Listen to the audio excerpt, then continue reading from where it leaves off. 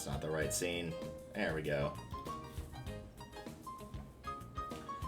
Alright, so, for the record, since I have a co-commentator, we never did post-game for this game at all. We stopped after doing the fucking 6-man gauntlet. Yeah. So, there is one additional gift you can get in the game. There are other Shadow Pokemon that are in the game. Which I'll go ahead and show you all those. I think we got most... Yeah, we got all those. These are relatively in order. So we got up to about here with Tyranitar. So you can go back and get the 2 Jono starters that you didn't pick up. And then you can also get Smeargle, which, well, stat-wise, yeah. It's almost level 50. Or you can not. Yeah. The only thing it has as an edge is it has this, Sketch. If there is a move in the game that you want, even if it is exclusive to a family, whatever, you can get it. That's its big draw. There's also Ursaring, also known as Pedobear, that is mostly just, yeah, giant attack stat, not too terribly much else. Big surprise. Shuckle, which is basically the opposite, where its attack, HP, and everything is crap, but then you look at its defense and it's over 200, so it's pretty much just designed to be a wall and nothing else. It's a tank. And then the very last one you pick up is a Togetic that's level 20, making it very hard to catch, because the guy that has it on his team, the rest of his team is very close to level 70. And because if you look at it wrong, you kill it. Yes. It was very fortunate that it's a normal flying type, because when it got sent out, his ally did Earthquake, which would have assuredly killed it in one hit. Oh my god. And I was like, oh no, please don't, please don't, please don't. It needs helping. So, if you get all of those, and purify all those, because, you know, getting them wouldn't be hard enough, apparently, there's 3 different things you can pick up, 2 of which we're not doing. The first is, if you pre-order the game, and again, only in Japan, what a surprise, you can transfer over a Celebi. And at least in terms of United States, at the time when this came out, the only way to get a Celebi was to be at a specific event that occurred for one day in New York City. That's it. That's the only way you could have gotten it at that point. Yep. And then you've got the American bonus disc, which is similar, but instead of getting Celebi, you get Jirachi. And then the last one is the one that we're going to pick up today, is after you've purified everything, after you've caught everything, if you go to battle mode, which we never showed off, do a solo battle, you can do like a regular Colosseum battle, you can register your Pokemon, which I'm going to do, and you cannot use anything from the GBA, because you could plug like a Ruby, Sapphire, Emerald file in and use those Pokemon, but you're not allowed to do that. I'm going to save over my current team, because I added some different moves and also leveled up Reinhardt by cheating and using a rare candy, because I had 6 in my inventory and did not use them the whole game, and it will make sense why I gave him that level in a second. You can exchange Poké coupons, or you can do a Mount Battle 100 Trainer Knockout Challenge. It's similar to how it works in the game, but not quite. You can do single or double battle, it does not matter which you do. I'm going to do double because even though you send out 4 Pokemon instead of 3, it's 2v2, so in a way it is technically faster. And this plays like Pokemon Stadium did, as in like the N64 Pokemon Stadiums. So when you go up and battle somebody, you actually see their entire team before you pick. Nice. I'm not too terribly impressed with that team, by the way. I have a Pokemon that could easily take out 3 of them with type weakness alone. So, yeah, you pick 4 Pokemon. The first 2 will obviously be ones that you... Like, the first 2 that you pick are the first 2 that will come out, and then you can switch however you deem necessary. I like 4. 4 on his team are weak to the first one I chose. From there, really I can kind of just pick whatever. And in order to unlock the final Pokemon that you can get from this game, you have to beat all 100 in a row, You cannot take breaks, as in turn the game off and back on after saving partway through. You cannot adjust your team in any way, shape, or form. You have to play it all the way through in one hit in order to get it. So that's why we'll be swapping it. Yep. Now the good news is, at least early on, a lot of the Pokemon are not evolved because, as you probably noticed, they're actually the same level as me. They will default to level 50 unless you have a Pokemon over level 50. If you have anything over level 50 on your team at all, it will take the highest level from your team, and every opposing Pokemon will be that level. So if you've got like one that's level 90 and the rest of your team is level 45, you're going to be fighting teams of 90s. That's why I added that level, because now they're all at 68, so it's as even as it possibly can be, at least level-wise. And before you think, gee, wow, that sounds really, really hard in terms of, like, how could you beat 100 in a row without losing? For every trainer that you beat and you get a perfect meaning that you don't have a single one of your Pokemon KO'd, you get a continue. And as the first 60 floors are typically pretty easy, you've got way too many continues to work with. Losing this overall is very, very hard to do. It is a test of patience. It's a test of patience. It is not a test of, like, how well do you know your types, are you going to be able to do this? You could, in theory, get to the final trainer, lose 98 times in a row, and still win. If you manage to get 99 wins with perfects and have 99 continues, you could, in theory, do that. That's very good. Yeah.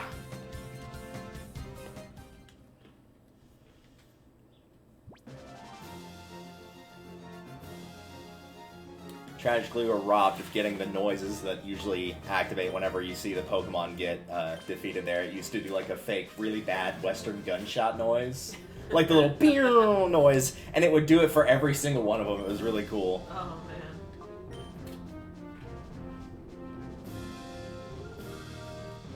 So there's one. Only 99 more to go. Let's play a game called How Many Times Can We Reference the song 99 Bottles of Beer on the Wall Before It Gets Old? Don't you mean the KPA theme song? Yeah. I wonder if they ever figured that out. Probably not, huh? I don't know. Let's see.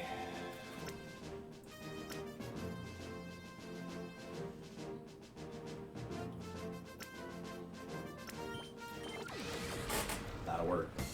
I won't even telegraph what I do. I'll just make it a surprise in terms of which Pokemon, though usually you'll be able to tell. Especially from what I've been told, a lot of the trainers, like midway through, like to use all the same type, which is a horrible idea. Oh, yeah. Especially because I have, for fire types in particular, because I have two members on my team that both know Surf, which at this point in the series in a double battle will hit both of your opponents and not your ally. So it's kind of broken. We'll go Thunderbolt. So the moral of the story is diversify. For the love of God, diversify. Also evolve your Pokemon that could have evolved into Breloom like 40 levels ago. Almost 50. That's getting set on fire next round. No spiders, thank you. Absolutely not. Oh, what the hell. Survive with 4 health. You do actually get to see the health numbers in this, though, rather than just the bar being like, oh, that was like kind of a third of the way, but not really. They're somehow still alive. I do expect to see some very funny moments while playing this, though, because I've seen some absolutely hilarious ones from other people.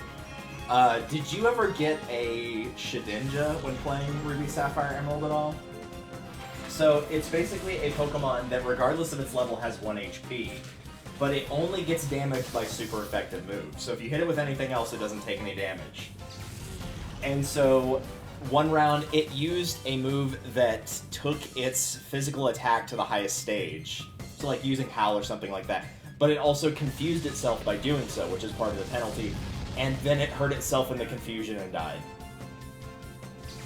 Because it can get killed by confusion, it can get killed by recoil damage. Sounds about right. It's also Bug Ghost, so there's like 8 different types it's weak to. Oh my god. It's weak to like Flying, Fire, Psychic, Dark, Ghost. It's weak to a ton of stuff. Yeah. Like, if you know that you're gonna have an opponent like the bots that's gonna use like all one type, then in theory it could make you undefeatable. But for anybody with a brain in their skull, it's not very good. Also, I'm glad that when I switch to the next floor, instead of it going, would you like to advance further, I have to make sure to hit no because it asks if I want to suspend my challenge. What? Also, this is a great team, a Magikarp and a Feebas.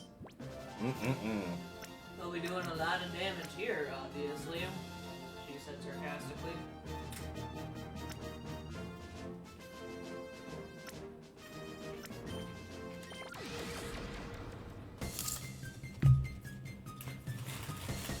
So, in the meantime, while I wait for that animation to go on...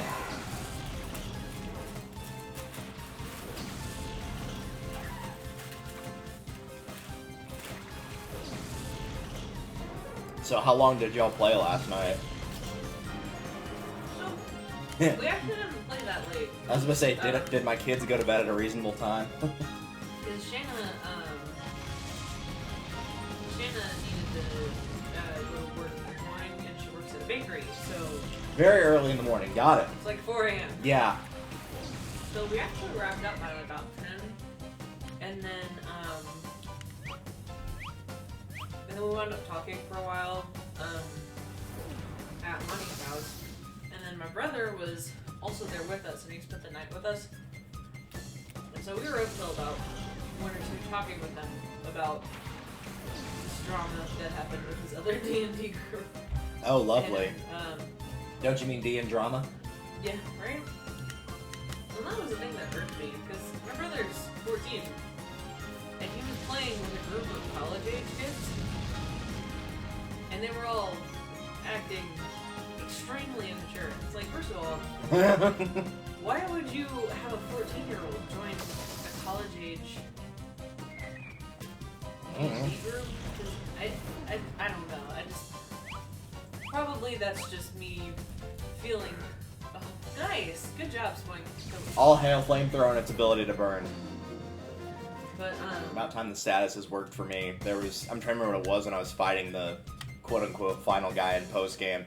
He had like a 30% chance to inflict a status ailment on me with an attack, and he got it 5 times in a row. Oh god. I was like, really? Okay, come on now. Oh, it was Dragon Breath that had like a 30% chance to paralyze. That's what it was. But yeah, and so it was...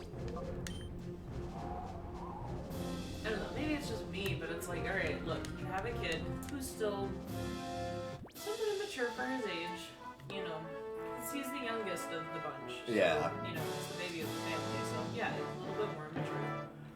And there's nothing necessarily wrong with that at this point, he's 14. But you're gonna put him with a bunch of immature college students? He might be the most mature in that group, and that's really bad. Yeah. Just in terms of a number standpoint, if they've got, you know, at least 4 years on him if they started college at 18, at least 4 years on him. Well, and these people were like nearing mid-20s in college. Oh, so closer to about 10 years on him. Got it. Yeah. People are wild. I see what you did there. But yeah, so we talked. That was not a clever joke. Oh no, of course not. Just because Wild happened to be on screen at that exact moment in time. But yeah, we stayed up talking until about 2 in the morning. And I had to get up for breakfast with Steve-O at 6. So be grateful you didn't play till 4. At that point, you might as well just stayed up. Right in. So I'm basically like running on caffeine, sugar, and spite. Sweet. I mean, I've still got a crap load of Halloween candy, so if we need more sugar, we should be good on that front. There we go.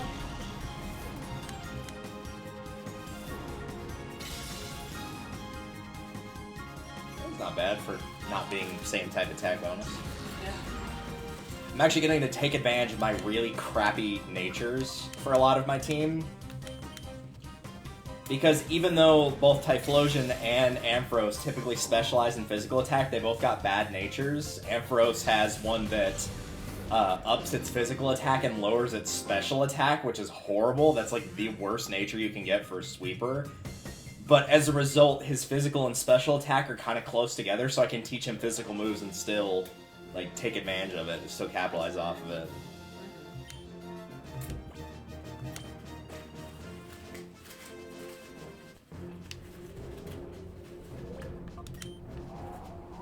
Man, it's really trying to get you to quit. I know. Maybe that's their way of making sure that you're paying attention to what you're doing. Right? That's a little more diverse, I guess. Some water, some grass, some bugs, some sight. The only thing that might be a problem is dealing with the ball toy. That's about it.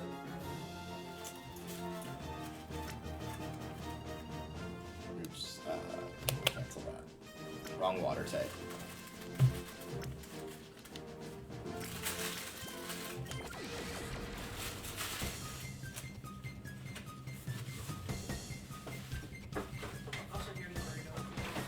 Oh, I'm good. We got plenty for now. I think I'll be able to take some to work, which will be nice. I never did figure out what happened with yesterday and Ryan screwing up the schedule. Okay. Oh, he didn't put, like, he only did 3 of the cottages. He didn't put anybody for the 4th cottage. There was nobody working there that night.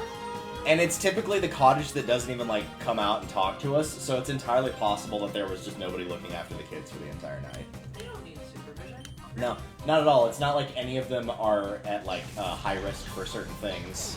Or traumatized, Or just generally young. I'm pretty sure they have. That's the one that's got, like, the 2-year-old and the 4-year-old, so... Yeah! Like, people could, like, break in and kidnap a kid or two. You know. Well, they also don't set the alarms. If a kid wants to get up and just walk out the house and leave, they could do it. Oh, Yeah. So, good job on that, Ryan. Proud of you. So at what point in time is he getting in enough trouble that he's no longer allowed to just make the schedule? About 2.5 weeks ago from now. Not, I mean, he's still working on it, but, like, there's plenty on him already. I've saved screenshots of plenty of stupid things he's done, and sent me in a text, or heard from somebody else that he did.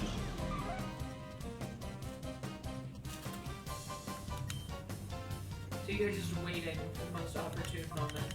Precisely. You know,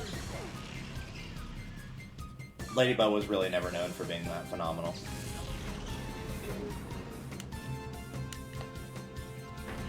Ah yes, one of nature's most deadly creatures, the ladybug.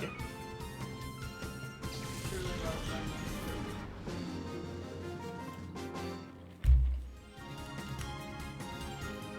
I think if I got attacked by a swarm of ladybugs, I would probably be a little distressed at least. I remember one time when we were, before we'd moved here, I think it was before we'd moved here, we had gone to the putt-putt course, the mini golf course, and it was like, there were just June bugs everywhere. I don't suspect. There was one hole where you couldn't see it, but you had to like bank shot it off a couple walls, and it was behind a little like brick or something where you couldn't just shoot it straight at the hole. And my dad managed to get a hole in one, and he was like, "Yes, I finally got one." And then he walked over, and the hole was just crawling with June bugs all over the ball. I'm like, "Yeah, have fun getting that. I'll be here if you need me." In other news, we're done with putt-putt. Oh, or hey, at the there- very least, this hole. There's a Shedinja on their team. Let's see if they actually use it. I'll be sure to pack, let's see, that's 2 that it's strong against. There's 3, yep. Don't worry about it. Okay. Come on, send out that Shedinja. Do it. Make me proud. Hey! There it is, look at that 1 HP. Yeah. It's a really weird way to get it in Ruby Sapphire Emerald, to be fair. You have to get the Ninkata, which usually most people use for Flash if you're not going to use Gardevoir. And you evolve it at level 20 into Ninjask, and if you have an empty slot on your team and a Pokeball in your bag, then you get it automatically on top of that. It just shows up. I don't know why. It's the only Pokemon that does that as far as I'm aware. That's just Yeah. Ask them no questions and they'll tell you no lies. Bye. I guess it didn't have thick fat for its ability, because in theory that could have done half damage. Right. Or, more funny, it might have done half damage and still killed it in one hit, which would be even better.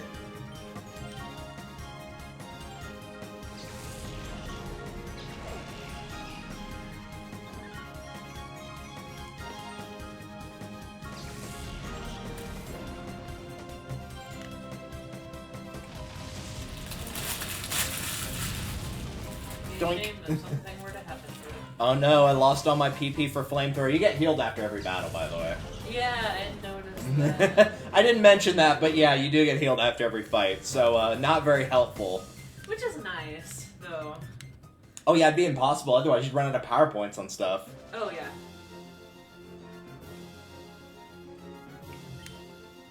I've earned an extra continue. Again, 6 for 6 on those.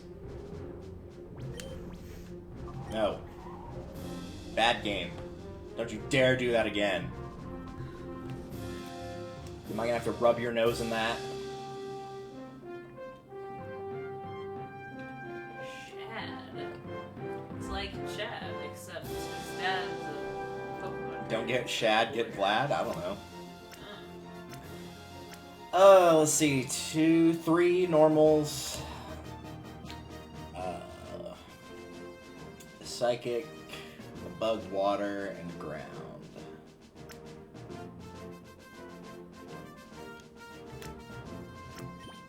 Meaning that 3 of the 4 are going to be weak to the first one I chose. One of them will still take normal damage despite it having the water. Yeah. What type is the Jigglypuff again? Normal. This is before Fairy got introduced, so normal. Is it very late? It is, yeah. They basically gave Fairy, like, they made Fairy a new type because they realized that Dragon was broken because it's only weak to 2 things, which is Ice and Dragon. And so, if you weren't packing an Ice type and ran into one, you were just kind of shit out of luck. Yeah. And to be fair, yeah, they're right. Particularly in Gen 3, where your options are Snorunt / Glalie, which does not have a single stat over 80 when it evolves. Yeah. Regice, which is okay, but like it's mostly for bulk and nothing else. And the Walrein family, which is part water type, so you can find other weaknesses like electricity.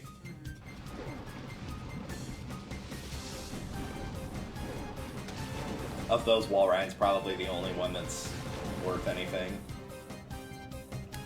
Maybe Regice, but definitely not Snorunt or Glalie.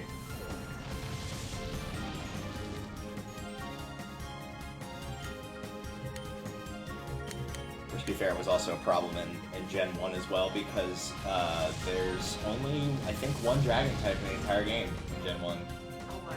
There's only 1 ghost type, too. It's really weird.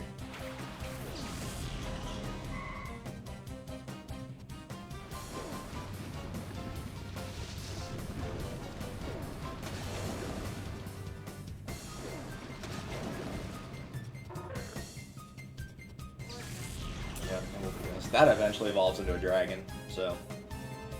You just gotta be really dedicated. You gotta get to like level 45, but yeah. It's pretty good once it evolves. It's Dragon Ground, which is a really good combo. I mean, that means it's 4x weak to ice, but everything else is pretty good against. That dragon type covers a lot of the weaknesses that ground has. Though ground always looks to be weaker than it actually is early on, because a lot of Pokemon are rock and ground, and so they're 4x weak to water, they're 4x weak to fighting, they're 4x weak to grass. It's just not a very good type combination. Like, if played the right way, phenomenal. It's just, you have to cover a whole lot of weaknesses as a result.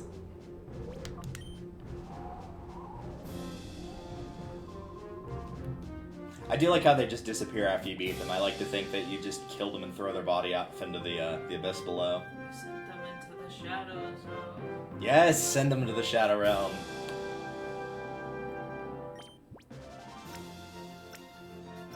Maybe if I ever get around to that, I'll play all the like crappy Yu-Gi-Oh games. Except for Reshef of Destruction. I'm not playing Reshef of Destruction.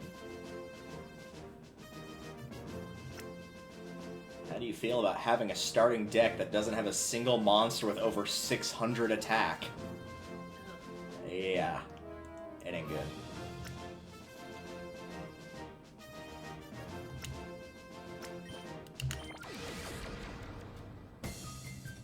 I probably overthought that. Probably. Again, none of those Pokemon are evolved at all. Like, not even into Stage 2. Yeah, and as of yet, there hasn't been much of a challenge to No. your Pokemon whatsoever. Imagine if I was using my Battle Revolution team. My Salamence that doesn't have a single stat under 200.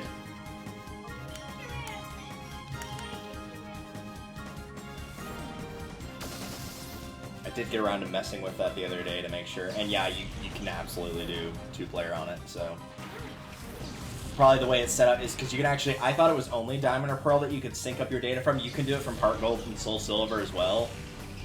So we'll probably do it to where whenever we go through all of them, it's probably like we'll do Gen 1 and then Gen 2, and then we'll put the Gen 1 onto Gen 2 and then just do the same thing for 3 and 4 so it's not jumbling a bunch of files together. I actually don't have anything that effective for Beldum on the field right now. Unfortunately for Beldum, it's not going to be able to do much other than look like it had a seizure.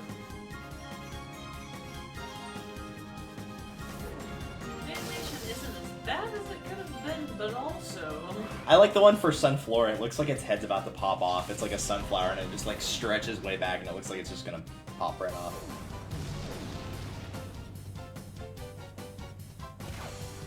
Well, I guess it doesn't have Rock Head for its ability, or it wouldn't have taken that damage. Does that evolve into the weird mechanical spider thing? Oh, Metagross? Yeah, eventually. Thankfully, it's not a spider, though. It's Steel Psychic for its type, so... And it was really good back in the day, actually. Not Beldum, but Metagross. Beldum, I think... I could be remembering wrong. It might be the anime I'm thinking of, but I think as a Beldum, it can only learn Takedown and doesn't know anything else. So it's one of those, like, if you put in a lot of effort for it, it's really good, but you've got to get it there first. What's that one item that gives experience to members that aren't a part of the battle? Experience share, yeah. That is a good item. If you've got, for people like that. if you've got a good enough team to beat the Elite Four with having Beldum in your party, you send Beldum out first with the experience share on, and then immediately retract him, and they get 3/4 of the experience for that first guy, and then half for every other one. All right, let's see. 2, 3 are weak to Typhlosion. Geodude is not technically weak to Espeon, but its special defense stat is crap, so I'm going to count that as a weakness. And then that'll take care of Clamperl, and not going to need the fourth one anyway. Because we've done a lot of swapping out of Pokemon so far. Oh yeah. You'll notice how many times I've used my Fortress. 0. Fortress is designed to stall. I gave it a really annoying moveset. It's got Attract to stall people by falling in love, it's got Toxic to badly poison them, and it's got Protect to defend it from attacks. I specifically set it up to be annoying. It also has Hyper Beam, which is fun. Yeah, that's fine. It's pretty straightforward. Yep. It's done pretty well thus far. That was with a critical hit. Okay, that's good to know. Good job. Proud of him. It largely does really well, but it does have a 4x weakness to fire because it's Bug and Steel, so I have to watch out for those. But other than that, having 4x weakness on Pokemon is kind of one of the... I'm not a big fan of it personally, but I can definitely see why people do it, because usually if you've got a 4x weakness, you're usually not that weak to anything else. Yeah, you're usually pretty covered otherwise. With that Dragon type, it's like, okay, you're weak to Ice, and yep. That's about it. Because I've got a Quagsire as well, which is ground and water, so it's 4x weak to grass, but it's also immune completely to electric now because of that ground subtype. Yeah. So it doesn't take the penalty for that at all anymore. Which is very nice. And electric is one of the most annoying ones to have to deal with. Because it's not my... Like, I mean, using electric types are okay. They're not my favorite, but they're okay. But dealing with them, fighting them, yeah. so annoying. I remember the first time I did Ruby Sapphire Emerald when I got to Watson, and I had to go get a Geodude. I could not beat him. It's just obnoxious. He kept getting lucky with like paralysis and getting critical hits, but like I was just like, I gotta go get a ground type. This is too obnoxious. That will be something to look forward to later in Fire Red Leaf Green, where somebody's got for the second gym leader has, at the time, the second fastest Pokemon in the series. It's Water and Psychic, so it hits really hard, and it's also like mid-20s for its level on the second gym. Which means if you pick the fire starter, you're in super mega major trouble. Because the first two gyms are rock and water. So... And how many electric types can you pick up at that point before fighting the second gym? 1, Pikachu. That's it. No other options. Unless you want to grind up the levels necessary to beat her without doing that. Speaking of things that are weak to electricity... Everything? Literally this entire team. Yeah, just this whole team. That's it. So did you quit or was it the whole team? Whole team. Damn it. Oops, I didn't mean to do that.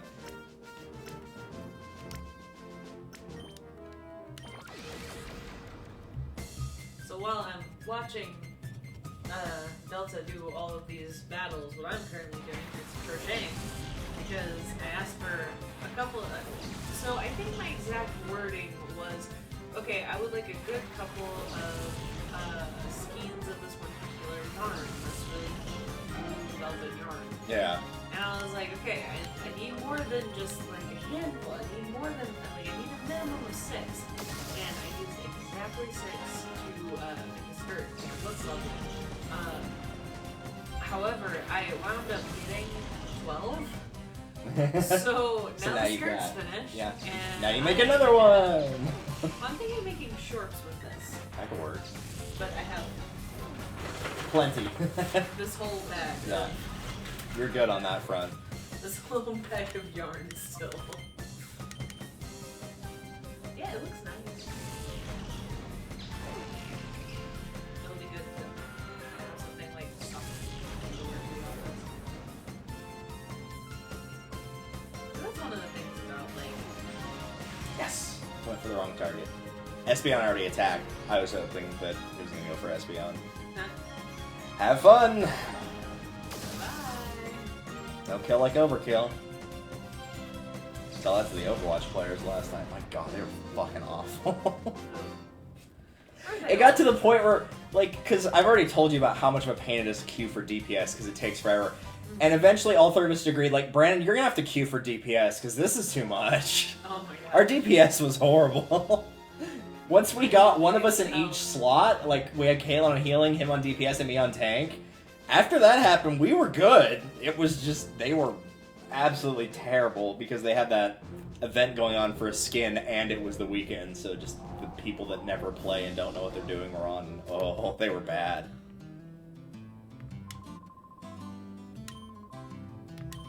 I've got 50! I'm gonna make sure I read this correctly. Advance to next area. Yay! 10% of the way done, and we're at 37 minutes. They really, really try to convince you to quit, though. They really do. I will say, like... Even they know it's a bad idea. They're like, are you sure? Oh my god, what is this team? Look at this crap. Annoying. Well, I mean, 4 of them are bugs, so I can just set those on fire. But Silcoon, Cascoon, Volby, Illumise, I did find out, yes, it is not Illumis, it is Illumise. Plus Illuminum. I don't know how to feel about that, because on the one hand, how did you say it the way that it's not supposed to be said? Illumis. Illumis? I don't really like that, but... Because it's like, it's a lightning bug, so illuminate, right? Like... Yeah. I don't know. Illumise sounds like fancy. Sounds like fancy. Yeah. Like French or something. I don't know. Must be Italian. You mean fragile?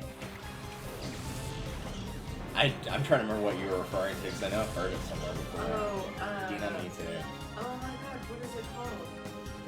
It's the very terribly animated one that has Red Riding Hood, except like. Oh yeah, With Hoodwinks. the goat that sings. Yeah, with the goat that sings. I was thinking Over the Hedge for some reason. I'm like, that doesn't sound right, but that is also a badly animated movie. So. Well, and I think that the line there is a squirrel that talks really fast and is Which is reading also it, an like, Over the okay, Hedge. Must Yeah. be Italian, but it's the same thing as Over the Hedge. Isn't it? Yeah. I might be wrong. I could be wrong. It's been a long time since I've seen either movie for Good. reason. Good. Keep it that Because way. I love myself. Keep it that way.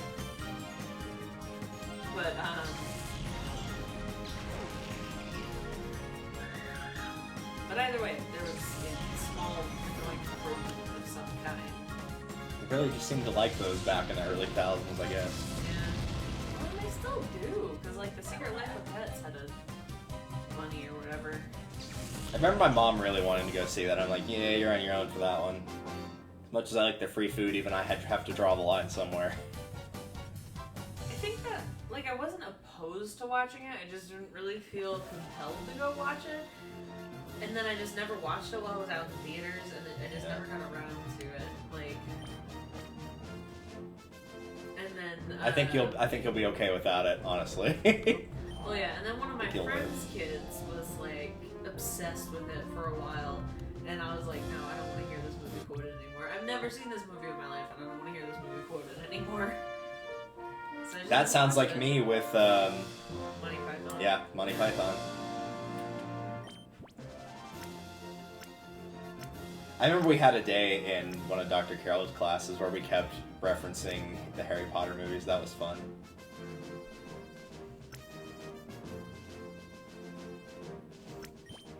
I think the best one was when we had, I think it was one of the Calebs, because we had two Calebs in that class, where she said something and like literally we didn't coordinate it at all, but at the same time we did the part where Umbridge is like, because after Umbridge says, I think we're all going to be best of friends, where Fred and George both go, that's likely at the same time. We did it at the exact same time.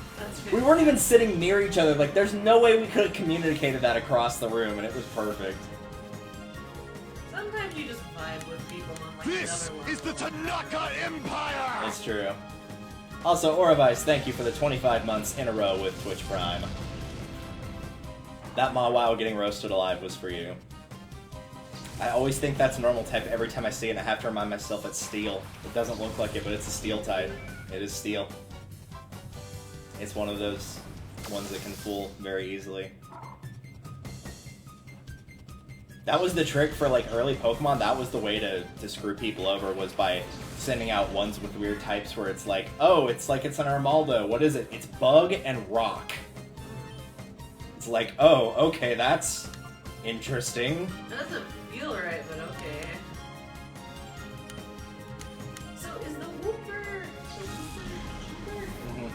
is that an axolotl Pokemon? Because it looks like it. Mm-hmm. It's the happiest Pokemon in the world. It's always smiling, and you gotta be pretty happy if you can smile while having no arms. And also getting, roasted. No, that was Lily. It was Wooper. Oh, I know. I left Wooper alone because it's ground and water. That was why I switched in for Espeon. I needed something more effective because Ampharos can't damage it, and Typhlosion was not strong type-wise to it. No.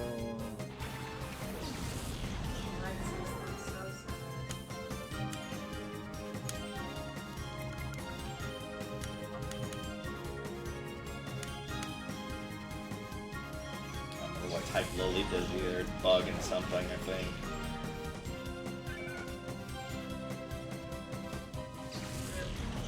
They will be missed. Have you seen axolotls? No. They are Also, Aura's saying yes, Whooper and Mudkip as well, the Gen 3 starter.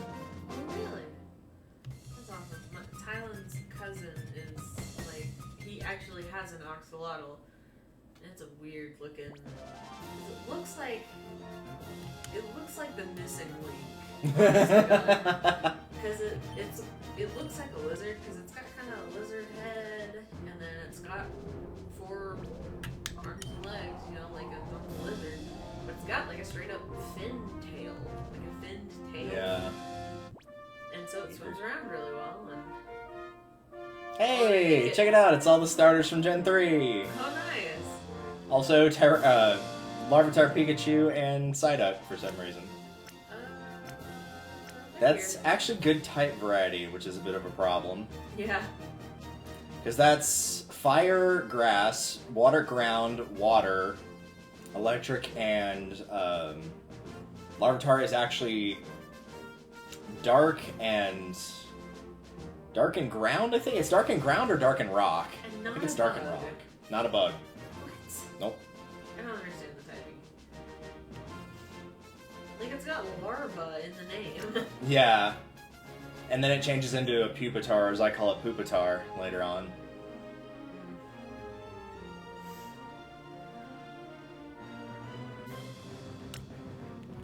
I'm just kind of guessing, honestly, at this point. Oh well. Really just kind of depends on who they actually I said he had a good type variety, and look at his name. Varian. Varian. Wow. They tried really hard for that one.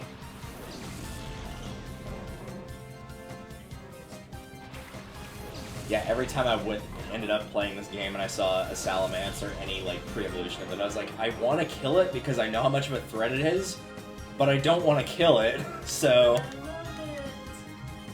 I don't want to kill the Draco because I love it. At least you can get a Salamence in XD. It's a shame it's the second to last fight in the game that you can get it. I'm sorry. Oh, was that a female one? Yes. Oh yeah, it was, sure enough. That's the upside of being able to watch this on this screen down here, because I get like a little bit of a delay so if I miss something. Also, bye, Psyduck. Rip.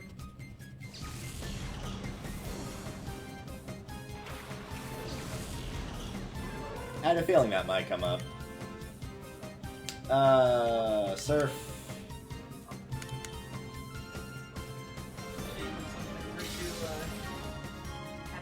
Yeah, that'll be enough to get rid of it. The first in a very, very long line of having a fire/fighting type. Where the first time it was like, oh, that's really cool, and the second time it's like, oh, they did it again, and the third time it's like, okay, guys, it doesn't always have to be fire and fighting. And then they did it like 2 more times after that, all right in a row. Really, guys, we're good. We're good. We're done. There's a reason I don't go for fire types very often. Like, I keep a pretty good balance, but like the further along in the gens you get, the less likely I am to pick it. Torchic is so cute. It's just, why would I choose Torchic when True. There's some really kick-ass grass types later on. The ones for Sun and Moon, it starts as it's a Rowlet, so it's a bird, but it eventually becomes grass and ghost, and it's really good typing as a result. It's got some really good moves too. There's some crappy ones in there like Grookey, which is grass and fighting, and it was so bad that I ditched it by the time I got to the 3rd gym, which I've never done before with the starter.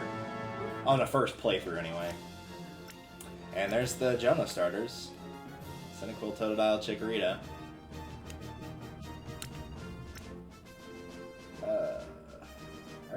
I picked 2 Pokemon and I've covered everything for his types.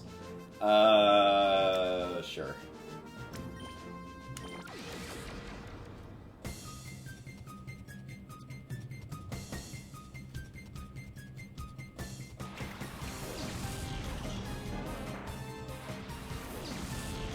Not what I was expecting to throw out, I'm not gonna lie. Yeah. I thought he was at least good at talking. He has to have one, because he's got to use 4 of his 6, so he will have to have one, regardless of what he does.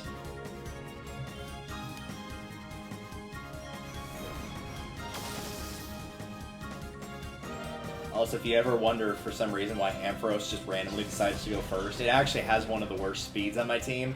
It's holding a Quick Claw, which gives it a random chance to go first. That was why it somehow went before a Typhlosion that's got like over double the speed that thing has. It's actually, even without the Quick Claw, it's still not the slowest member on my team. Fortress, I mean, it's a wall. Oh, yeah. So, not exactly a winning combination for speed. You don't have to move fast if other people are hitting you. Yeah. Sorry, Cyndaquil. You're right.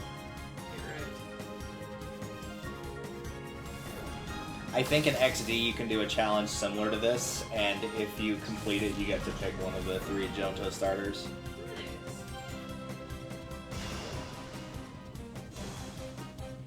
Interesting decision, but Yeah, that's gonna save you from death's door. well, like even besides that, I'm assuming that it has mostly fire attacks. Fire is special at this point, so raising your physical attack is kind of pointless. Oh, yeah, you're right. It could have been like mine and had something like Brick Break that actually was a physical move, but yeah, very, very interesting decision there. I do like that he was smart enough to not use Chikorita, though, because Chikorita is regarded as the worst starter, and if not, it's definitely in the bottom 3. Oh, absolutely.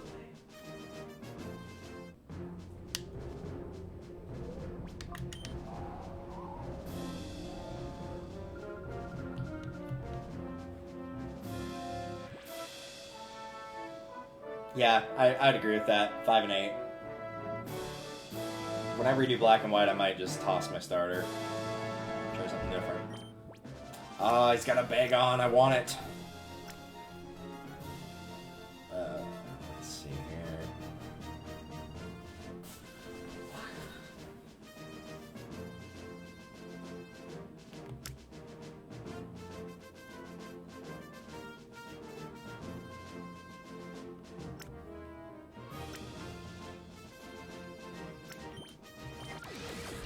The joke's on this trainer. Even I forgot what I picked, and I literally just did it.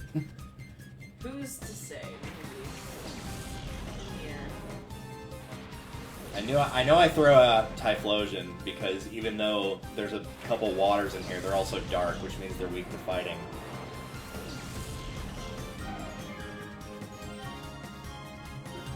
Oops. And then I forget to use Brick Break. I'm paying attention to what's going on.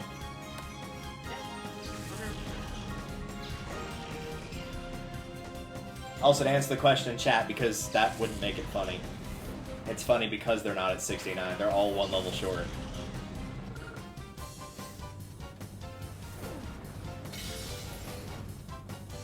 Actually, just happened to roll out like that because I had to fight people with teams of level 70 in the post game.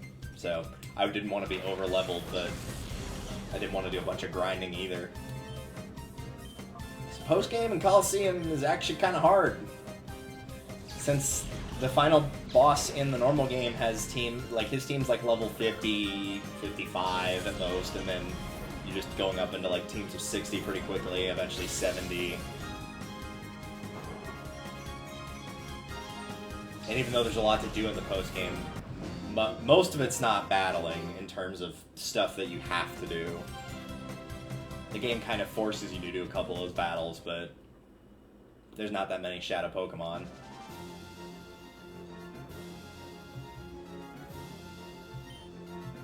An extra continue. Oh, thank goodness. I was almost about to run out of those. We were super worried about that. Oh, yeah.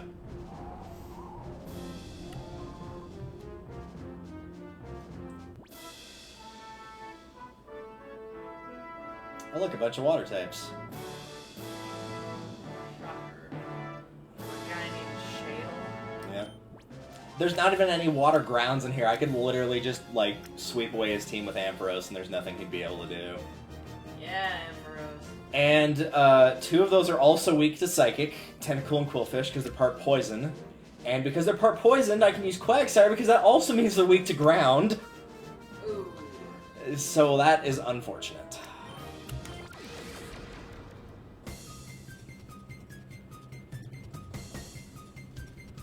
So the team pretty much builds itself. Yeah. I don't even know what we'll end up doing for our battling set. I don't know if we'll do it like a full 6v6 or if we'll do it like this where it's 4v4.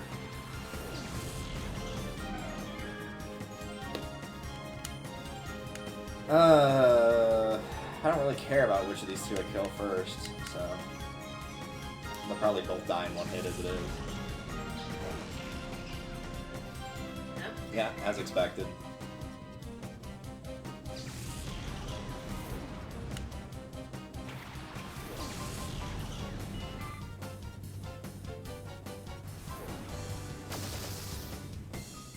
Poor Goldeen. One of the worst lives out there in Gen 1 of Pokemon, where it's either early on Goldeen or Magikarp, and you're like, oh, well, obviously I picked Goldeen, at least it can do something. And then Magikarp evolves into Gyarados, and Goldeen evolves into Seaking, which is only slightly better, and Magikarp got a crazy buff from evolving. So ultimately, it would be better to pick the Magikarp in the long run.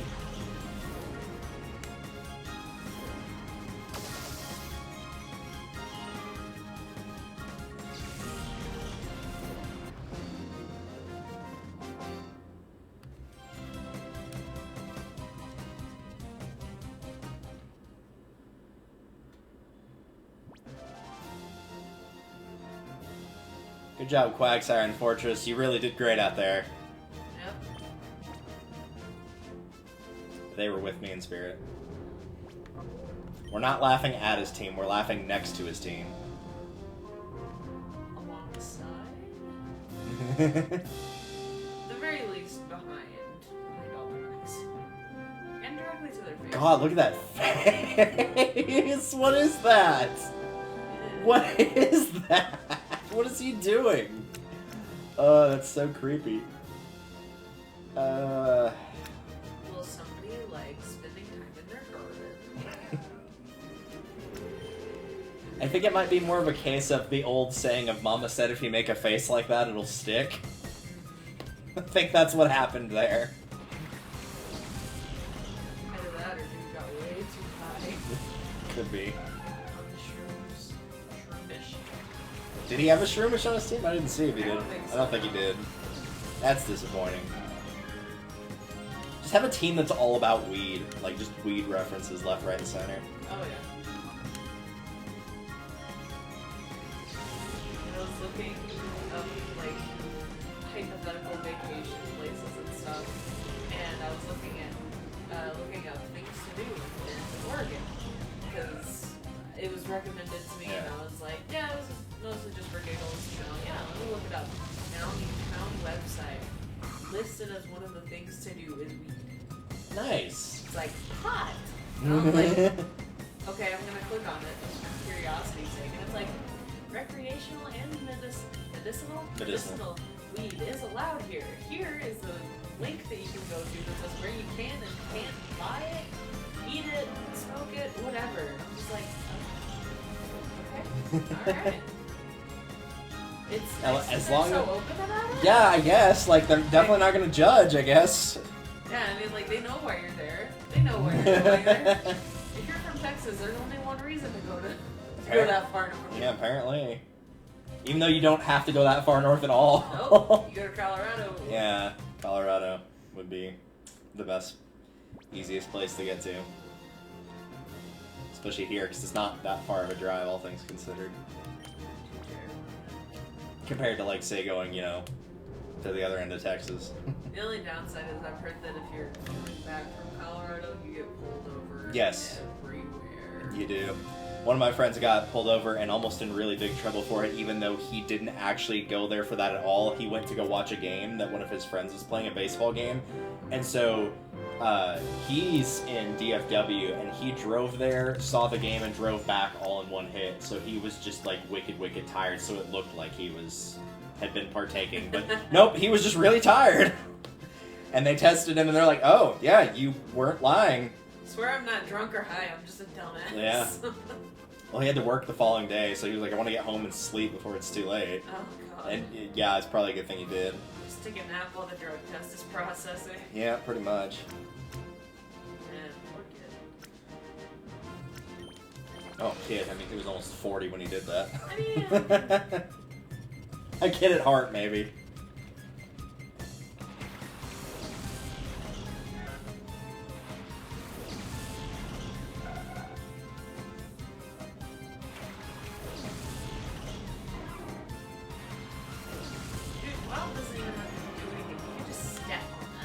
Yeah, it's true.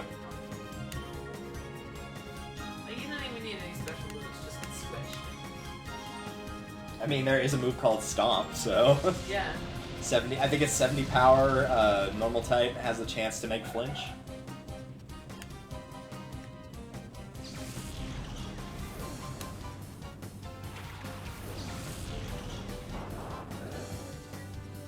$9.30. How much time do you need?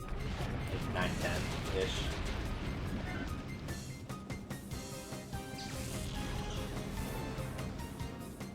That's why I think there is a chance we won't be able to get through this because we're almost at an hour. Right? And we're not even 20 floors through. Yeah. If not, I'll just leave it on and we'll come back to it tomorrow. I don't know.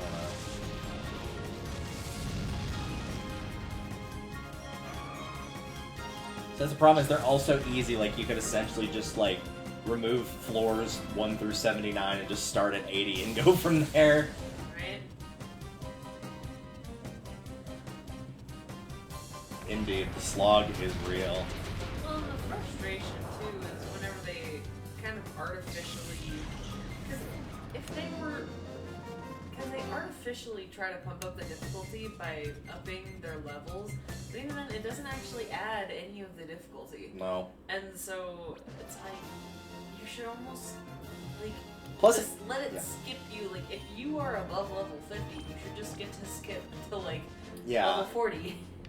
And the funny thing is, like, it is more of a test of patience, but in the long run, when you're going purely by how it works, it actually makes it easier because you're going to have, like, 80 continues by the time you get there. Right? So you're going to get plenty more chances. So this is a couple of electrics, a couple grounds, a flying, and a water.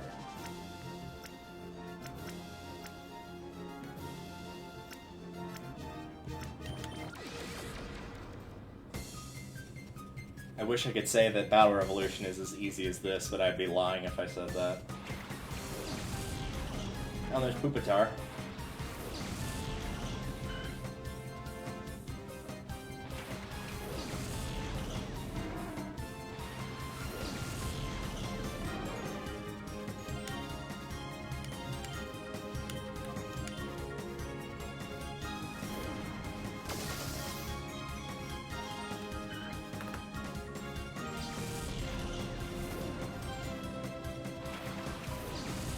Oh good, they sent out Graveler just in time to get hit by Surf.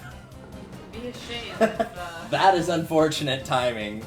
I don't know what she has left, but whatever it was, it would have been a better choice than sending out Graveler. 4x weak to Surf and really bad special defense. And there it goes. Also, have fun with those in later generations where they're incredibly obnoxious because they changed how Sturdy works. Because at this point in the series, what Sturdy does is it prevents you from getting killed by one-hit KO moves, so like Sheer Cold Fisher. Basically the cheapo attacks that people try to use to just insta-kill your Pokemon with really low accuracy. They changed it later on to you can't kill this Pokemon in one hit, including in caves. So if you run in there with like a level 70 Pokemon and you run into a level 4 Geodude and smash it to smithereens, you cannot kill it in one hit if it's got Sturdy for its ability. Ugh, that's irritating. Yeah, it really is. Not bad.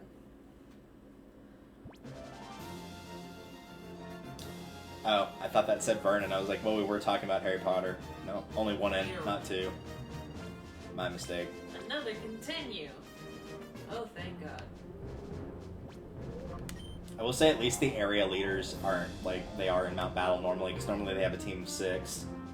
Which they do, technically, but they're not using all 6. Yeah. This guy looks like a knockoff of Marth from Smash. Like a really poor quality one, too. Like the Wish version.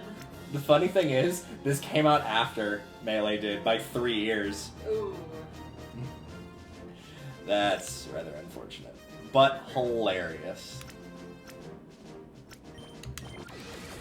And this is just a bunch of bugs. A mix between him and, he's got the face of Norman, the your dad / gym leader from Gen 3.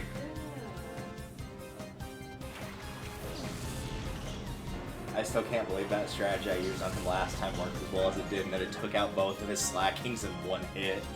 That was freaking amazing.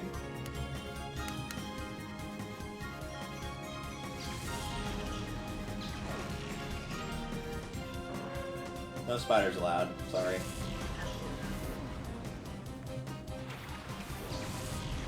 So to me, I'd pick it up and hurl it off the platform.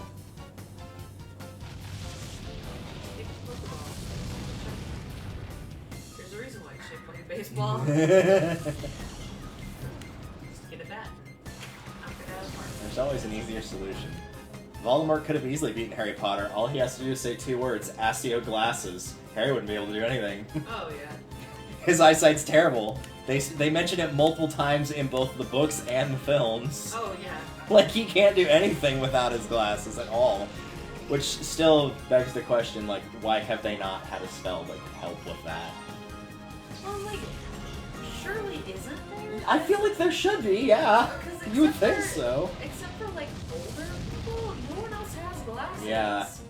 Like, because McGonagall does, but, like, when you get older, you have to get, like, bifocals or Yeah. whatever, and I can understand that a simple spell wouldn't be able to fix that. Like, nobody else has glasses. None of the kids do. Oh, I did find out, and got to watch it from the same guy. Deathly Hallows Part 2, the video game, does exist. You play as Seamus Finnegan in part of it, Nice. and he's the best character by far. Of course. Because, like, his whole joke, at least in the films, is everything he does, at least early on, it explodes, right? And so his spells are basically tactical nukes. Nice. Like, he functions like a glass cannon. Like, if he gets hit at all, he's screwed. But he does incredibly high damage with every other thing. It's amazing. There you go. It's also a bit stupid because that bridge that goes across, in the film, it's the one where Neville is, like, standing by himself and then the spell breaks and all the Death Eaters run across it. They have to take time to, like, set actual physical charges instead of just blowing it up normally with a spell. I can't think of at least 2 spells right off the top of my head that would Yeah. explode it without having to set And charges. the worst part is they have to set 6 charges, and then they don't even work. Like, one of them doesn't go off, so Neville has to go back and actually, like, make it work. It's really weird. It's also a wooden bridge, isn't it? It is a wooden bridge, You're gonna yes. light it on fire. Yeah, you'd think so. There's also a part that wasn't in the film at all. It's, like, right before Harry actually, like, does Voldemort in with, like, the spell, where there's just, like, a bunch of weird stuff going on with Ron and Hermione. It's not them, like, getting the basilisk thing or anything. It's just, like, really weird, out-of-left-field stuff that they just do in the game. What? It's really bizarre. There's, like, spots where they're going, like, up and down stairs trying to save kids, which I guess they could do outside of whenever you're focused on Harry, but it just seems like you're just extending the game, really. Yeah. It's really difficult to do games based off of movies and books whenever you're trying to add a thing. Yeah. Well, because it's not even, like, it's not specifically based off of both. It is specifically a game based off of the movie based off of the book, which is never good. Because, like, Book, man. yeah, because, like, the film already leaves stuff out of the book, which, like, in their defense, they have to, because... Time. And money, I was thinking. But, yeah, time as well. But, yeah, just not good. It's also funny because it's essentially, like, you can tell it came out the same time around when, like, the Call of Duty games were getting really, really popular.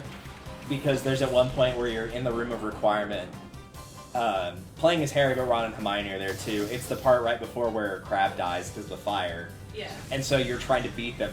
And basically it's a lock and cover system, and Malfoy's shooting a spell at you that acts like a machine gun, basically.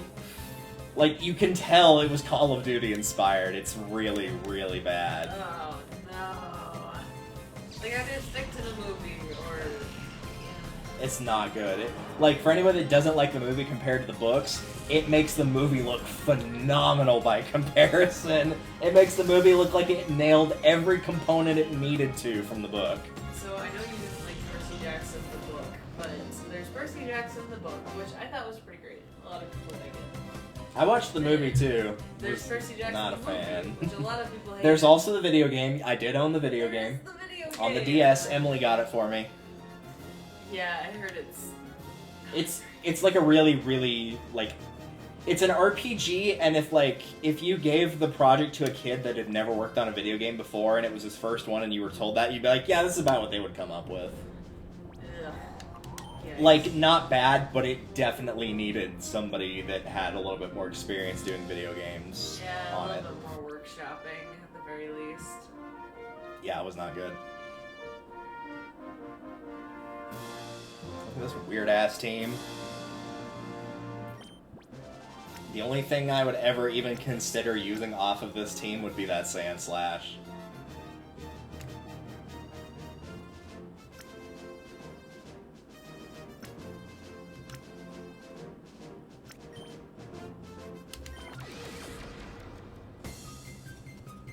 But it was fun to watch, at least.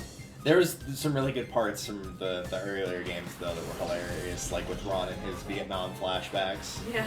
Where, like, there were parts, because he just, like, had a copy of, not the actual physical game, but just downloaded it, and a lot of stuff on new computers doesn't work, and so he had to use cheats to just be like, there's nothing I can do, I literally just have to skip this part and go on. And as a result, sometimes it doesn't register that you've gone past things like fights. And so they go past a part, I don't remember what I think it's in book 2, I think it's the Pixies with Lockhart, and he can't do it so he has to skip past it. And you move on to the Charms class with Flitwick, and Ron's sitting there next to you, and then all of a sudden he just gets this like look of horror on his face and goes, "We're surrounded, we're outnumbered!" And it's like, I could just picture that in real life, and just Flitwick looking at Harry and being like, is he okay? Good thing, like, Yeah, Ron's just having some Vietnam flashbacks, he'll be fine. you need something? Can I help you? It's really funny. It also helps that the guy that was playing it does not like Ron as a character in the game, because in the game Ron's completely useless. Like, Oh, I'm sure. they joke about him being like kind of semi-useless and like being the sidekick. He is genuinely useless in the game. Like, Aw. he doesn't do anything. He doesn't help you in combat. Nothing. So not even like the Kingdom Hearts situation where they're trying but they're useless. He's not even trying. Yeah, no, he'll just hide behind cover in fights and not do anything. Man. Which is unfortunate, especially in the first game, because as you recall, they're not really friends with Hermione until, like, decently late in the book. Yeah. And so for any fight that's prior to the troll, you're on your own, basically. Yeah. Fine.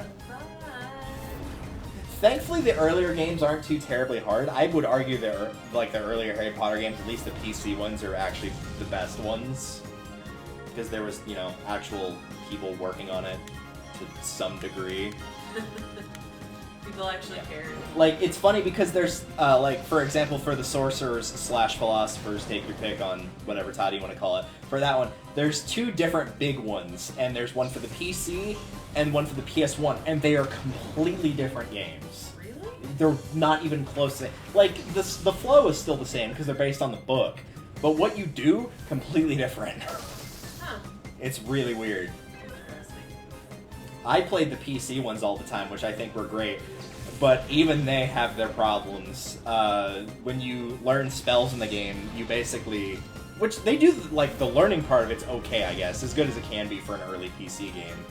For Flipendo, Alohomora, stuff like that, they'll give you different shapes. So, like, Alohomora is like a picture of a lock, and you have to draw the lock and get it within the lines. And you have to get more and more of it correct each time, and each time you do it correctly, you get house points. 5, 10, 15, and 20. But you have to hit like 95% to get the last one, so it's really hard. But as long as you do the first one, you're good. The problem with the whole awarding house points thing is that happens for every spell, including Alohomora, which is taught to you by Hermione. She can award you house points in that game. No, that's not how house points Nope, work. it's sure not. But you can do it in that game. She can totally just give you house points. Apparently she was a prefect in year 1 and can do that, I guess. Well, it's just so funny how, like, the first couple of books, it's so hard to earn and to lose house points. Because, like, you'll get a really good answer and I'll be like, okay, yeah, 5 points. And that's, like, once in a blue moon that Yeah. you'll get points. You have to do And at the something, end, like, it's insanely you get impressive house to get points, 20. You get house points. 200 house points to Harry goddamn Potter. Well, the funny thing is, too, like, like, in the terms of the story, they do the whole thing of, like, they're behind and then Slytherin gets screwed over, which I'm actually with Malfoy on that one. Slytherin got totally robbed at the end of the first one. They absolutely deserved that cup. They won it fair and square because the Gryffindors lost all those points fair and square. Dumbledore sat there and calculated exactly. Oh yeah, you know he how did. many He were absolutely necessary. did. He absolutely I was did. like, come on.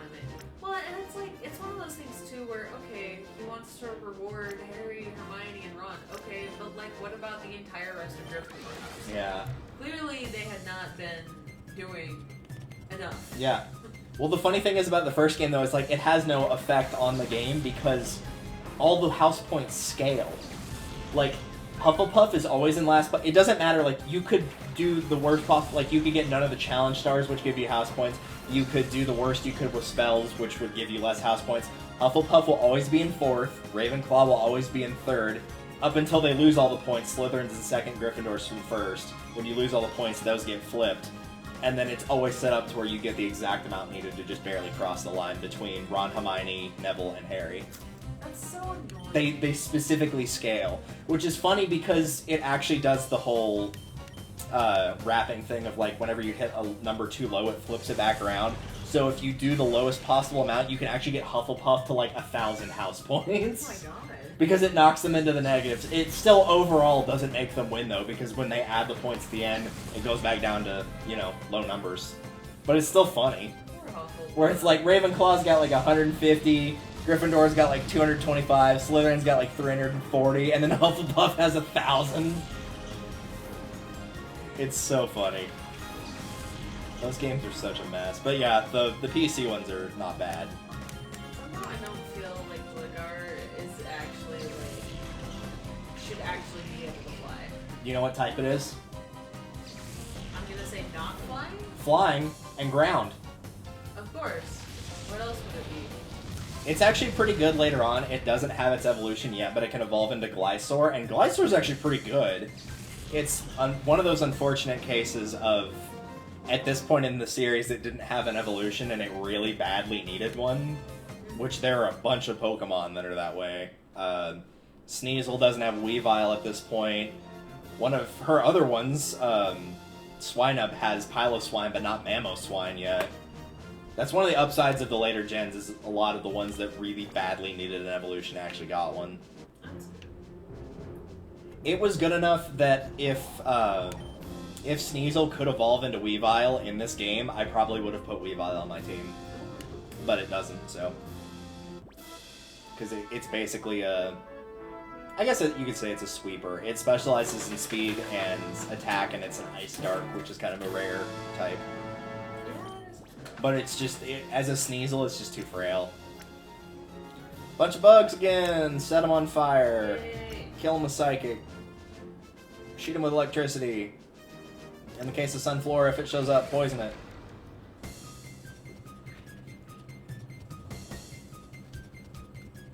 Oh, look, it's Mengele.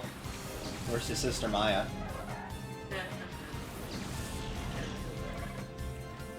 That used to be on like right when I got home. If I got home late and missed Cyber Chase, that would be the next thing that was on.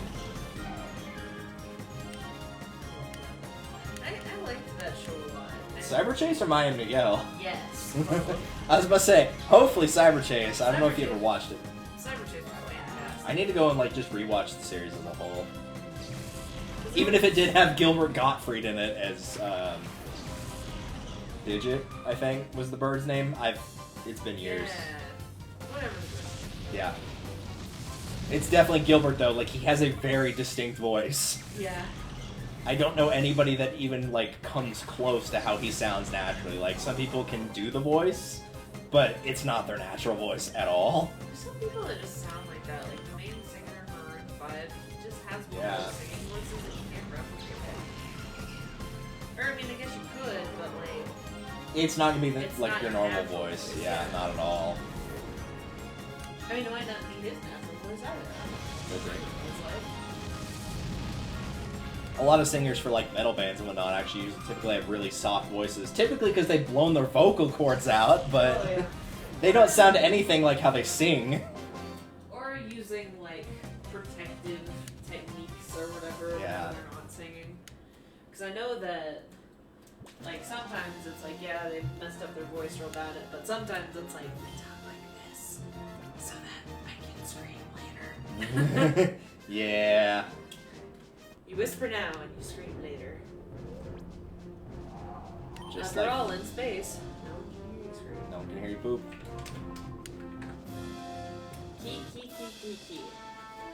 I have never understood that laugh. I've never heard an actual person laugh like that. Have you seen the other one that's foo foo foo?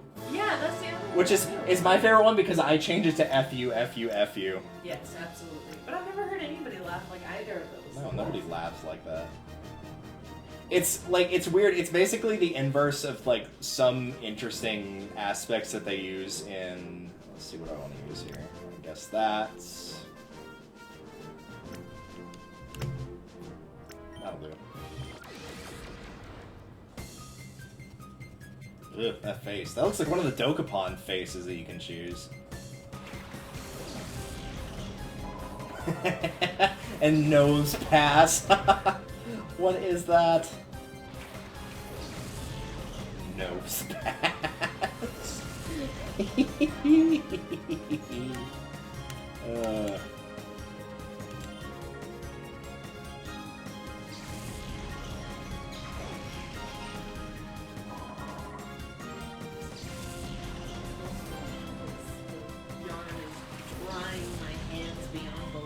Probably need to lotion my feet with how bad the bottoms of mine are getting.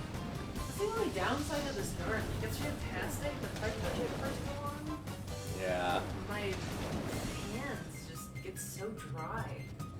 Although, to be fair, that's Nose. nose. Freaking nose pass. That's so funny. Who looked at that initial design and was like, you know what? You're right. That's a great idea for Pokemon. Have you seen the evolution for it that it gets later? It looks creepy as shit. I'm gonna look it up and show you a picture. It's super creepy. It's like if you were dreaming after you'd watched a horror movie and for some reason your brain put together a horror movie and Mr. Potato Head. Oh my god. This is about what you would come up with probably. It's pretty close. I agree. I don't know if that's a mustache or nose hair. And But either no. way, I don't Yeah. want to be a part of it. Either way, no. Just no. I would like to opt out of this. It's a no for me. We should have known Simon Cowell was on something.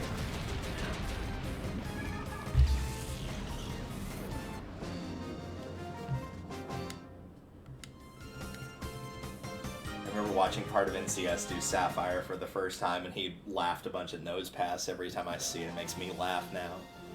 Watching part 2, that was really funny, because like I never thought anything of it because I was way younger when I played Silver, and the running shoes were in that game.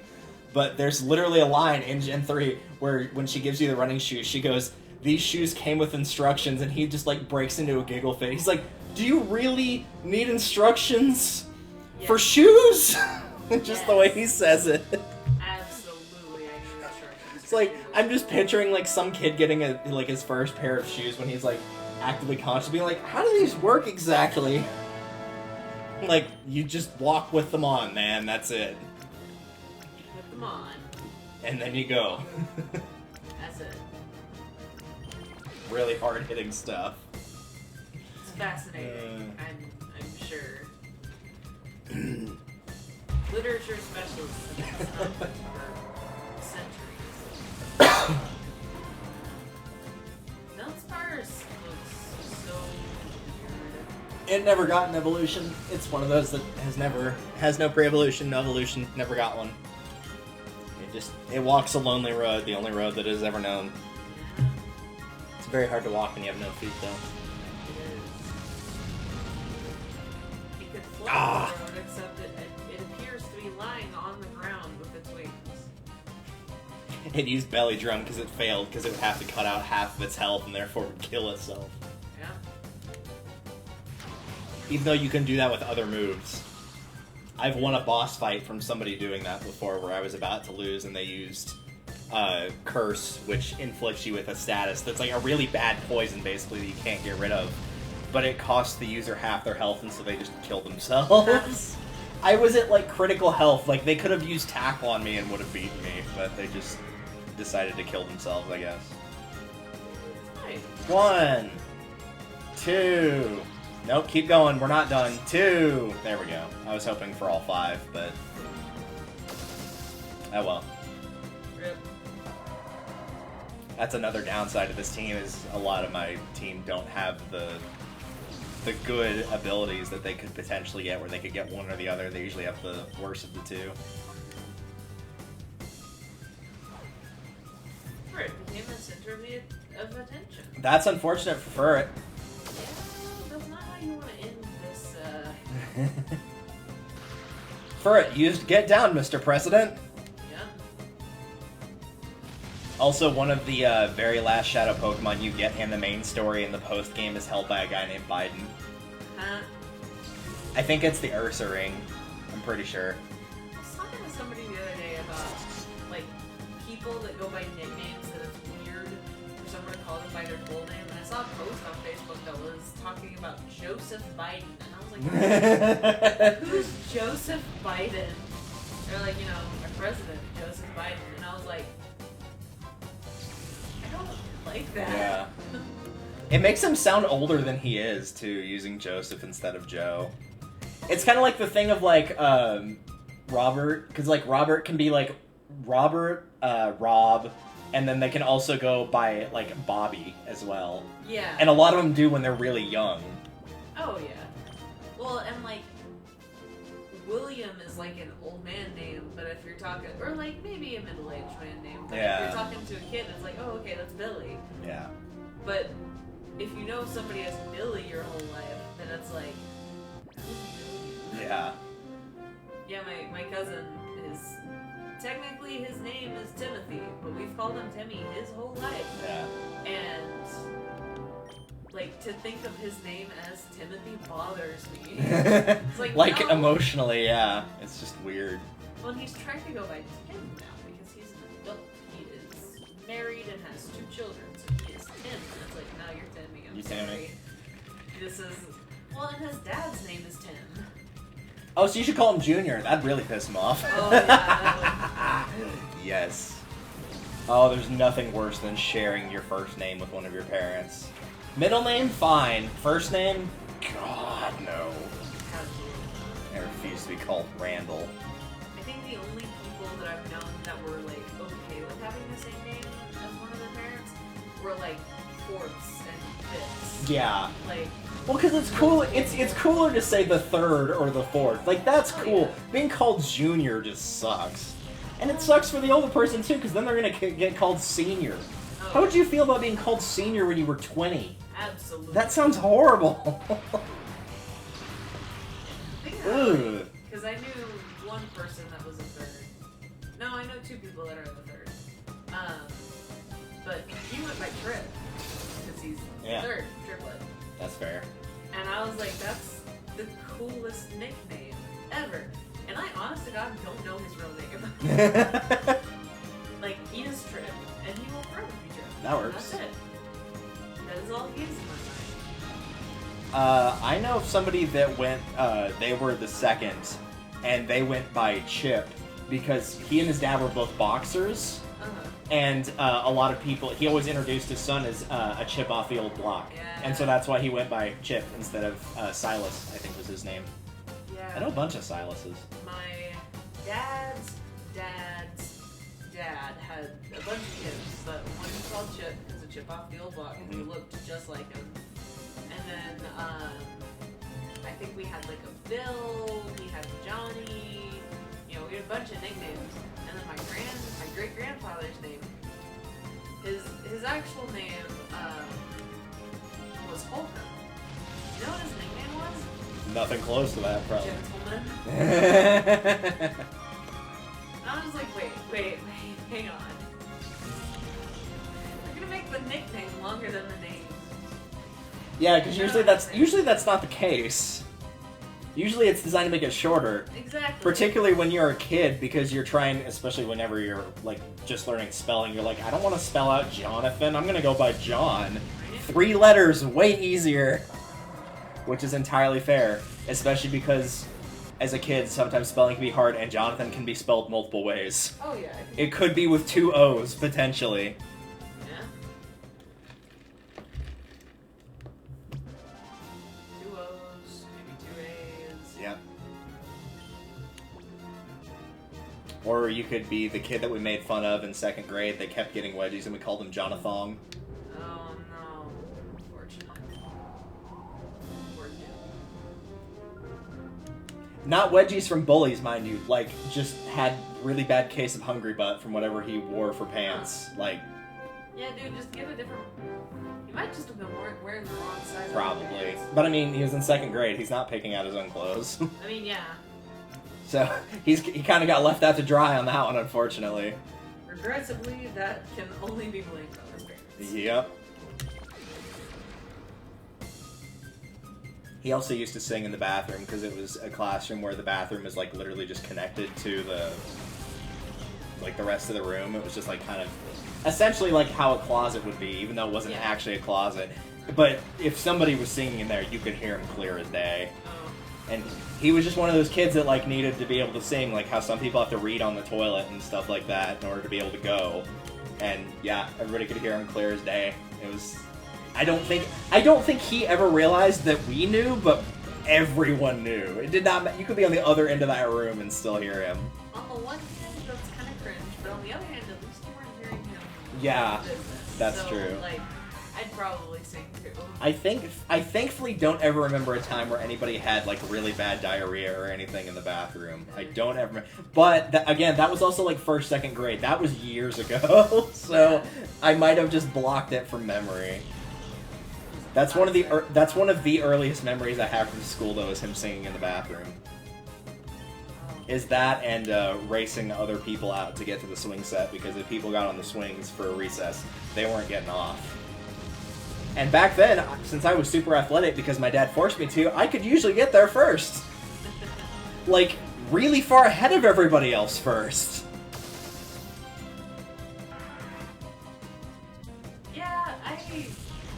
Those were the days whenever I was forced to run I made myself run so hard that I threw up multiple times. Yeah, I was decently fast. I just had really short legs because I was 4'6" until I was 13. Yeah. 12, 13. And I've always been, at least for my age, at worst average height, usually tall. So I've just been trying to keep up. Hoping for the best. Well, the good news is there ain't no way you're running now, even if you had the longest legs in the world. Oh, yeah. Not with your asthma. Mm-hmm. And not in this weather, that's for damn sure. Definitely not in this weather.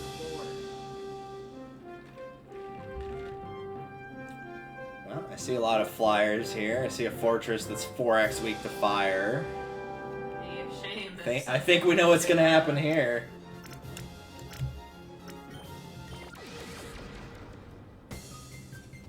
I'm really glad I put Break on Typhlosion now, because I was like, oh, there's like 3 things that it would be strong against. And I'm like, wait, I have a fighting move. 4 things it's going to be strong against. And that Wigglytuff was exactly why I put him out on the field, too. Perfect.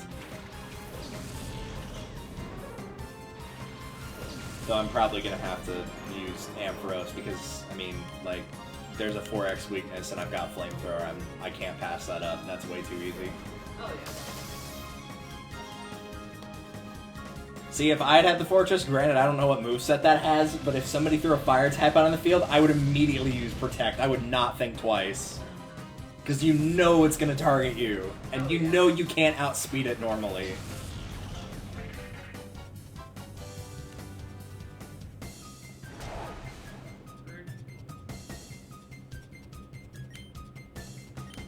See, I don't understand why so many people want, like, the Jigglypuff stuffed animal things. Wigglytuff looks so much cuddlier. Yeah, I think it's the ears. Yeah, the ears and... General body shape, too, is like, Jigglypuff's just a ball, really. Oh, you know, like the Squishmallows? I feel like it would make a really good Squishmallow. Yeah, it probably would. Aw, so close. Oh. Knock it off! Not my Quick Claw. Ouch. Don't come back.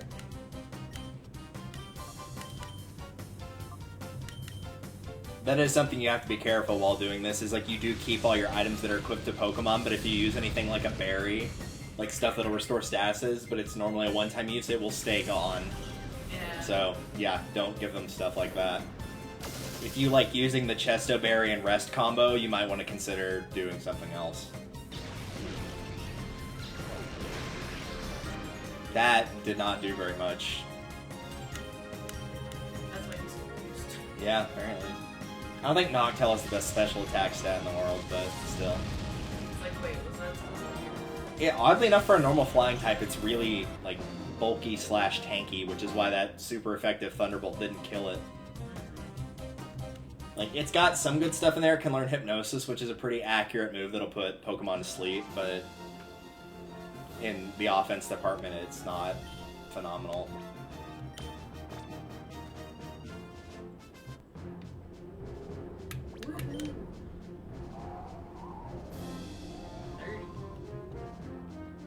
Hello. That's kind of interesting, I guess. Phase 2 of Jono starters and Phase 2 of Hoenn starters. Alright, well...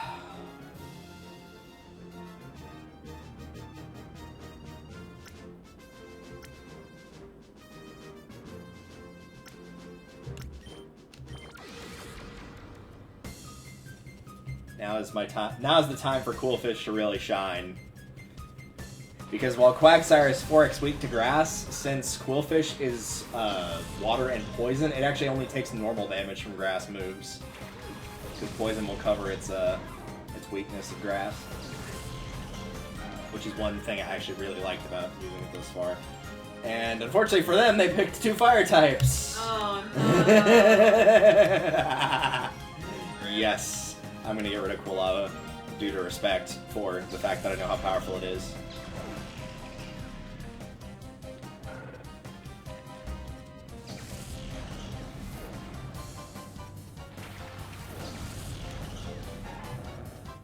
Watch him have not picked either of the grass. Watch him just to pick the waters and the fires.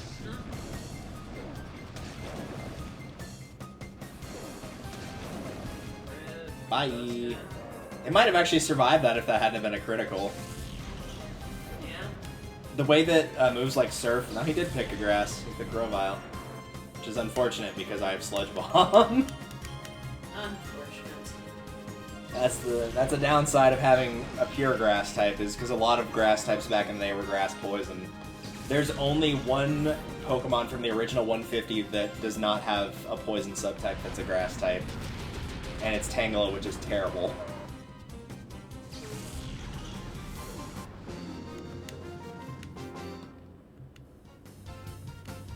Strength is real, that's how it looks to me. I mean, look at it this way, man. You had a Bayleaf and you didn't pick it, so, like, you're already doing okay. Yeah. Every single person we've come across, which granted has only been 3, but the point still stands, every person that has had a Bayleaf on their team has not picked Bayleaf. Yeah. Even they know. Just about par for the course.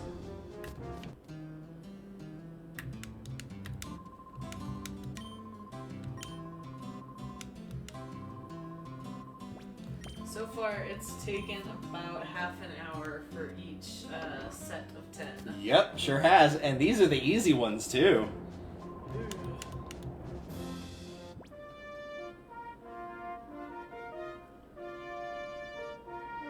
Bandana guy. Couple of dark types, couple of flyers. Well, since 4 of those are weak to fighting, and the remaining 2 are weak to electricity, I don't think this is going to be too terribly hard. And also, it's a game for kids, so I don't think it's going to be that hard. I need to go back and watch those Peanut Butter Gamer videos, they're so funny. All the putt-putt ones. I do like how impressive slash stupid the fake dig that people use for his channel name is. Peanut Butter Gamer, more like P-Butt Gay. Like, oh, got him. Like, really? That was the best you could come up with? Better Like, call that... That isn't funny, and it's bad, and it's so bad it wraps back around to funny. Yeah. But it's not even, like, funny, like, oh, that was a diss on him. It's just like, okay, that was just funny that you managed to come up with that. Or that it just worked out that well, that the first parts of it all fit into that without having to change anything. Especially when you consider the way he came up with his channel name was, like, he literally just, like, was thinking of something and, like, went into the kitchen and got some peanut butter to make a sandwich. He's like, peanut butter gamer, we'll just do that. That'll work. As if I exactly thought very hard about my channel name either. Mine was right before Brawl came out, and the 3 characters I was looking forward to playing the most were Pit, Marth, and Roy. Roy was not in Brawl, by the way. I thought he might be, but nope, they took him out, and then they brought him back, and I kind of wish they had left him out, but, you know. They left him out, and it made me sad, and then they brought him back, and now it's worse. Yeah, exactly. Well, especially, like, now going back, especially when you, like, start playing a lot, if you play anybody that's got the Echo Fighter, like, anybody that's the clones, basically, back in the day, where they were close but not quite. So, like, Marth and Roy, Link and Young Link, Fox and Falco, Captain Falcon and Ganondorf. I tried playing Roy after coming back to it years now. Roy is terrible compared to Marth. He's so slow, he can't do anything. Oh, yeah. So it's like, I thought it was just maybe like my imagination, like that Roy maybe was just like a little bit different, but still usable. He ain't usable at all. And I know it's not me, just me either, because Brandon used to play Young Link all the time, and he tried to go back and play Link, and he's like, Link is too slow, I can't catch you, you're too fast. I can't do anything. Wait, hang on, let me catch up. Sorry. Alright, so let's see, 3 of these are weak to fighting. Of the remaining ones. Oh, weak to fight, and another one's weak to fire, so that's 4 of them right there. Kadabra's weak to any sort of physical attack at all, so let's do that. And Grumpig, we'll just do that, sure.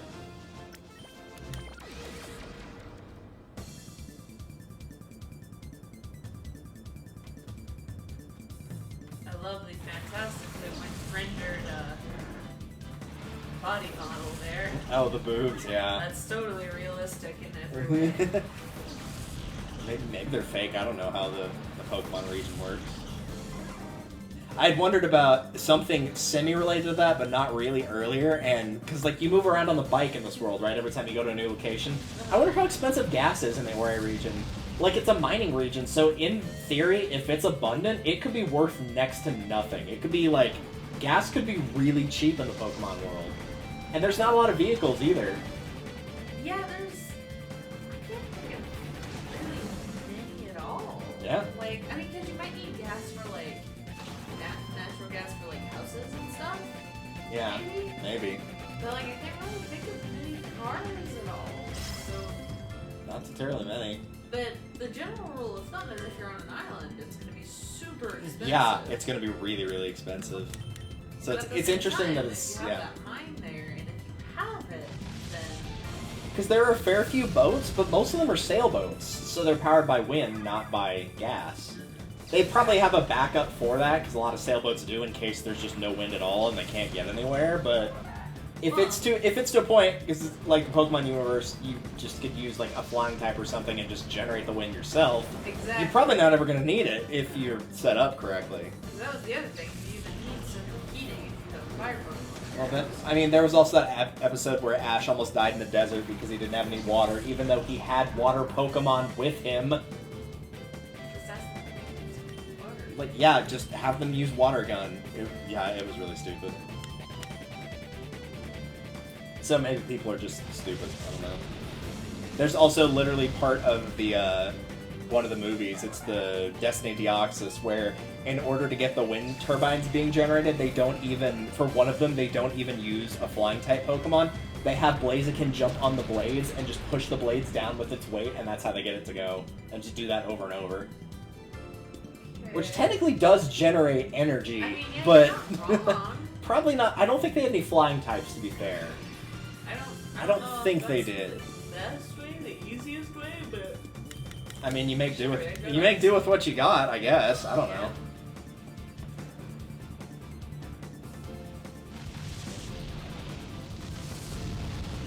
still think my favorite suspension of disbelief in Pokemon is Ash trying to punch Mewtwo, though. That's still my favorite. Oh yeah. Like, oh yeah, he's gonna let you even get remotely close to him. I don't think so. But like, let's be real. That a 10-year-old would totally try to punch God. Yeah. Like 100%. If nothing else, to say you did it, even if it didn't do anything. Exactly. Would God smite you immediately? Yes. Would they consider that worth it? Yes. Oh yeah, absolutely. Without question.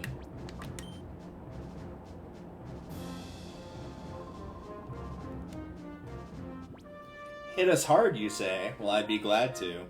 I was really hoping he was gonna have a team of like all one type and I could have just mowed right through him. Not like anything on here is particularly dangerous, but still. It's just faster that way. That's all. Yeah. And you don't have to think. Yeah, you really don't have to think at all. Every single one of those Pokemon can evolve at least once, and only one of them has evolved once and could evolve again and has not done so. You don't even need to level that one up. You could use a Firestone on Vulpix to evolve it. You could literally have a level 1 Ninetales if you really wanted to.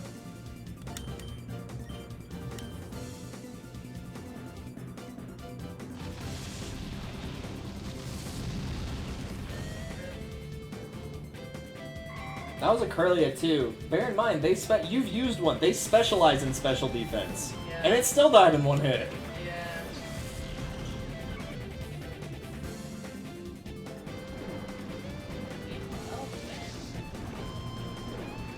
That's how the wave got generated for Surf. Wind just picked it up, took it with it. Fine. Oh yeah. Of course, you probably have never been out on the ocean when it was really windy, but I haven't. It's awful. It was pretty windy. Well, okay. Like on a boat out in the ocean, I mean. Yeah, no, I've never been in a boat out on the ocean because I love myself.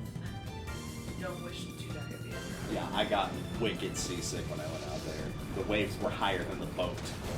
Absolutely not. And that was the calm side of, like, that we were next to the island. That was the calm side of it, mind you. Not good. Yeah, see, I'm like uneasy on airplanes, much less boats. I mean, at least with a boat, like, you know where the surface, quote-unquote, is of the water. Not if you fall in. Yeah, because you're on the surface of the water. But if you fall in, no, like if you fall into the water, then you just keep falling. No. The body is buoyant. You would come back up. The body is made up of mostly water. Especially if you're like me and you have a lot of fat, you're definitely floating. I don't know. A couple times that I've been in really deep water and I've just completely sank. It sucked. We battled seriously and as hard as we could. There are no regrets. There's some regrets. I have some regrets and I won, man. We're only a third the way done. Yeah. Why did I... You know, to be fair, I've never done this before. This will be my first time actually doing this. Hey, there you go. And probably my last.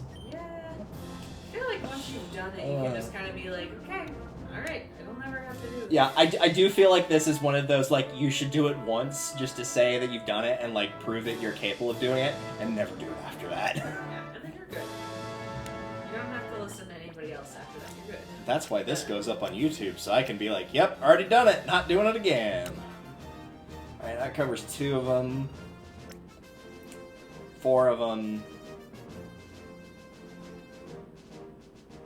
Sorry, 3 of them, 5 of them.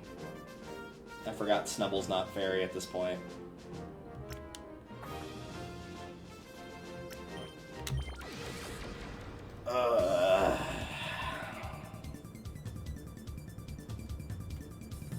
My question is, are those high heels that comfortable to battle in? No. High heels aren't comfortable for anything. I've never even worn high heels and I know this. High heels only serve one purpose, and that's to show off the butt. See, I don't even feel like they made my butt look that much better. Like, I'd rather just wear. Most people would. I don't know anybody that like just wears them around the house. I hope not, anyway. If you do, you probably need to like go get a foot massage to, you know, crack your bones back into place. Go to therapy.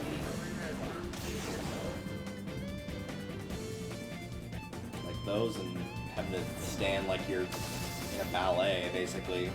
The feet aren't supposed to bend like that. You know that thing that prevents your arm from going back like that? Yeah, those are called muscles. They exist for a reason.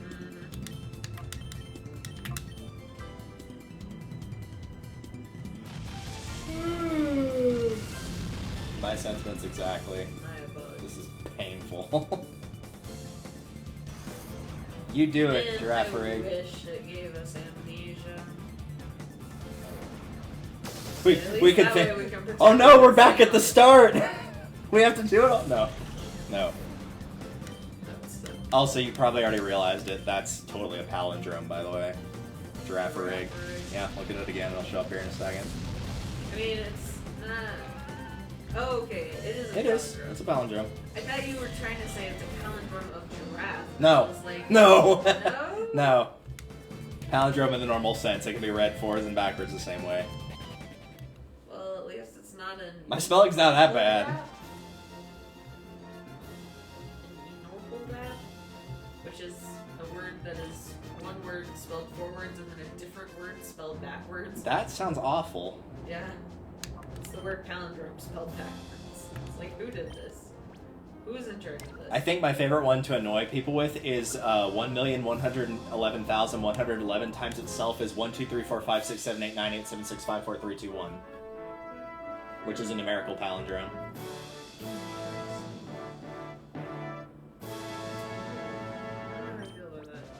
You know a mathematician figured that out. There's nobody else in the world who's like, let's just try this. Oh yeah. Let's see what happens. I know that, or somebody in possession of a calculator that was just really, really, really bored. Yeah, maybe. If I was bored enough, I'd probably do that. I was gonna say, I wouldn't. But then again, we also had like. In high school, I was about to say, Derek Brown and I would play video games on the calculator or write messages upside down on our calculators, so. Yeah.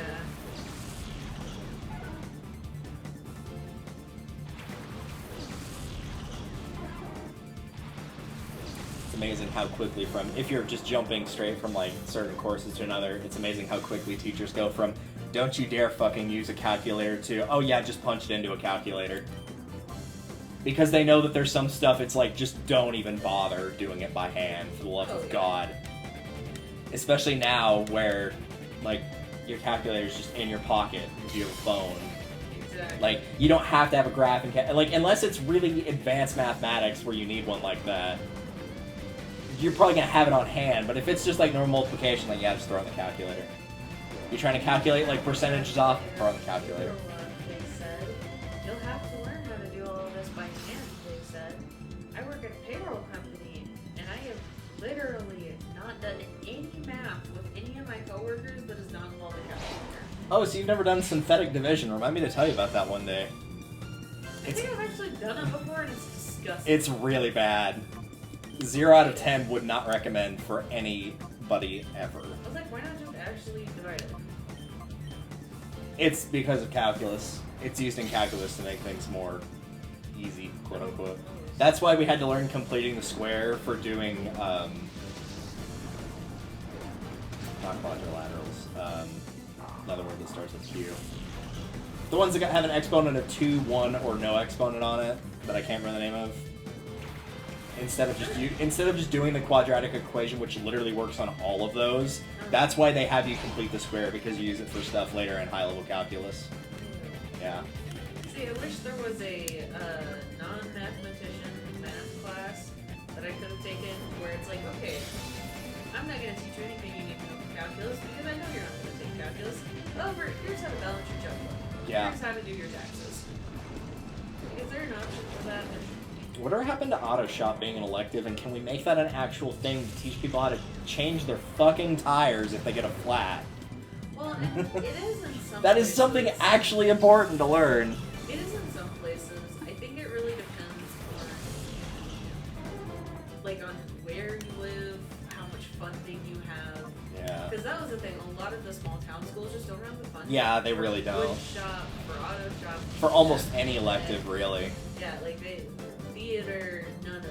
Like, if they have the elective, it's gonna be, like, out of pocket for the teachers and the students of, like, if you're, like we had for our drama class, like, if you're building the props, bring it in yourself, because the school's not paying for it. If you're doing costumes, you're buying it yourself because the school's not paying for it. Exactly. But, like, Friendship has a big auto shop program. Yeah, because, they're a giant school, they've got the money to, they've got the money, and they've got the students, so therefore, they can do that. Yeah, they even have like a program where in your last couple of years of high school you can take credits alongside that. Where you can like graduate with some kind of mechanics certificate. Yeah. As along with your high school. That makes sense. That's awesome. I wish I had that option. Especially with now how like things are, like it's so important to keep them going. Like mechanics actually do pretty well job-wise. Oh yeah, they do. A lot better than most people think that they do. Oh yeah. Some people are like, oh, mechanics don't get anything. I'm like, you'd be surprised actually. Sometimes they make more than I do. Like, damn, dude. Though those, to be fair, are the same people that are like, oh yeah, teachers are making 6 figures a year. They don't need all that stuff. And it's like, no, almost every teacher is paying out of pocket for a good chunk of their class materials. Drugs if you want. They think they're making 6 figures a year. It's literally like the meme from that new Scooby-Doo cartoon that is finished up now, but it was new at the time, where it's like, why would you need to steal money? You're a teacher! And then he just looks at them, and they're like, oh, right. Of course. Like, yeah, exactly, genius. That was exactly why. Because apparently in some people's minds, teacher, like, financially is just one step down from, like, a doctor. And it's like, ew, no. And even doctors don't kill it like they used to. Like, they're still well off, but they don't kill it like they used to. Well, they kill it. They just have to put everything back into school then. Yeah. Like, they earn a lot of money, but... That's what happens when you're, multiple odd grand in debt. Yeah. It's unfortunate.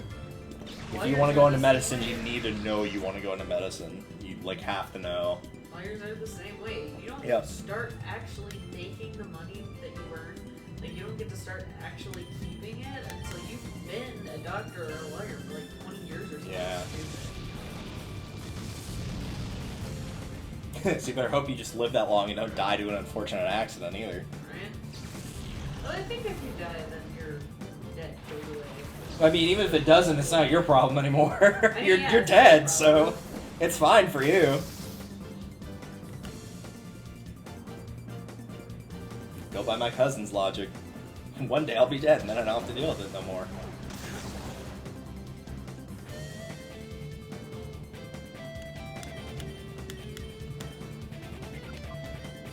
Actually, I have that. I should use it.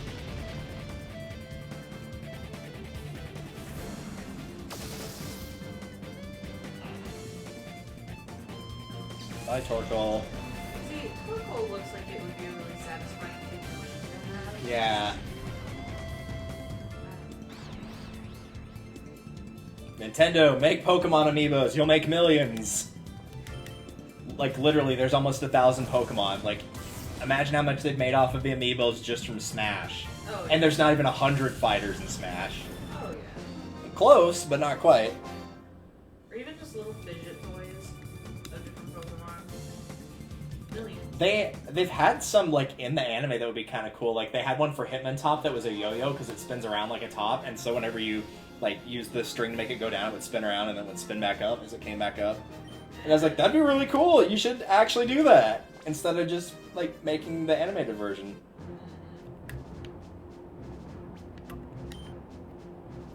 Suspend your challenge, bro. I'm 36 in. At this point, we might as well keep going. At this point, we're invested. Yeah. We are 5 minutes short of 2 hours into this. We're invested.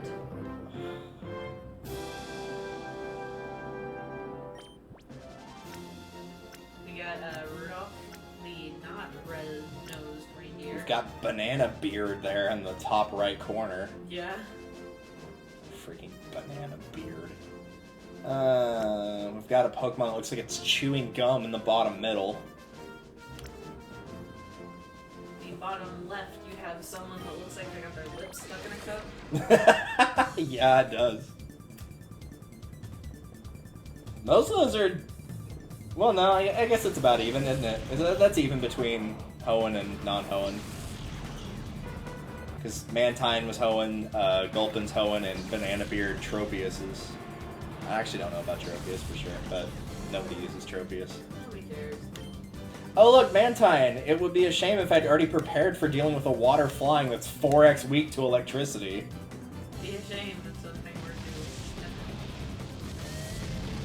to... We call that in the business a giant lightning rod.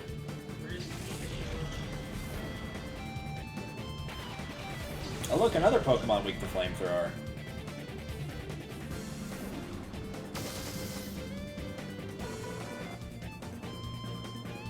That Rimraid from earlier, that's what it evolves into, by the way. Which is why there's one hanging on its fin.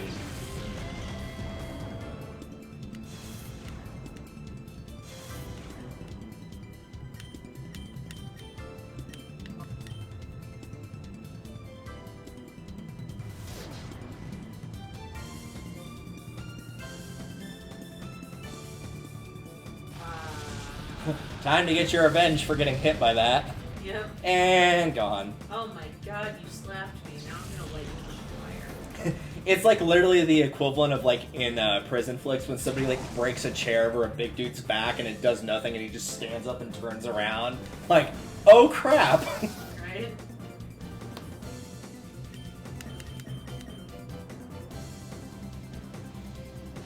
So we've had one thus far that we haven't gotten to continue on, I think. Yes. I think it was just 14 when I lost Typhlosion. Yes. Wow. I'm DZ. Too easy. Much too easy. Maybe She got practice. destroyed so quickly it made her head dizzy. I feel like sometimes they just throw random letters together and just, like, see what sticks. Right? Just take, like, a bunch of darts and just throw them like a shotgun at a board with all the letters of the alphabet on it. Be like, L, K, X. Alright, that'll work. We'll figure something out with that. Are they like write names on it and then throw darts at it and then remove all the consonants and Yeah. letters that they hit? There you go. Keybile. Nice. Is that like Kibo from Danganronpa 3? Probably not. Let's see here.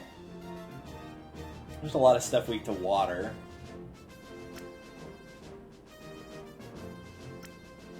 And there we go.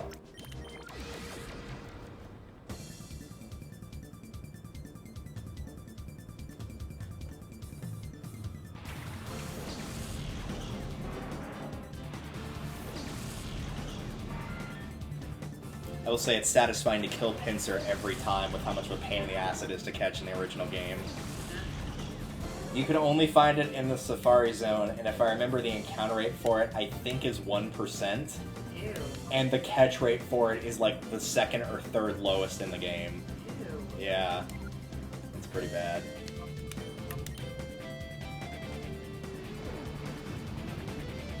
It wasn't even that good, either. That's the worst part. Is usually stuff that's like really rare in the Safari Zone is actually pretty good. Like Tauros. Tauros was really good. It had the highest attack stat in the game and was absolutely broken if used the right way. But Pinsir, not so much.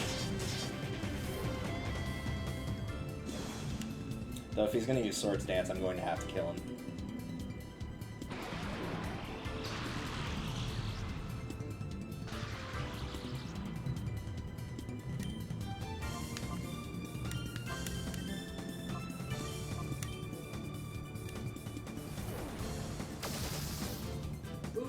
Oh, I attacked with both Pokemon thinking that wouldn't do enough damage. Apparently, I was very underconfident on that. Yeah. Oh, hey, Wailord. Wailord. Watch this one shot somehow. No, that still did pretty good damage for a normal move, though. A lot of damage. So, also, it's really weird that his teeth. Yeah, I know. It looks really bad. Camerupt does the same way. Whenever it dies, you can see its teeth, and it's like all one solid mass of polygon. It just looks creepy. I think that's gonna be enough to kill Wailord. Yep, no problem. It's got a truckload of health, and that's about all it's got. Not much else to speak of. I mean, if it falls on you, you're Yeah. pretty much screwed, but... Fun fact, in terms of breeding groups, do you remember Skitty, like the giant little, or the small little pink cat? Wailord can breed with that. Absolutely not. What is it made? I don't know off the top of my head. I just know that they are in the same breeding group, so they can breed. Other than an eldritch horror.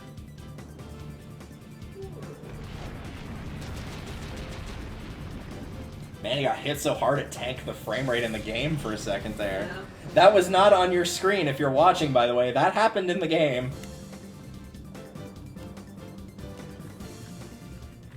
Maybe get a proper name and your Pokemon will be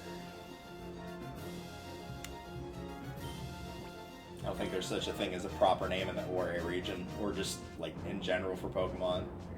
Well, I mean, actually, no, it mostly is the Ore region, because there's normal names in Ruby, Sapphire, Emerald. better. Like, the first gym leader's name is Roxanne, so... Yeah. Doton, aka Photon, I expect he's adult. I guess you could say his team is not very dot on. Alright, so let's see... 3 of those things are weak to fire. With the fighting type that I've got on Typhlosion, that brings it up to 4. Leaving only Vibrava and Seadra to deal with, which means Quillfish and Ampharos, and then I can throw whatever I want in the last one. That will probably not get used, along with the third one, very likely. And wouldn't you know it, he picked 2 things that were weak to what I sent out. Should've gone with that Vibrava. Maybe he did and it just hadn't shown up yet, I don't know, but...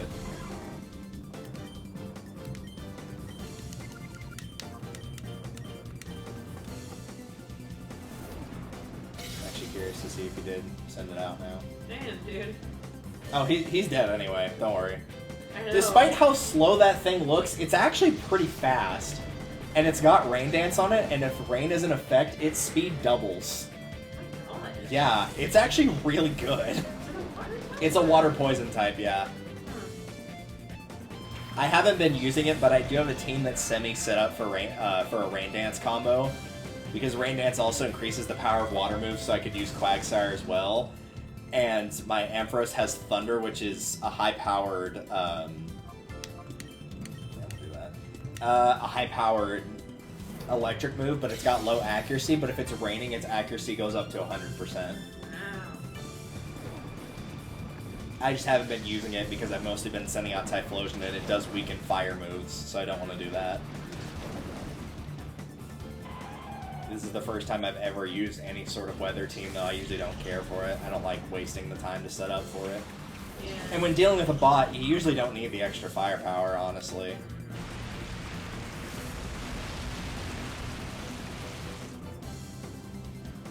I'm not sure what just happened there, but... He just used a water move on a water type, and there was a fire type standing right next to it. Alright, then Sludge Bomb on that to get rid of it. Fine. He really wasn't dot on, apparently.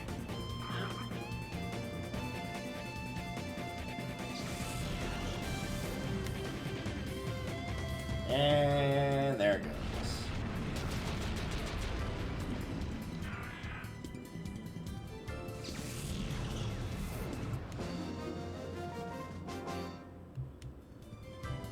Was my research insufficient? No, you're just a freaking idiot, that's all. Just got a little case of the stupid, it's fine. Maybe those glasses were too bright, maybe he couldn't see.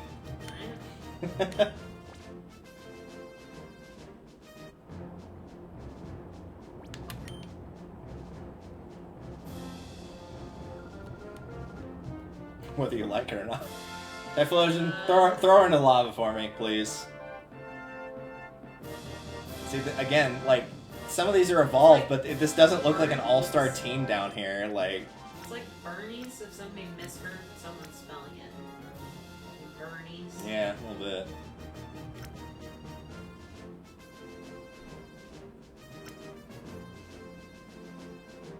I've only picked 2, but I think I've covered literally every type just by doing that. Yeah, totally have. Alright, well... Sure, we'll go with that. I was like, surely... Screen time, but... I literally went through that 3 times in my head, and I'm like, no, there's surely one I'm not seeing here, and nope. Got them all covered. We're all good.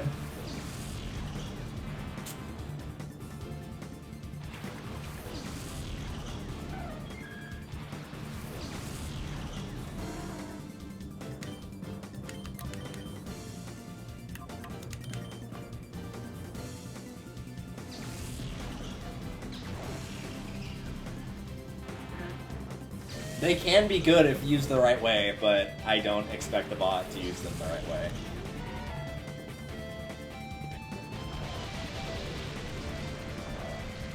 Interesting decision. Okay. You just powered up my Quagsire. Thanks for doing that.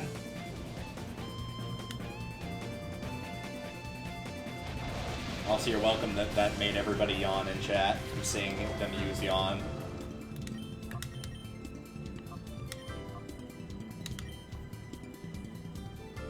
Also, I look forward to seeing that animation every 15 seconds. Oh yeah. Future. Oh, it's great. That's another reason I'm not a big fan of weather effects. And why, if I had to use one, I would pick like that for Rain Dance, because if it was something like, say, Sandstorm or Hail, you'd get to watch every one that didn't have the type to resist that take damage slightly each time. Potentially up to 4 times.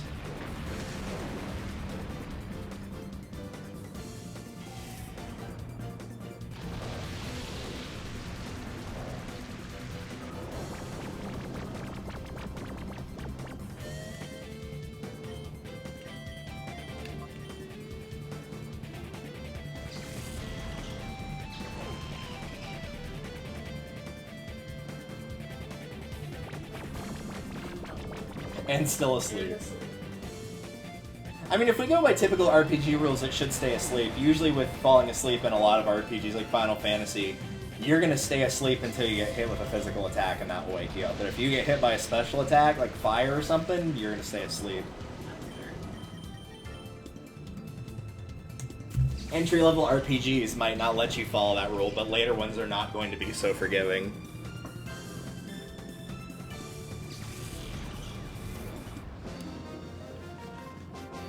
Especially with games like Paper Mario being nice and getting rid of all your status effects when you end the fight, because most RPGs, you're keeping those until you heal them off yourself. Up to and including Pokemon. Or until enough time passes. Yeah, they actually make the status effects, at least in the story mode of Pokemon, less obnoxious later on. Where if your Pokemon like you enough and they get poisoned, when you get knocked down to 1 HP, they'll actually hang on and the poison will go away. Nice.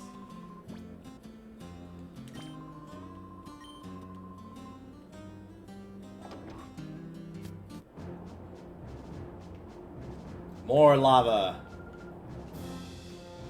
Because we would totally be able to breathe in this when you vaporize your lungs if we were actually that close to lava. Nope, not at all. Well, they almost got a name. They almost got Zoe, or Joel. Yeah. They almost got there.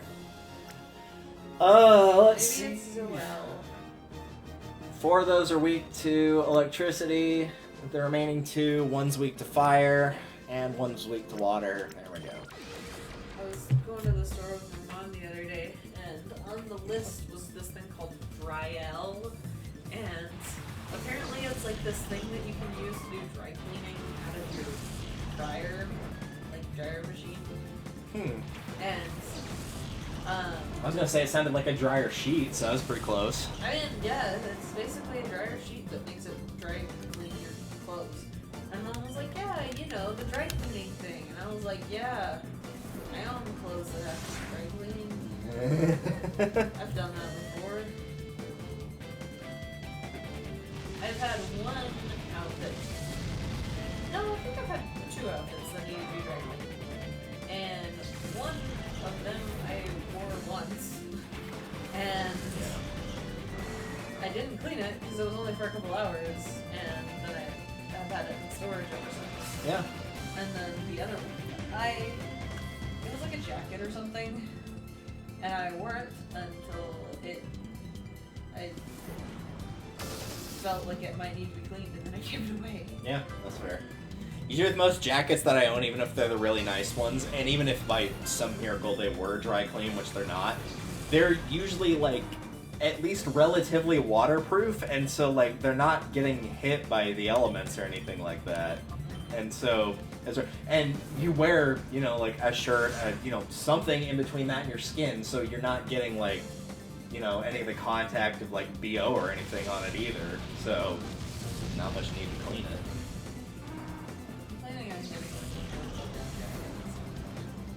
It's nice. It's nice having one. Though you could probably wait quite a while because we're getting to the point where we're not going to be needing them anymore. Oh, yeah. I wore mine for like all of 30 minutes when I was going to run errands, and I'm like, yeah, I can fucking take this off. I don't need it anymore. Despite the sound of the wind, it's still rather warm outside. Yeah. It was like 81 whenever I headed over here, and it was 5 o'clock. Yeah. And cloudy, too. It was lovely. Fantastic.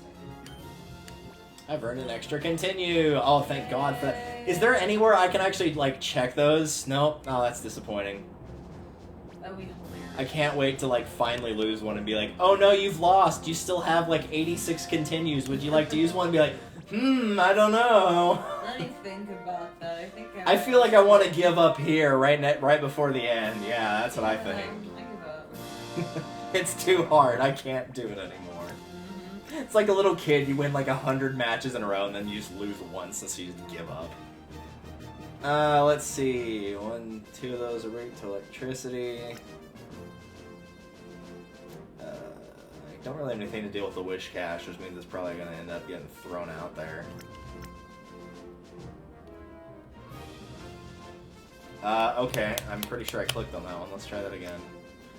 Electricity. That.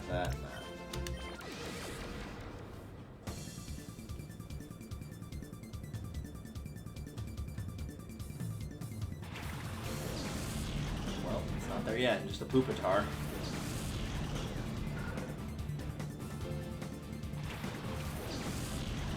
If I recall, both Larvitar and Pupitar aren't exactly phenomenal. Like, it's great when it gets to Tyranitar, but like, as it stands right now, I think the strongest move it can know is Bite. I don't think it gets any more powerful than that for the time being.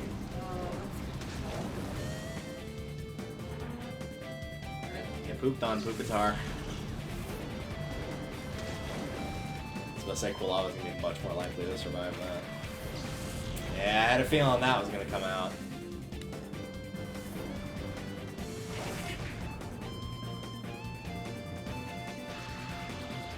A really strong laxative, somehow they'll get it out of you.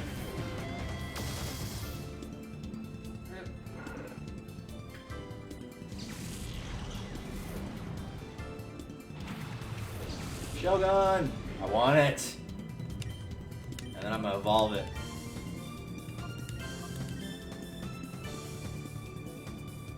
Though to be fair, even for Salamence, you don't have to wait that long. You have to get to like 55 for it, I think.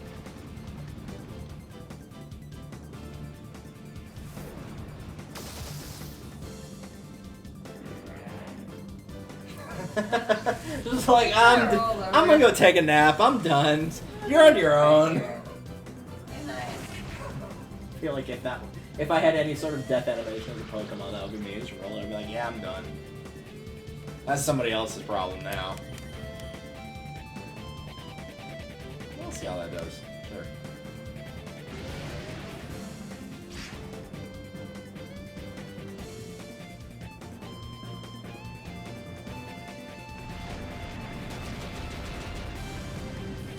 I just don't really have anything to deal with water ground types. That would be the only potential snag I could run into, is if I run into, like, this, and then, like, a Quagsire, just, like, somebody that does nothing but water grounds. As opposed to coffee grounds.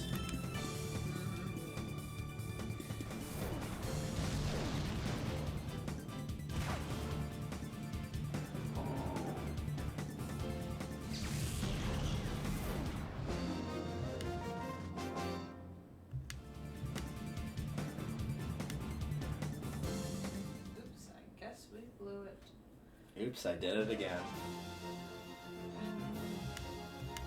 Oh my gosh, somebody referred to, I don't remember what year it was that Britney released Oops, I Did It Again, but somebody referred to the year before that as the year Britney had only done it once, and I was like, I don't Okay, that's actually pretty funny. I don't know how to feel about that, man. Like, I mean, I guess, okay. 04. For reference's sake. There we 04 go. is when So it got released. 2003 is the year where Britney had only done it once. Instead of again. Yep, apparently.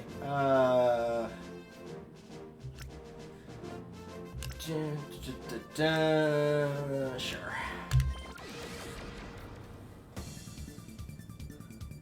Why the hell are you guys watching this? This is so boring.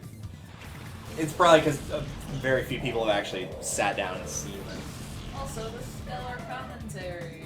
Oh yeah, it's great. We're just like sitting out here, like we were eating food at the beginning of this, which is a big no-no. You're not ever supposed to. Though it's funny because back in the day, when it comes to editing videos, which we didn't do as YouTubers, one of the big YouTubers at the time, and most people know him on this channel, is Proton John. He does like a lot of live streaming now. He's done stuff for charity, raised a bunch. Some of his first videos, not only did he eat, he ordered a pizza and got up, left the recording on, went to go get it, and did not edit that out because we didn't edit back then. There you go. Just left the whole thing in. It was great. It's fine. Don't worry about it. Well, and I'll have you know, I know some people that have made a lot of money through recording pizzas. That's true. So, you know, it's only a no-no if you don't want to attract that kind of crowd. Maybe we'll do like, you know what we should do, just like out of spite and just to make him feel really uncomfortable. We should do what Steven George does and do a breakfast stream and make Steven come with us, and we'll just like sit here and eat and talk for like an hour. That would be awesome. It was really fun watching the one with the Runaway Guys with John on it, because he was just constantly shitting on Dunkin' Donuts because they've got like the nice, basically fancy version of Dunkin' Donuts in Canada.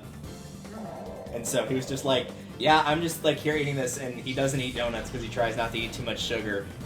He doesn't drink coffee, and the sandwich he got was absolutely terrible, and to be fair, it did look really bad. So just awful across the board. It was not good. I was gonna say, if you go to Dunkin' Donuts, you go for the donuts or you go for the coffee. You don't go for anything else. Apparently their hash browns are really good, from what I've been told, but he also doesn't like hash browns. So. Yeah, what's the point? Nice Bonk. That's a good death animation, to be fair. That's a Screw this, I'm out of here. I'm a veteran at life. Yeah, that's what I'm gonna start saying when I'm like 80. I'm not old, I'm just a veteran at life. Oh, man. Managed to survive all this, you know. It figured by the time I got to 43, and just like, yeah, just keep going at this point. Might as well see it through, wouldn't you? I'm a 2020 vet. I survived it. I survived last year. Therefore, I'm a veteran. It would not shock me at all to see somebody, like an entrepreneur, try to market a t-shirt that literally just reads, I survived 2020. I think that there are several. It probably is. But, like, obviously, if you're up and walking around wearing a t-shirt, then 2020.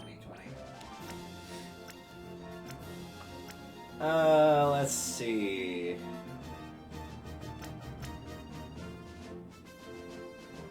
think I covered everything with that, to be honest.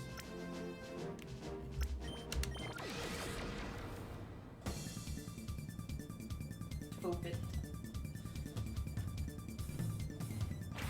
Oh, it's that book from the Quran? There's like an actual book in a holy sort of like Bible text that's actually called COVID. I don't know if it's spelled that way, but it is pronounced that way. So apparently we're fighting a holy man. Which just honestly makes me want to kill him more, but... Religion corrupts, you heard it here first. Man, I was reading this article earlier. Sorry, his face. That was Just like, this was unfortunate. I made some mistakes in my life. Oh, it's one of those. And almost died for it anyway. Fucking lightning rod. But yeah, I was reading this article earlier that was basically just like midwives tell about terrible names they have to talk to people out of naming their kids. Oh God. One is named like Colin, which is okay. Except they wanted to use a different spelling. They wanted to spell it colon, didn't they? They wanted to spell it colon. Nice. Yeah, there's somebody that used to be on, I think it was Reddit, I'm not 100% sure, but their name was Colon Chasm, which everyone was like, that's a really interesting name, which is just basically a really nice way to say asshole. Yeah. Which is funny, too. That's a good way to get around the censors, is just do like a nicey nice version of it. Yeah. It's like saying guano instead of poop, basically. Pretty much. That's the great thing about the English language, at least in some regards to making up words, is the ones where it's like, oh, you can't say that word, that's inappropriate, you can't say poop or feces. Like, fine, we'll just make up another one that sounds nicer, that most people don't know what it means. I was thinking about it a while back, and it's like, and somebody was like, you can't say this bad word, and I was like, why? It's just a made-up word. And they're like, well, but it means a bad thing. And I'm like, well, any word can mean a bad thing. Yeah. If you can make up any word that means the same thing and have it still be a swear word. You know, if you say John Jacob Jingleheimer Schmidt, but really mean just a string of profanity, then what's the Which is difference unfortunate there? because his name is my name too, so Yeah, it's whenever we go out, we'll always shout. and if it is profanity, that's a lot of screaming profanity. Yeah. It's gonna be riots in the streets at the rate we're going here. Police come, they break out the right here. Yeah, break out the pepper spray, the rubber bullets, all your good stuff. Yeah, it's awkward real quick.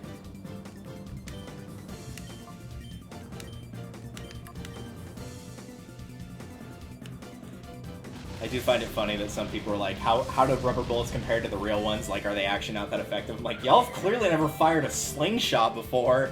Right? Like, those can easily kill small animals if you fire it at enough velocity. And it's not hard to get it up to enough velocity. Even like BB guns. Yeah. Like, if you told me you could either get hit with a slingshot, a BB gun, or a Roman candle, I'd take the Roman candle. Well, and it's like, okay, I have a bow and an arrow, and I can shoot you with the steel-tipped arrow or with the rubber-tipped arrow. Either way, it's gonna hurt me. Yeah, it's still gonna hurt, yeah. That's kind of the point, is that it's going to hurt you. The rubber one isn't gonna make you bleed quite as bad on the outside, but it can make you bleed on the inside. Oh, yeah. Bruising is like the least of your concerns. The doctor said all the bleeding was internal, and that's what it's supposed to be. I recognize that reference, because I've seen that meme before. In Brooklyn. Yeah. Yeah. Yeah, for reference, in that episode, he had gotten hit by a car, knocked an entire shelf of heavy file boxes onto himself, and then gotten hit by another car. Good God, that's a rough-ass day at work right there.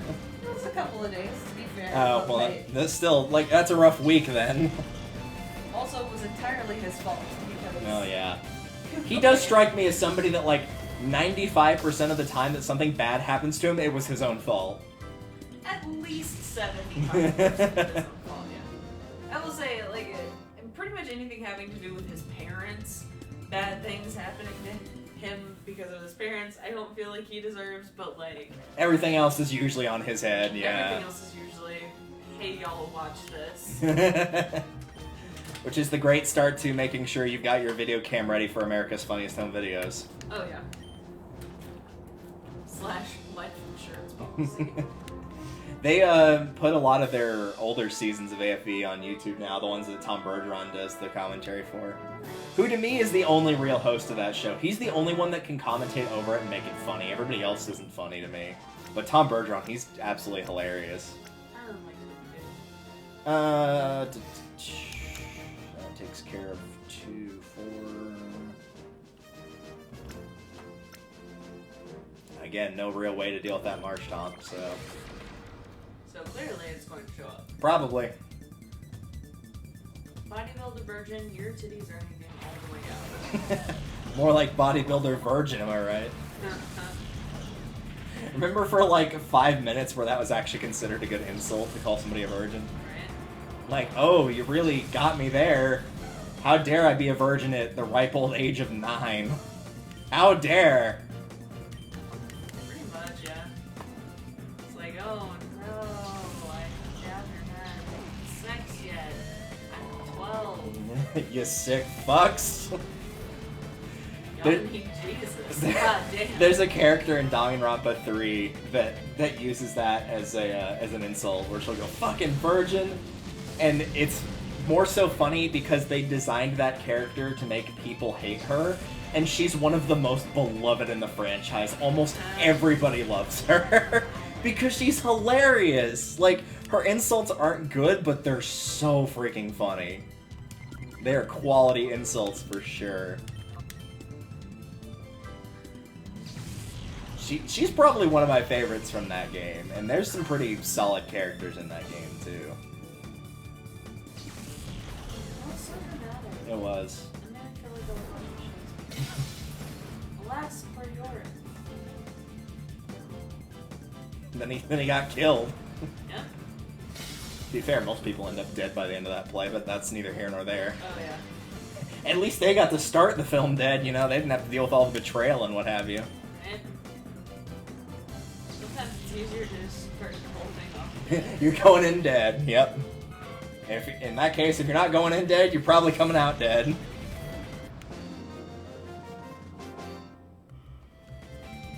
Let's compare nostrils. No thanks. I'm not having a dick measuring contest with you.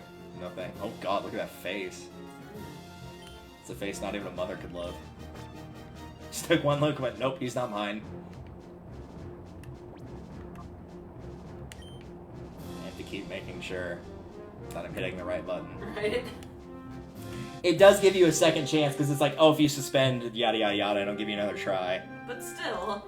Yeah. If there were any time to not button mash in a game, that would be it. That... On floor 99, that would be the worst. Exactly. Alright, let's see. 3 of them are weak to that. Of the remaining ones...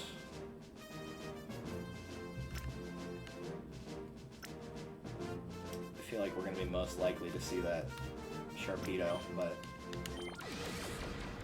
we'll see. Just zap it.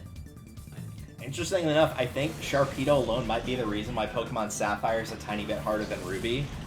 Because you're fighting the Aqua Grunts and not the Magma Grunts, and Sharpedo has rough skin, so if you hit it with a physical, you take a little bit of damage, and Magma Grunts don't have that.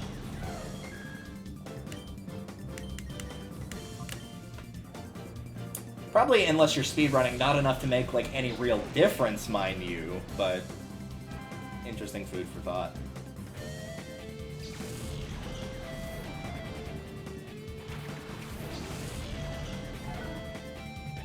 Yeah, we'll deal with you in a minute, Wigglytuff. We got some appointments lined up. I was going to get my hair cut today, and then the place I went to, they're like, yeah, if you don't have an appointment, it's a 2.5 hour wait. I'm like, no thanks.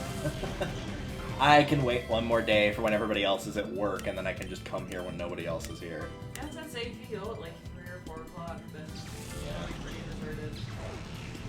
Because everybody's like at school and stuff. Yeah, pretty much the only time they could go during normal work hours would be their lunch hour, but I'm willing to bet most people probably don't want to waste their lunch hour getting a haircut. And you sure as heck ain't gonna eat while hair is falling off your face and potentially into your food. Yes. Because last I checked, humans aren't supposed to eat hair. You really should. That might have changed in recent years. I don't know. Maybe that's something we'll get mutated out of this whole COVID thing. Maybe we'll be able to eat hair. I don't know. It's a new diet fad or whatever. Oh gosh, don't say that. It'll probably happen.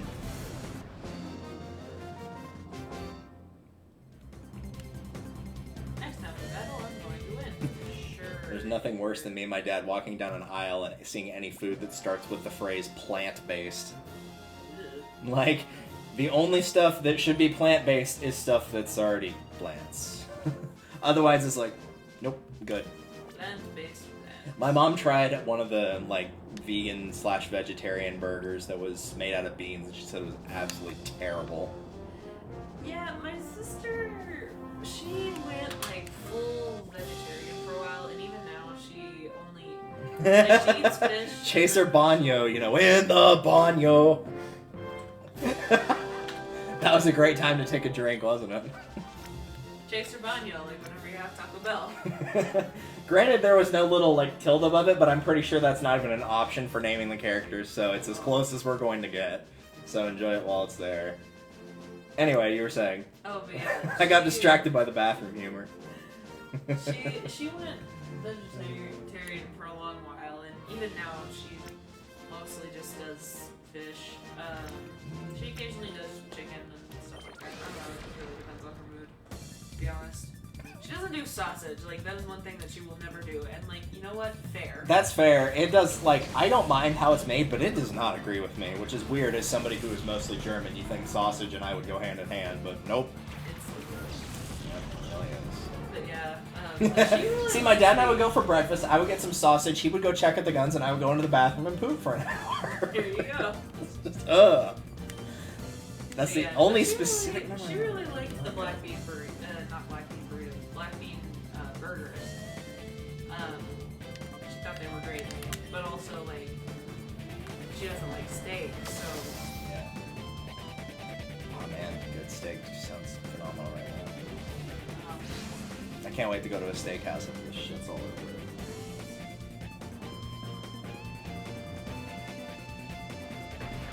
Did you ever watch the fake Gandhi 2 trailer? Brian and I used to love it all the time. Is that the one where he's back? Yeah. And this time. Yeah, he's it reminded me of it because part of it in that he's like, "Get me a steak, medium rare." That was what it reminded me of. Oh my god. No more, Mr. Passive Resistance.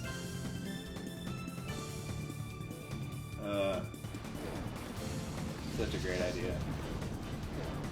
Of course, when you see how Gandhi is in Clone High, where he's like anything but how Gandhi was in real life.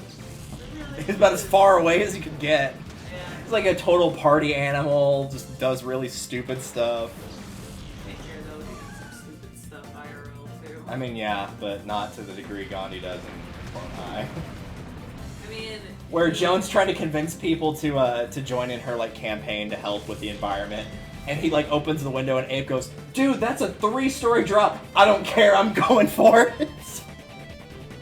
Just freaking jumps out the window. Just hear a splat. Oh my god! I can see my bone. Oh, it's such a good show. It's such a good show. Yeah. Oh well. But we're like almost at 50. I could have switched out, but I'm like, it ain't worth it. I mean, again, the only thing that you get from it is the Yeah. I'm pretty sure if this mini continues, like, even the worst platformer of New Super Mario Bros. Wii in the world could still finish the game. I could probably do it blindfolded without using 40 continues. I could probably beat the game blindfolded. We'll just keep attacking Swallow, since Quagsire's asleep.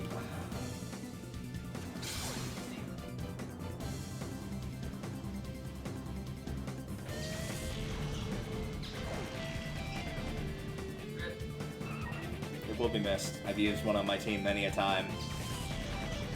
For flying types, they actually hit pretty hard. At least compared to what I typically use, which is either Pidgey or Altaria, which are special defense based. Oh, hey, And then barfed on me. Gross! One of those worms just barfed on me! I'll PayPal anybody $5 that can know what that reference is without looking it up. And if you do know it, then you should be ashamed of yourself for knowing it. It's from Yu-Gi-Oh!, but it's from Capsule Monsters. Which is, like, it's not good, also that was amazing. You were able to fart and sneeze at the same time. You really do have no soul. Yeah. See, the worst part is people are going to be like, oh, you just pawned it off. It was totally you. Nope, that wasn't me.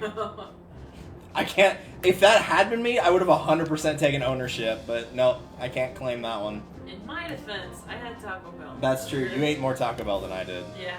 In my defense.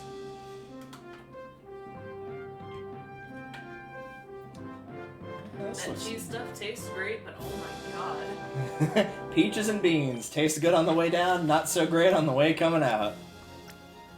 You might recognize that quote since you have played that game.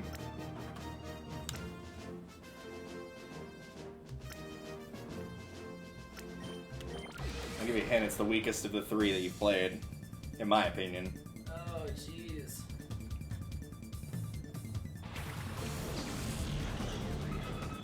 Three out of four. We haven't done the last one yet. Oh, Walking Dead. Yep. At some point we'll get on that. At some point we'll actually finish Ocarina of Time. At some point.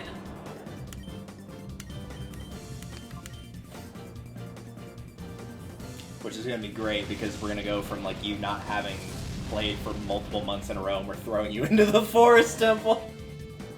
Which in my opinion outside of the Water Temple is the hardest temple in the game.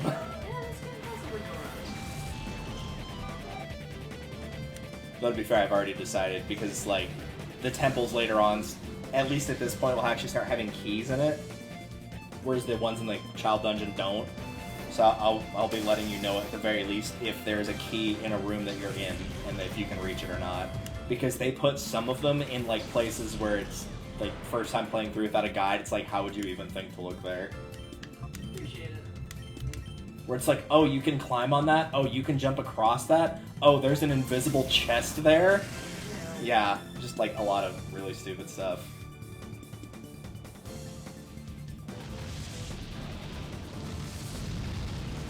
But yeah, that was back in the day though that you could charge $20 to $40 for a guidebook instead of just having people do walkthroughs online. Yeah. And most of the time the guidebooks were horribly wrong. I still have the official player's guide for Super Smash Bros. Brawl, and there's a ton of info in there that's completely wrong. It says that Marth's counter ability can't counter explosions. It can. Oh, it can wow. absolutely counter explosions. As long as it's a single hit explosion, like a bomb, yeah, it can absolutely counter it. Holy moly.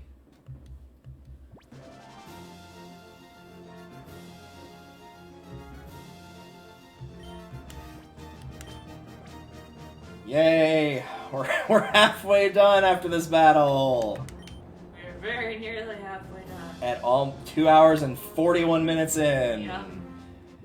Yikes. Is this just this guy's twin brother? Is that what's going on here? Yeah, it's another guy. It's just like every 25 floors, it's just gonna be this dude again. Yep. It's the recurring boss fight. It's like, oh hey, it's that guy again. What's that guy? This guy actually has like a pretty diverse team, all things considered. Definitely not bad, yeah. I mean, not bad. I'm personally hoping he'll use the Why Not, because that will make things... If he throws out Why Not and Wobbuffet, I'm walking out this room. He's gonna fucking do it too. Because at this point, Why Not and Wobbuffet can only learn two moves, which is Mirror Coat and Counter, and the way... No, he didn't do it. The way it works is, if you get hit with a physical attack and you use Counter, you'll do double damage back to your opponent. Mirror Coat's the same thing with special attacks. Meaning that if you leave it alone, it literally cannot do anything. Oh my god. So it's great in double battles like this because I can focus all my attention on Shuckle and just completely ignore Wobbuffet. Huh? Though I'm probably going to have to do it anyway because I want to be able to hit. Well, no, because that's part bug, so I guess it won't matter. We'll just use Sludge Bomb then. That same type of tag bonus, it's holding a Poison Barb. It might poison it. This thing's going to take forever to get rid of, so we might as well just chip away at it while we can.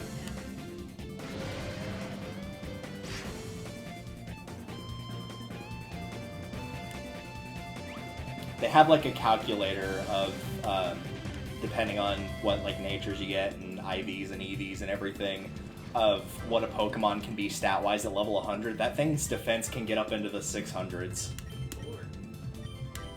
Which seems like a bit much. Like, there comes a point where you need to stop, and I feel like you passed that point about 300 points prior. Oh yeah, just a bit. Hi, Dusclops. Enjoy your free sludge bomb. It's on the house. Dinner's on Dad. Did that ever happen while he was with y'all for a while? No, actually, we did really well. Oh my god. I meant did somebody tell else you- spilling it on him, but yeah, sure. Oh no. Oh my god, did I tell you what happened while he was at the tech cafeteria at a conference? I don't think so. I'm pretty sure I remember this story. So, one of the things that I do as a part of my... Like, part of it is, like, I don't like to use plastic lids and plastic straws whenever I don't have to because, you know, save the environment or whatever. Yeah. Like, obviously, for the drive-thru, I will make an exception, but for the most part, if I'm, like, somewhere that I can sit down and eat, I'm not going to use a plastic lid and a straw. I Yeah. also just prefer to drink not out of a straw. That's So fair. it's not entirely, like, I mean, it's partially Save the Turtles, but it's also, like, I don't need it. Like, Yeah. I'm an adult. I can drink without a straw, damn it. Except, whenever I say that, I'm an adult and I can drink without a straw, damn it. Apparently that doesn't apply to everybody. My dad is at Tech Campus and was eating at the Tech cafeteria as a part of the conference that he was at. And I don't remember which restaurant we were eating at, but they got a large-sized drink. And they were like, okay, you want a straw and a lid? And I was like, you know what? I'm about to sit down and eat. So no, I don't. And he loaded everything up onto his tray. And started walking to his table, and he really almost made it. Yeah, almost being the key word there. He was putting his tray down on the table, and it's still lingering there. The drink just went, and it was like a large drink too. so it was, Oh, like, God, everywhere. yeah. A nice solid 20 plus ounces of liquid just everywhere. So it's like one of those things where, you know, I choose to do this as a part of, I prefer not using a straw and, you know, the turtles, whatever reason you may have. Yeah, I take your prefer pick. to do it that way. However, not everybody has to do that. Yeah, particularly if you're not good with keeping your balance of your drinks. Like, yeah, if you're gonna spill your drink everywhere, use the lid. That's what it's for. Oh man, if I'd been there, it would have been all too easy for me to be like, yo, do we need to get you a sippy cup next time? Like, right?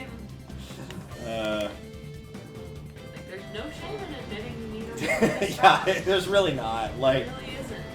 that's fully pride at that point and nothing else. Well, there was a long time whenever I lived with my family that every single time we all sat down to eat together, someone would not go with their drink. It's like, okay, look, if we gotta get lids with straws, if we gotta get more sippy cups, that's okay. That's okay. As long It'll as be we're not okay. having to stop dinner, everybody's move their plates as drink goes absolutely everywhere. Like, yeah, Yeah. it's really okay. We'll live. It's really okay to drink out of a sippy cup or out of a straw or whatever you need to do. Yeah, the funny thing is, do you know why straws were invented? It actually had nothing to do with, like, keeping lids on stuff and keeping it contained at all. It's for, so that you don't have to hold a drink like this, and that your hand, the heat from your hand melts your ice. That's the reason why. Because you could just, like, have it up here and just do this instead of having to get, like, a full grip on it. That's the reason why straws were invented. Well, see, I grip mine at the top anyways. Yeah, but apparently a lot of people grip theirs at the bottom, and then they just found out, like, if you've got, like, a straw like that, people are more likely to hold it up here. Which, I get, is news to me, but hey, sure. I don't care that much if, you know, I don't put ice in my drink usually, and if I do, I don't put a lot. So I really don't care if it melts. Because it doesn't matter to me. I gotta hold whatever I'm drinking towards the top, because otherwise I'm gonna tilt it too far and kill myself. Yeah, that's fair. I'm going to drown on Diet Coke or something. I'm very curious to see if he's going to send out the Pokemon I think he's going to send out. Is he going to do it? Is that Burkle or Burkle? Because I. It's an I. Thankfully, with capital letters, it doesn't. It always does names in full caps, so that is an I, not an L. Okay. That's terrible. I know, it's the worst. It's so stupid. Even Dr. Blasingame actually accidentally did that on one of my papers before, where she thought something was an L. I'm like, no, that was supposed to be a capital I. And then she looked at it again and went, oh yeah, you're right, never mind. Like, you know when it even trips up, like, the head of the English department, that it's annoying. Yeah, I have some complaints about the alphabet. First of all, the fact that it exists. How dare you? There's too many letters that rhyme together. B, C, D, G, E, T, B, C. No thanks. No thanks. Speaking of no thanks, time to kill that Miltank in a second.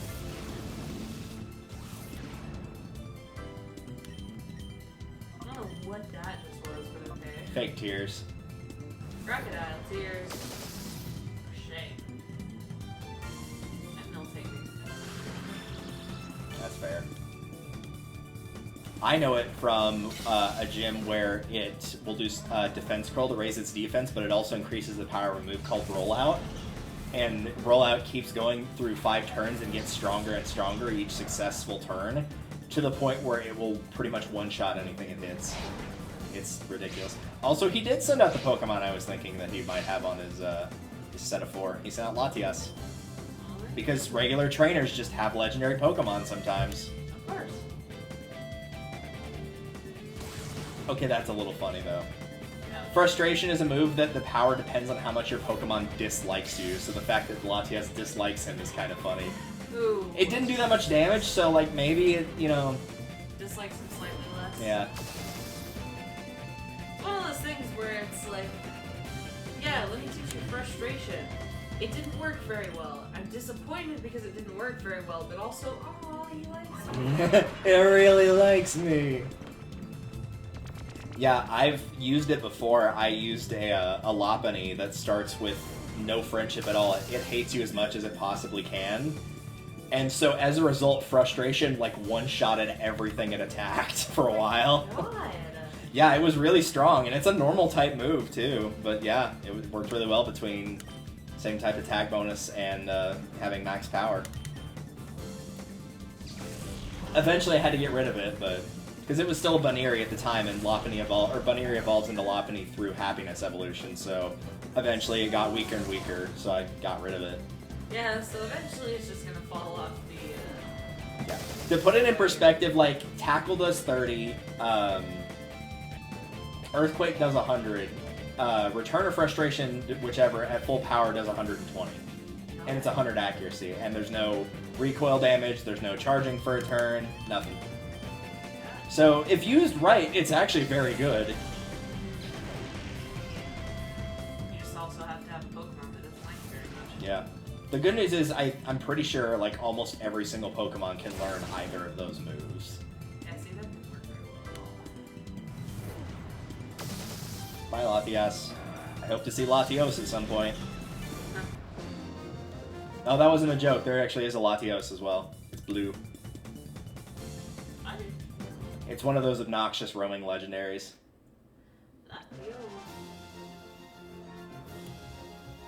It also, I'm sure, spawned many a fan fiction in terms of the Pokemon movies, because Latias has a crush on Ash. Like, blatantly obvious crush on Ash. Because in that game, no, I don't want to suspend. Because in that movie, or in the, in the movie, they're psychic, they're part psychic types, and they're strong enough to where they can transform to look like other things, like other humans. Yeah. That ends poorly. Very.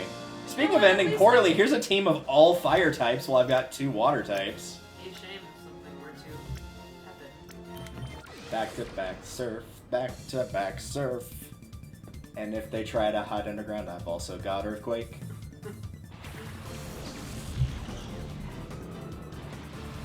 Oh, that hat. That's a dark and a fire. That thing's about to get crushed like a bug on a windshield. At least it won't suffer. That's the upside to hitting a bug going at 70 miles an hour. At least you know it didn't suffer. Yeah. It probably didn't even know what happened, to be fair.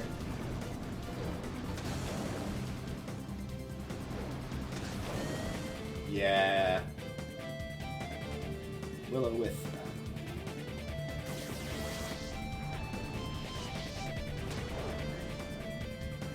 Burned.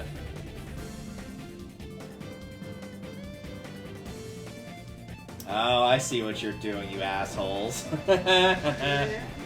He attacked his ally because his ally had flash fire, so it upped the damage that Houndoom would do, and Houndoom didn't take any damage from his teammate. So they're attacking each other, raising their power.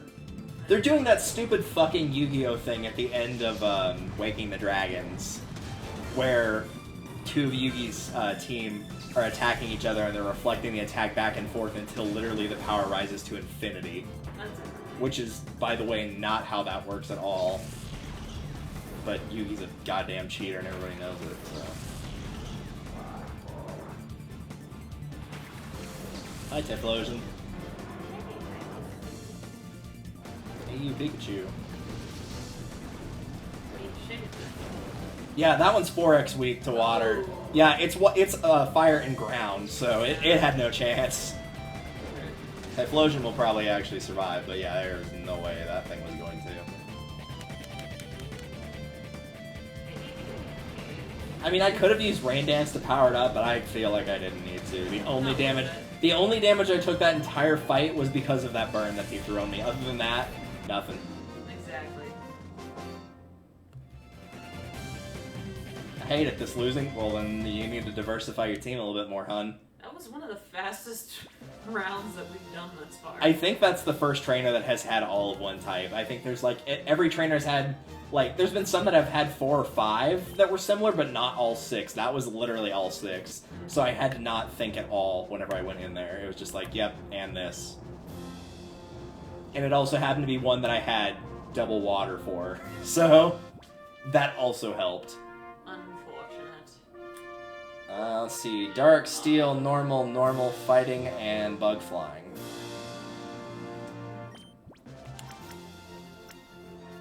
And the sad thing is, with Typhlosion I've got Fire and Fighting. Mightyena is weak to Fighting, Masquerain is weak to Fire, Mawile is weak to Fire, Granbull is weak to Fighting, and Stantler is weak to Fighting.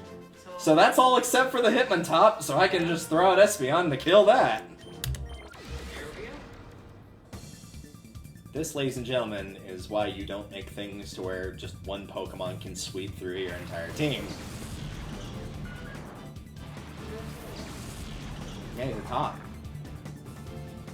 Good luck back in the day of getting one of those, by the way. It's one of the most annoying evolutions to possibly get. It was based on, the initial ones before they got the baby version were Hitmonchan and Hitmonlee, based on Jackie Chan and Bruce Lee. So one was focused in punching and one was focused in kicking.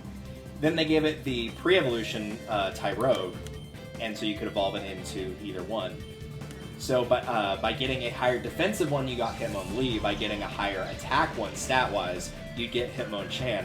If by some miracle you could make their attack and defense numbers the same when it evolves, you get Hitmontop. Bearing in mind that that natures do affect growth rates, so if you get the wrong nature, there may be no possible way to do it.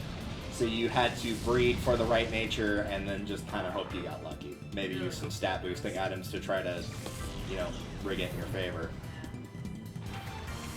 Not fun. That's why Hitmontop is one of, like, the more, at the time, was one that everybody tried to catch in this game, so you could just catch and transfer instead of doing that.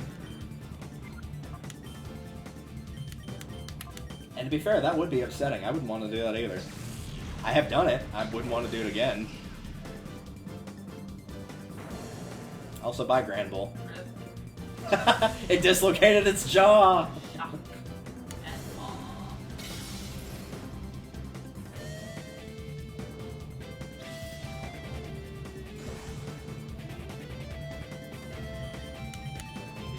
Yeah. Whatever you're doing it well. Yeah, that special defense increase sure made a difference. It was both. It was attack and defense. It's a psychic move, that's the only reason I know why it is what it is, because Espeon can learn it pretty early on, but I chose to pass on it. It is one of the better types available, better normal types available in Colosseum, since your options are so limited. It's actually pretty good. In normal gameplay, absolutely not. But when you've not got that many options, yeah, Stantler's not horrible. It's probably between Stantler and Granbull for normal types for me. Unless we're going for both Colosseum games, in which case I'm absolutely taking Zangoose because that thing hits like a truck. Alright, let's see here. And this is actually pretty diverse, but I'm not too terribly worried about any of these in particular. Two of them are weak to electricity. Two of them are weak to psychic. Throw on the ground and fire. Or I could have accidentally hit the wrong button because I have to select 4 of these with the fucking D-pad.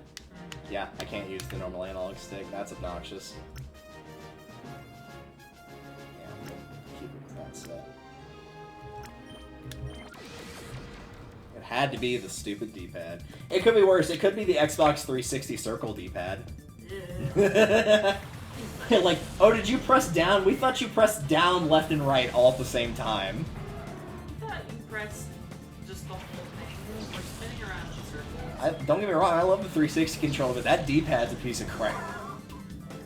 That's the worst D-pad I've ever seen on anything. It's horrible.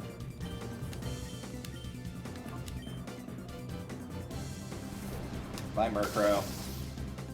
See you in another game where you actually have an evolution to make you just a little bit more viable.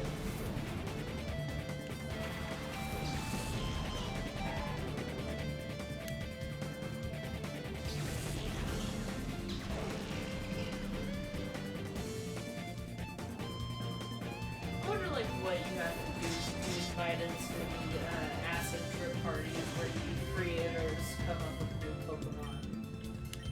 You know what I mean? Probably just take a lot of drugs. Because I'm sure they just all, like, go to somebody's house, just drop a whole bunch of acid and, like, wait. Hear me out. Pokemon. It's a trash bag. It's an ice cream cone. Yeah, like, at least the early ones were like, okay, yeah, like Muck, like, it's a swamp monster. Like, that's not out of their own possibility. Like, Croconaut, not out of their own possibility. Later on, they just get absolutely ridiculous. I think my favorite one I've seen is the legendary dogs that are in Sword and Shield. And, like, the minute they revealed them, somebody posted, like, a picture of a dog. Because one of them is, like, it has a shield on the front where its chest is. And somebody just shows a picture, like, my dog, and it's, like, at one point their dog, like, ran through the screen door, and it was, like, stuck right there. And it was like, yep, there you go, perfect. Screen door shield dog, got it. Love it. Fantastic. It's also, apparently, in terms of legendaries, not very good either. Unfortunate. I don't know, since I don't ever use legendaries, so...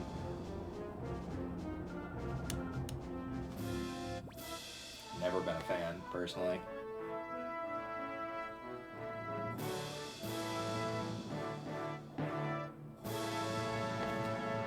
Such dramatic music for Trainer 55.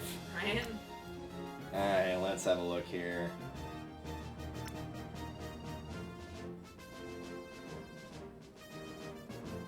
Oops, that's not the button I wanted to hit. I forgot to pick for the first one. Do that. That's never a bad choice. I don't trust that Cordeli's not going to have some stupid grass attack to absolutely annihilate Quagsire, so we'll go with the other water type. Now we're fighting Banbur. Don't you love that knockoff version of Bambi, that beloved Disney movie? Bambi and Amber. Oh no, it's Bamba Gascoigne, the guy that used to do the trivia show in the UK. Of course.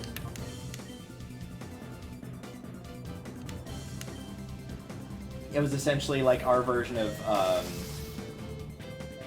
well, not Who Wants to Be a Millionaire. Any like show where you're required to know not just random trivia, but like stuff that typically only really smart people know, as opposed to just like completely random stuff that's like actually, you know, things you would really want to know if you were working in a certain field. The game for Sheldon Cooper, basically. Oh. Can't remember what it's called. It had some really long, weird name.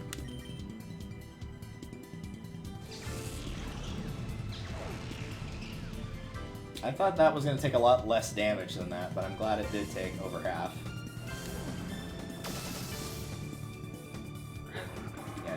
gonna survive. Usually Cordelia is one of those that's really hard to get rid of because it'll use like Ingrain and it'll plant its roots in the ground to get health back. It'll throw a Leech Seed on you to steal health from you every turn to get more health back, and it just like tries to stick around for forever. Yeah, not a fan of those types, so usually try to get rid of them before they can do anything. Yep. Bye. I was feeling it's a really big explosion for a psychic attack. To be fair, it's really broken. Espeon is, at least at the point of Gen 2, is tied for the highest special attack. It also has same type attack bonus from Psychic. Psychic also has 90 power. It's also holding a Twisted Spoon, which increases Psychic power even more. Ah. It's really strong right now. So yes, it should explode. Yes, absolutely. For my money's worth, Espeon is absolutely in the top 2 best evolutions in terms of battling, along with Jolteon. Because Jolteon has wicked high speed and can paralyze, and Espeon's got crazy high special attack. Oh look, a team of all waters. That'll be fun. Team of water and water and water, water, water.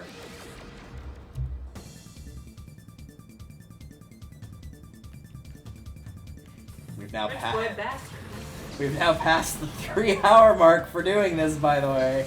Yep. And we're a little over halfway done.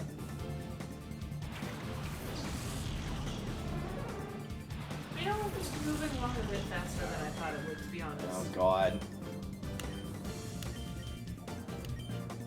I'm just thinking, and to think past me wanted to start at 6. Like, we're not going to get done with this, but there's definitely no way we could have done it. Oh yeah, no. We could have started at, like, Trainer 30 and still probably not gotten anywhere close.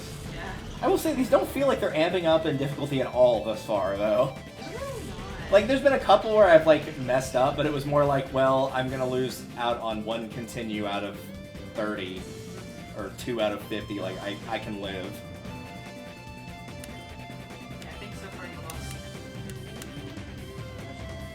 I think 2 or 3. I don't know. It's weird that you can't check, but oh well. But I've never gotten even remotely close to a point of like, oh god, I think I might actually lose this. Nope. Yeah. Not even close. Especially when you have a trainer with all the same type of Pokemon, so they just get completely decimated. We're decimated here. Decimated! People earlier weren't doing 100%. No, they weren't. Because we're getting the higher evolutions now, but they're like, yeah, we'll just commit to one type. Yeah. If you're gonna commit to one type, it needs to be Dragon. Like, you have to pick Dragon. Because at least that's resistant to most things. But instead they're gonna pick, like, Bug, Fire, like, stuff that's got a ton of weaknesses. It's horrible defensively. At least Water's decent defensively, but unfortunately when you've got an electric type on your team, that's kind of all she wrote.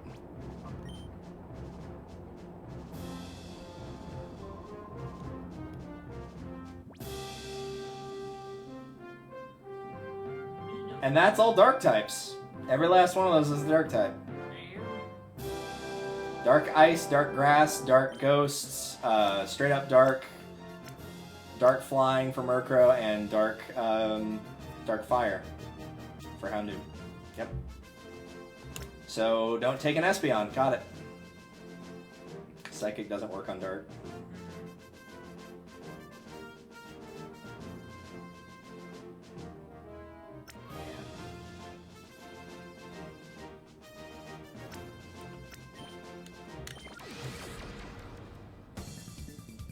The good news is Dark is weak to fighting, so Typhlosion's probably going to be able to kill every single one of these.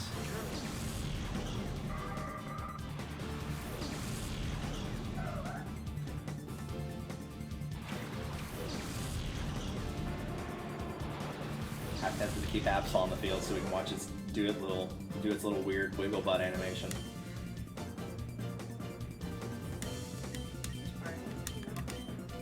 We'll see if it gets a chance. If it doesn't, I'm not going to lose sleep over it. Bye. Have fun wearing those god-awful shoes. Since it's part of your body, you're stuck with those forever.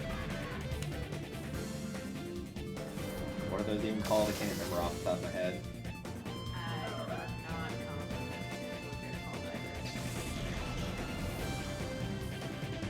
either. Could you jump up on my shoulders and check? Sure, with these spiked cleats, anything is possible. Ew.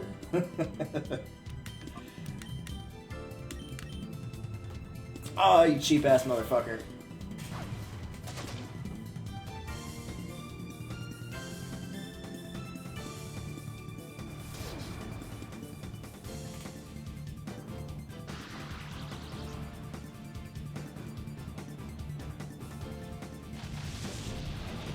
Geta. G-E-T-A. I might be pronouncing that wrong. That's what they're called. And I had time to look that up. What else was I going to do while this was going on?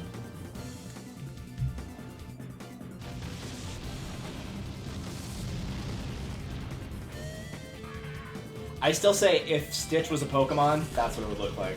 If Stitch was a ghost Pokemon. There you go. Pretty much. It's the exact same body type. Yeah. Just... The ears, the head, everything. And just like Stitch, it has no real weakness. Unfortunately, it does not have the stats to back it up at all. Stitch's weakness is water. No, not this one, apparently. Yeah. I don't think... Sableye never got an evolution either. It did get a weakness once Fairy got introduced, though. I don't know if it's weak to Fairy specifically, but it did get one. It exists. Well, let's look it up while we're sitting here waiting. I didn't start on the home row keys, and instead of typing in S-A-B, I typed in Dan, D-A-N.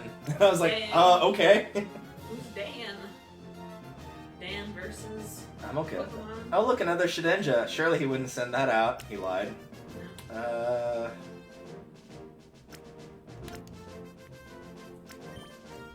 Nice. Thank you. I felt it on my face. I didn't actually. Gravity.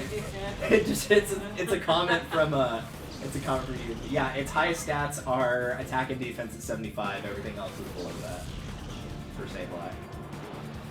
It's from a Badlands Chugs video where he tries to chug an entire 2-liter thing of Diet Coke and doesn't make it. He gets about 3/4 of the way through, but he burps so hard in the camera it shakes the camera. And the top comment is, "I felt it on my face." Jesus Christ, man. He goes back later and actually does manage to do it. That man can...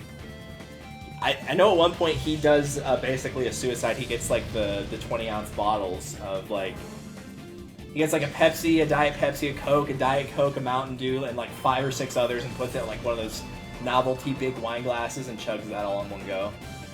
Yeah, I was gonna say... Which is not healthy. I do not recommend anyone do that. Oh yeah, absolutely not. Unless you want to die or see God in another way. At Ugh. this point, I can either see God or fight God. And I don't know if there's a difference. I feel like if you're doing that to your body, no, there's not any difference at that point. You've already committed. Yeah, like 7-Eleven has that bring your own cup day. And I feel like one year we have to just get a stupid big cup and just fill it with all sorts of random crap. Oh, what do you know? He threw out Shedinja. There you go. That's unfortunate for him. He changed his, That's his last one on the field, too. Shedinja will save us.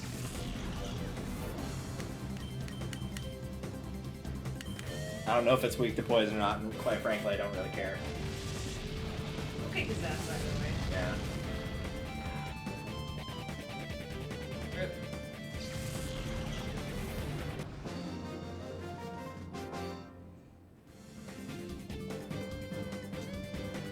Its attack is 90. Every other stat is 45 or lower for Shedinja. It is weak to flying, rock, ghost, fire, and dark. So... 5. A lot of things. 5 weaknesses.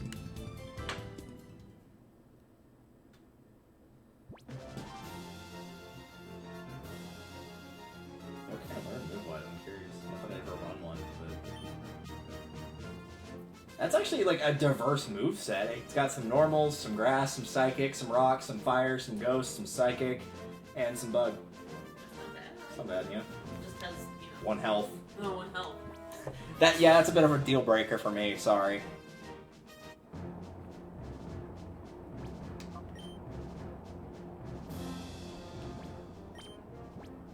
I don't know why I went to that menu. It was because you wanted to make sure we were focusing on the dude saying, "Crank me up, I'm going in full throttle." No, thank you. It's bad enough that there's a character in Danganronpa V3 whose catchphrase is, "I've got a rock hard rager." Oh no. No. Don't worry, he's like the most hated character in the entire series. God. Let's see here. Is he that one that hits on like everyone? No. God. Thank God, no. No Terra involved in this one. Let's see. Banana beard. Yeah. We've got a cock and balls. We've got banana beard. That is literally the shape of Combuskin, by the way, when you think about it. If you remove like the feet, yeah. So thanks for that, lads. And then Cup Leon.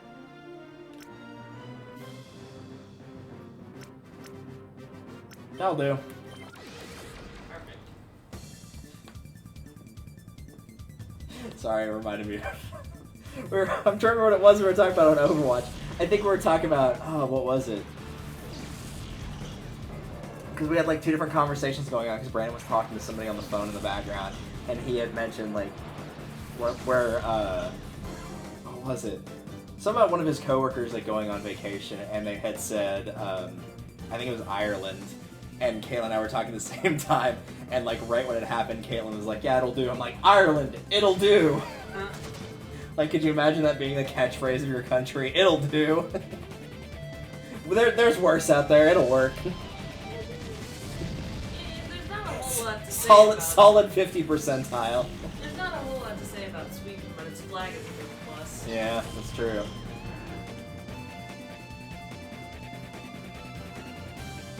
It's bulked up. Are you sure? I don't need a cock bulking up in front of me, thanks. There are kids watching this, man. I was gonna say, I thought that all those internet things telling you that it could bulk it up were scams. Thankfully, that's not my problem. That's somebody else's. It's especially not my problem. Better not be. You can have some explaining to do to a lot of people otherwise. I really would. Yes, doctor, I'm aware that you delivered my child, but, here, the fact of the matter is I have an entirely separate set of fucking balls. Don't worry, that's a style of art that people get into too. We'll add that to the list of things to teach you about. Oh, God.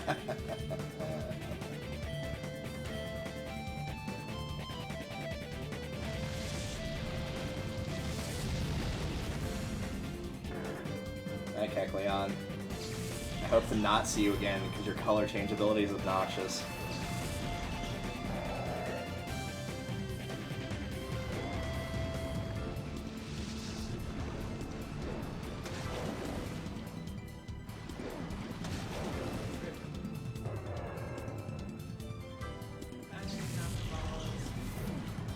It couldn't get back up.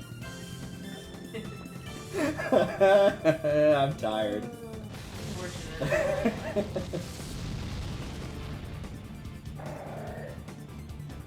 Swallow it on the field just in time to get its ass kicked. Yeah. You think with how that was shaped, it would have, withstood a little bit more than just one flamethrower and then it's gone. No. Oh my god.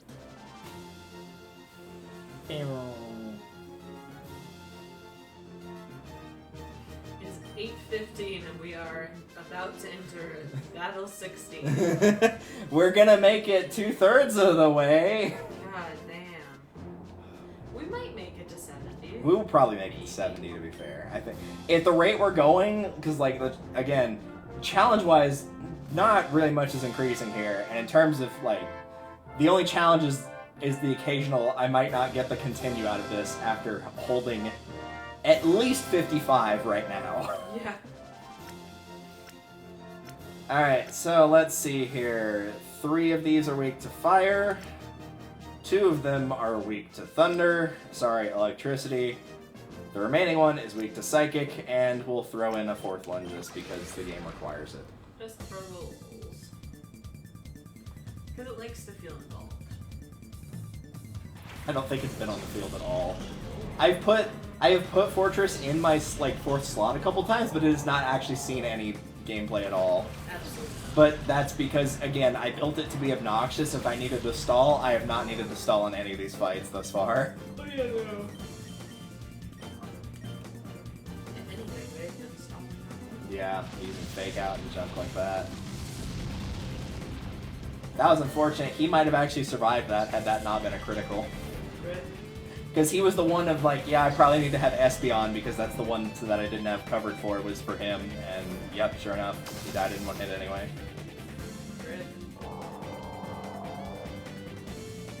He probably wasn't feeling that well being surrounded by a volcano as is. Like, it's not good for anybody, but I feel like it's especially bad for a whale. Oh yeah.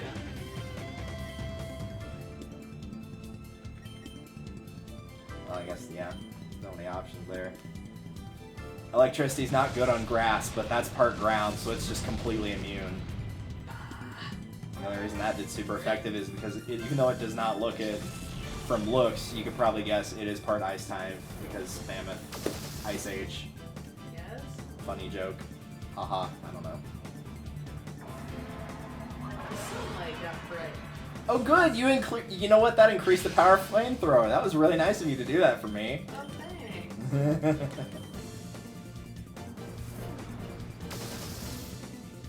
Sure. Flamethrower didn't even get a chance to do anything. I feel like if the Gloom had survived both that and the Flamethrower, it would have earned the right to kill somebody. Oh yeah. It's the bulkiest Gloom you'll ever see.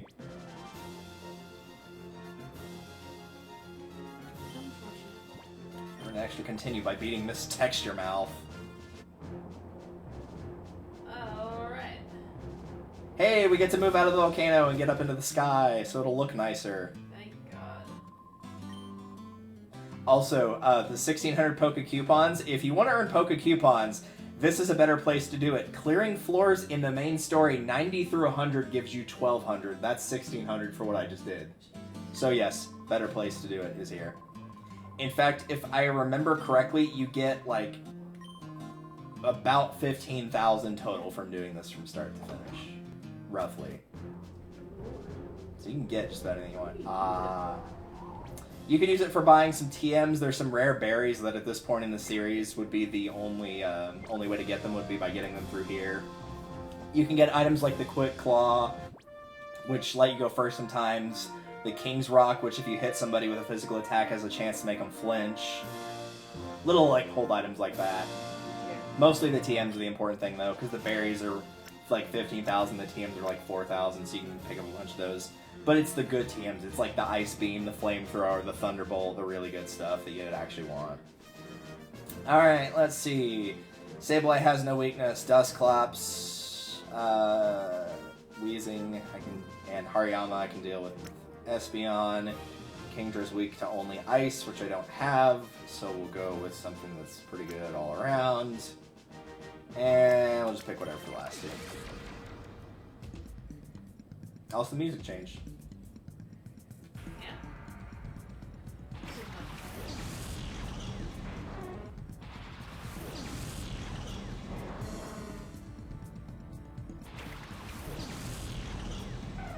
What do you think they do while they're up here all day, waiting for a trainer to get here? Like, what are the last 10 floors doing? You know that, like, almost nobody comes up here. Maybe they just like hang out with their Pokemon. Maybe they just have, like, a little... Break time? Take, like, a picnic lunch out there, just set it down, have a good day. Yeah. It'd be nice. Maybe they take a little break room onto the side and they only have to show up on the platform whenever someone's actually coming. That would be nice. And they just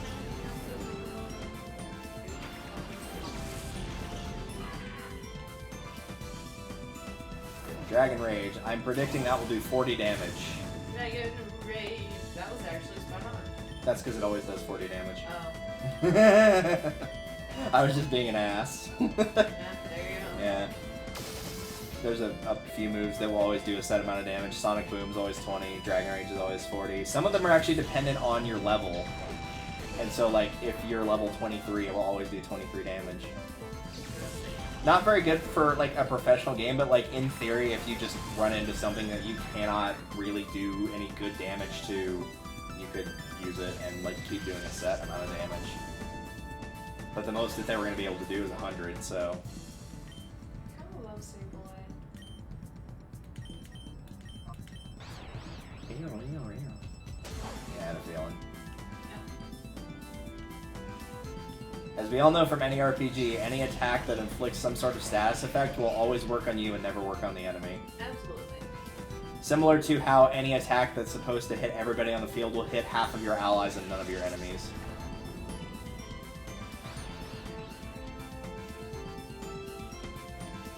Bro? You just really wanted to make sure that was gonna go through, huh? I mean, now the trainer's confused. Everyone's confused! No one knows what's going on! Just sit here and casually take damage over and over until the game eventually takes pity on me.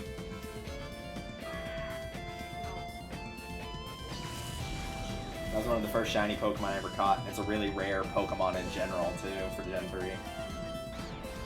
Also got a really low catch rate. It's a pain in the butt to get.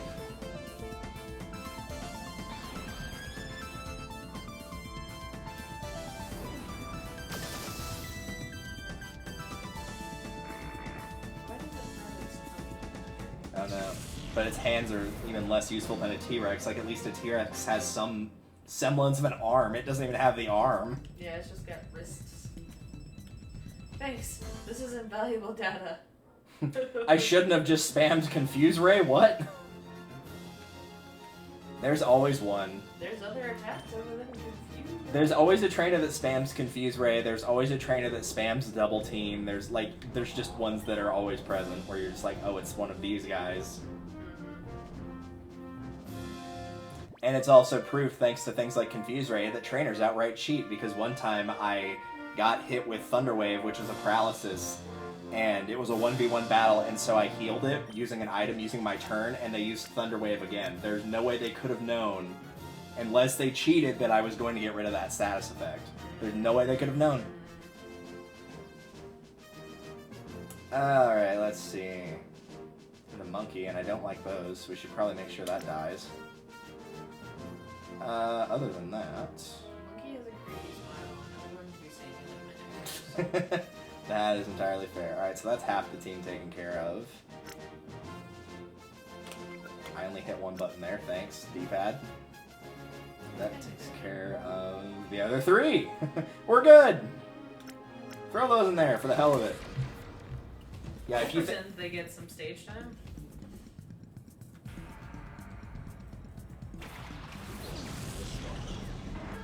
If you think it looks creepy as an Apom, and I have to look up the picture because it's not available, its evolution isn't available at this point, that's what it evolves into! It's even creepier! Yay! Why are its hands on its tail and not on its arms? Yay! It looks even creepier in the anime. Why is it making that face? Oh my god.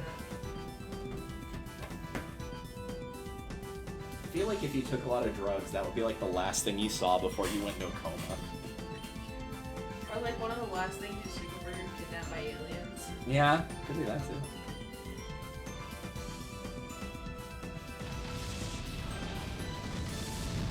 There are just some Pokemon out there, you're like, I don't care how good stat-wise that it is, it's creepy and I don't want it. Right? I don't care if it's like pseudo-legendary level of good, I don't want it. And there's nothing you can do to convince me otherwise. This Pokemon is the most badass thing you've ever seen in your life, however, I would like it to stay on the other side of the continent from me. Hi, Pupitar.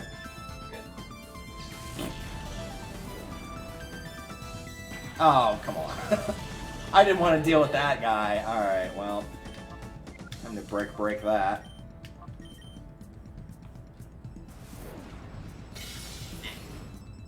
Rip.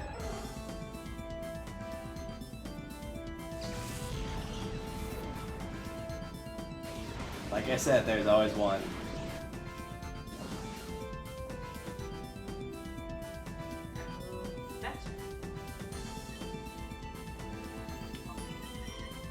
I mean, I could use Earthquake, but he'd be able to dodge that too. Because you can dodge an Earthquake. It's like in Mother 3, I can't remember what boss it was, but like someone said some bad words. Duster dodged quickly. Like, how do you dodge words? Because sticks and stones can break my bones, but words cannot hurt. The only way you could dodge words is by deleting your social media accounts, obviously. Well, that was fun. Oh. God.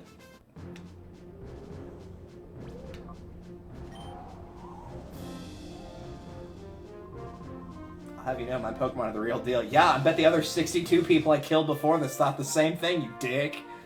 Trank. Yeah, he's about to get tranked. Look at that Crobat's face. What is that face? I'm so distressed. Speaking of taking a lot of drugs. Good God. Alright, well that takes care of the top row. Espeon for that. Again, no real plan for Quagsire, which means it's almost assuredly going to get sent out.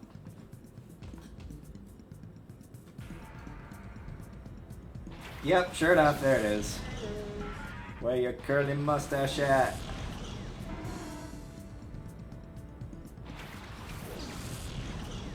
Yeah, I never did get around to naming the other half of my team. Yeah. It's just now registering that I did not bother to do that. Oh well. I wasn't gonna question it. Well, it's because people could donate to name my team. I picked Wild, but Fortress... Or, no, I picked Fortress as well, which is Reinhardt. Yeah. Because worry not, my friends, I am your shield. He's also my Overwatch main, so... But, Coolfish being named Quilava was not my choice, nor was whichever the other one, the god nickname was.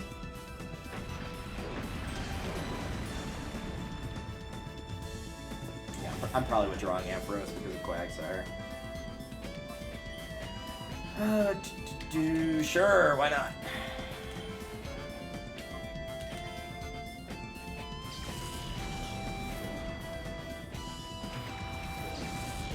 The only reason I put Iron Tail on Ampharos was so if I got stuck against the ground type, I'd have a chance. The problem is, I'm not very good with Steel type. I don't know what it's strong against. I know what it's weak to defensively, but I don't use them for offense that much. Because unsurprisingly, since it's Steel type, it's more defense-based than it is offense-based. There's that Crobat with its 1,000-yard stare.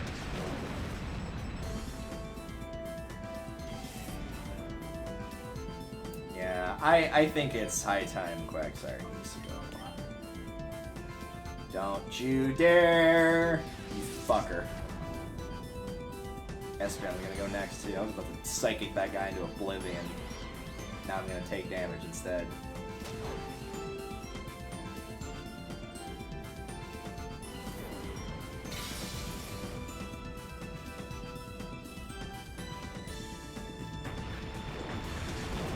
The worst part is you know what he's going to do next round. He's going to use Confuse or Anti-Flosion. You know he's going to. No, he actually didn't. Wow. Wee!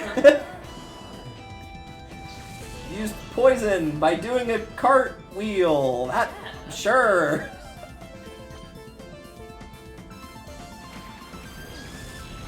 What a shame. I'll miss out on that fourth continue out of what? 63-ish?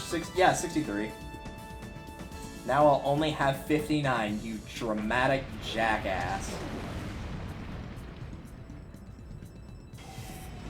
Like, really, at this point, this is just a matter of waiting for that Crobat to finally die. There we go.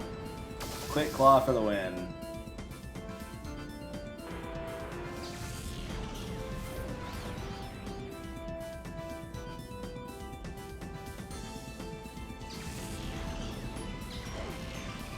And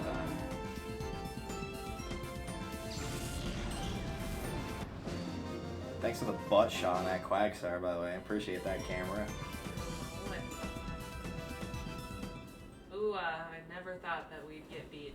But wait, so if you never thought that you would get What did you think all the other guys back there were doing? They were just hanging out, you know? It's all good. We're just gonna hang out here for a while. Well, like, why are you not at a higher level if you've never been beat? Yeah. Like, why are you 63 instead of 100? Okay, what are you going to throw at me? Well, first of all, these hands.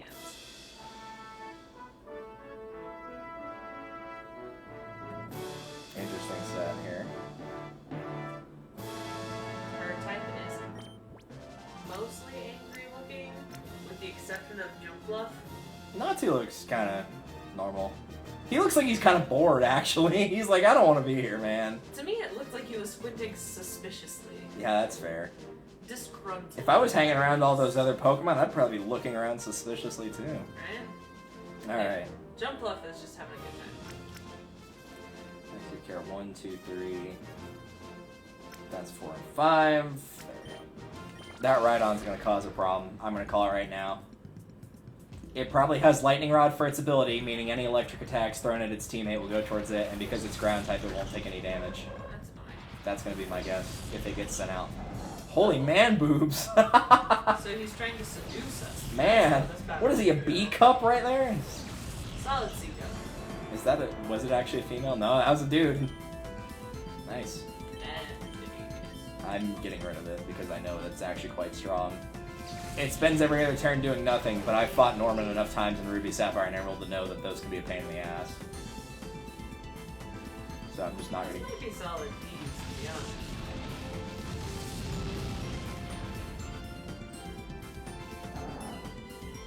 Oh well. D for dead.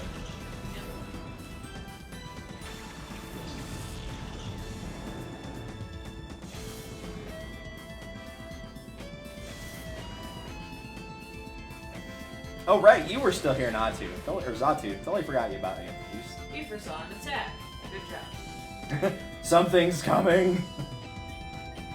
I think I might give attack soon. I mean, oh, really? What part of the Pokemon battle tipped you off to that? I mean, I could have just left Zatu alone, maybe. I would have been curious. What does the Foresight thing do? It basically means that somebody on my team will take a psychic attack 3 turns from now.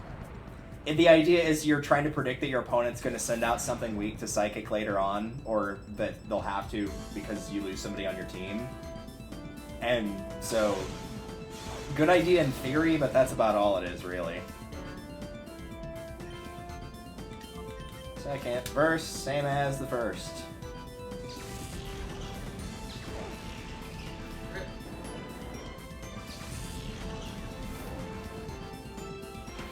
Yeah, you didn't send out Rhydon. That's kind of surprising.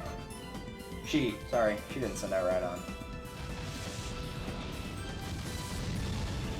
To be fair, despite her body shape and title, I don't know what gender she identifies as, so it was rude of me to assume in the first place. Wow, she really did it. She's out. Jump Bluff? Yeah, so jump up. Which is weird because Gyarados is water and flying. I know it doesn't look like it, but it's water and flying. It would have been 4x weak to electricity.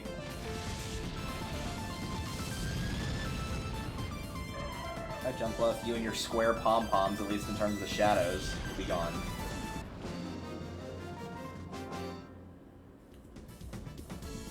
If this were school, you'd take the honor roll, which is why I look so disappointed in everything. I mean, Sherwood and I both made the Dean's List for like the first 2 semesters and we weren't even trying, so Yeah. that should tell you something.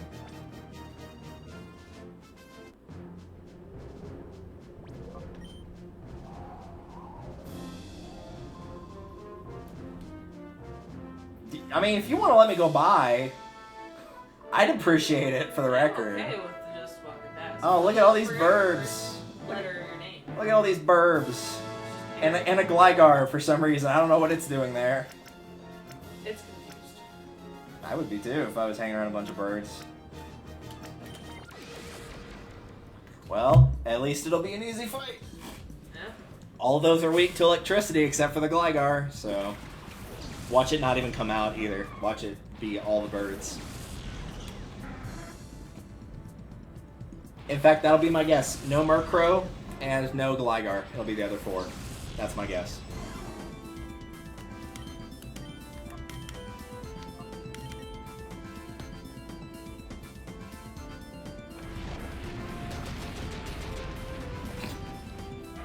I was like, that might do half damage. Yeah. Still right thus far. Altaria. Which is probably the only thing on his team that's actually halfway good.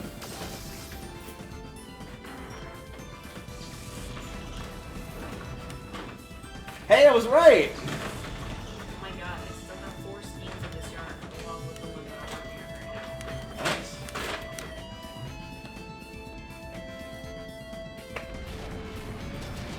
she's shredding on the guitar, having a great ass time in the background.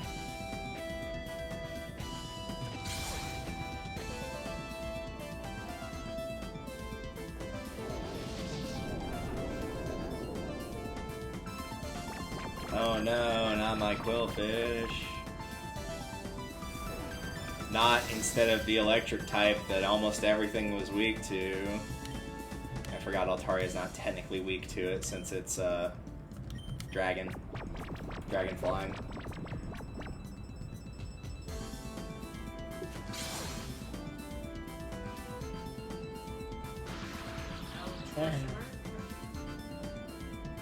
Well, Dragon Breath is gonna paralyze me.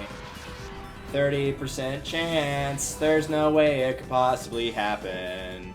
Oh, it actually didn't happen for once. Wow.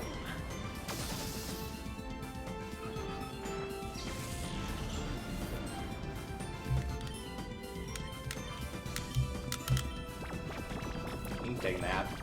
He's been working hard. I mean, I could switch in, but like, you know, effort. Don't really need to.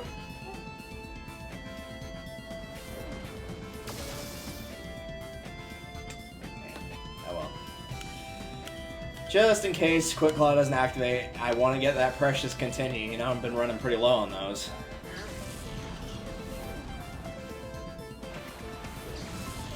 I do find it interesting you don't have Call as an ability in this, like you do in Story Mode, because you can actually wake your Pokemon up by doing that, making sleep the worst status effect in the game.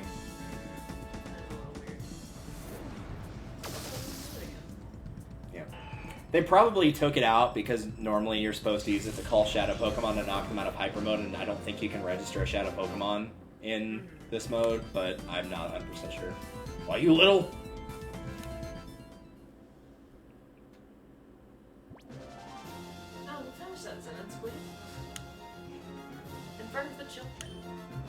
Definitely in front of the children. We haven't been fucking swearing all this time. What? Hey, that's a fucking bad word. Yeah, it Don't is. say that shit. I still like my mom's version of it whenever she said, like, a pretty mild swear word in front of Hugh, but her sister was there too. I think she just said, like, dang it, or like something like that. Like, not even really a swear word, but her sister was like, don't swear on Hugh, and she goes, oh shit, sorry. Like, just immediately, yep, shit, sorry. Didn't mean to do that. Yeah, that's about it. I was like, that sounds like my mom, alright. That's about right. Alright, so what do we got here? It's kind of all over the place. That'll take out the Miltank and the Bayleaf. That will take out the Golem and Quilava. That's for the Celio. I don't think I have anything for Girafarig. The giraffe rigs aren't super... Not really.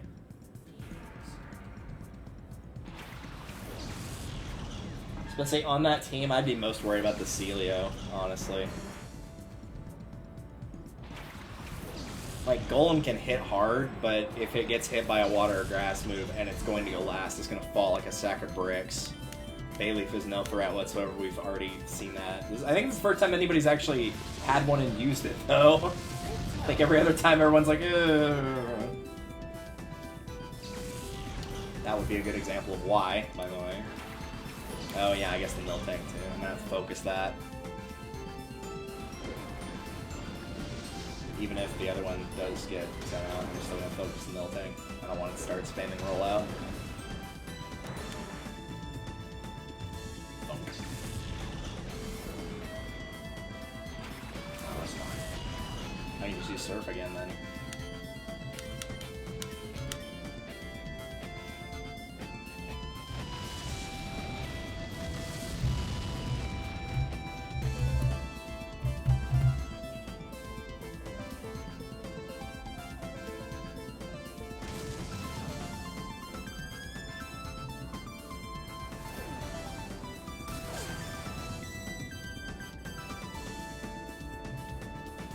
This is feeling like some weird role reversal with Quilava trying to attack me and out defeat me. I've definitely not gotten to that chapter yet, nor will I for a very long time. if my expectations word count wise and idea wise of what chapter that's gonna be, I just finished chapter 9. That's gonna be like somewhere in the late 80s. It's gonna be a while. But man, will the payoff be glorious.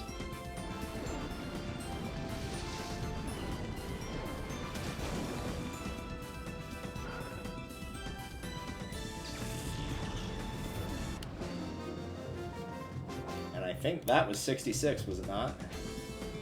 Are we 2/3 done? Almost 4 hours in? God.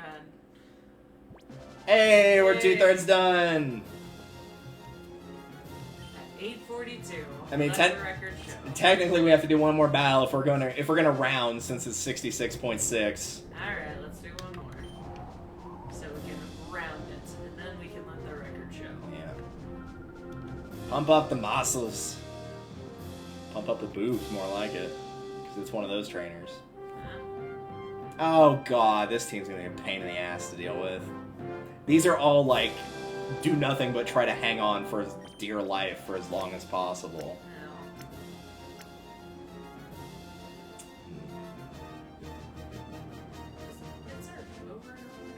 Yeah, that's kind of what I'm leaning to. Even that Corsola, it's a water type, but it's water and rock, so it actually takes normal damage from water.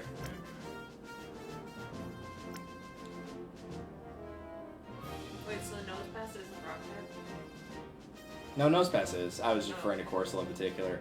Armaldo's Bug Rock. Credilli, I don't remember off. I think it's rock and grass, but I'm not 100% sure. Nosepass is rock. Corsola's water rock. Sudowoodo is rock. And Lairon is ground steel. Wait, so he's got wood in his name and he's rock. Yep, he's rock. He's designed to look like a fake tree. They even lampshade that in the Lucario movie because somebody said rock and grass. Yeah, weird type. One of those that people used to throw out in the olden days because everyone was like, I don't know what that's weak to. Which, to be fair, again, rock and grass isn't very common. Or not at the time, wasn't. I'd rather get rid of Armaldo, for being honest here.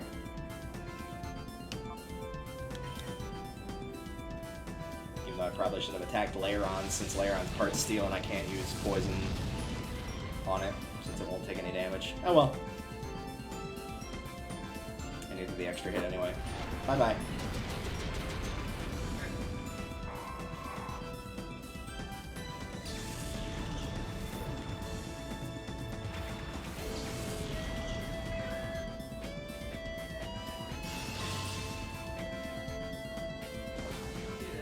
That's unfortunate because Flamethrower is a special move, so that did nothing to help him. Yep.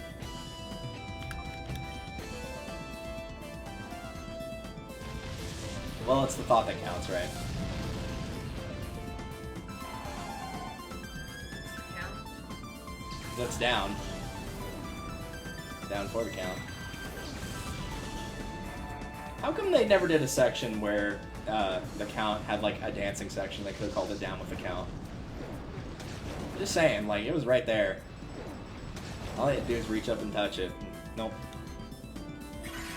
All he had to do was summon Alligator Sword normally and he could have won without cheating. That's all I'm saying. I'm still mad about that bullshit. More so because Joey Wheeler already gets really lucky, he says with air quotes. No, but he is a protagonist, so by default, he's going to make it to the finals. The good news is he's also a comic relief character, so by default, he cannot win either. Exactly. Can you imagine if that had actually happened in the semifinals where Joey had beaten Merrick? Because the only reason he lost is that he passed out. He was actually about to win that fight. Yeah. That would have been like, oh, that's not what anyone saw coming, but nope. We can't have a repeat of Duelist Kingdom. It would have been funny just to piss Kaiba off, mostly. Because you can see it in Kaiba's face for like a split second when it comes to him. He's like, oh crap, I'm about to lose to Joey overall. Which would have been hilarious. Oh, Because every time Joey and Kaiba have dueled, Kaiba has smoked him. Like, he gets control of the duel and almost never loses it. And even when he does lose control in Battle City for a split second, he gets it back immediately.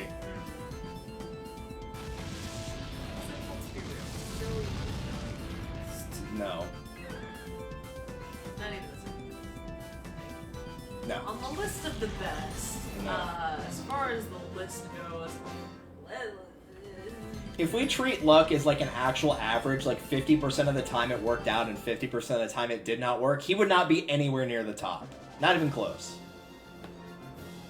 He would lose to Mako Tsunami, he would lose to Weevil Underwood, he would lose to My Valentine in all of their duels, he would lose to, oh, what's his face? Johnson, he would lose to Johnson. Now we're 2/3 done, yay! Yay! Let the record show. It's 8:47. 5 whole minutes after we last let the record show. Oh look, a bunch of dark types again. That's almost the exact same set. 4 of those are the same. Yeah. They had the Shift Tree, the Absol, and the Crawdont. I think the only thing that changed was Umbreon definitely wasn't there. Nor was the Machina. Yeah, I don't think the Mightyena was there. Oh well. Well, that will take care of all the types with Wild, and also 2 of those are Grass, so they're doubly weak to it. Thunder for Crawdont that we probably won't need. And we'll throw in those 2 because they were the first ones on the list. I don't know. Because we have a requirement. Oh, would you look at that? Both the Grass Dark ones, too. Yes, ma'am. Complete with Cacturn wearing a stupid fucking hat.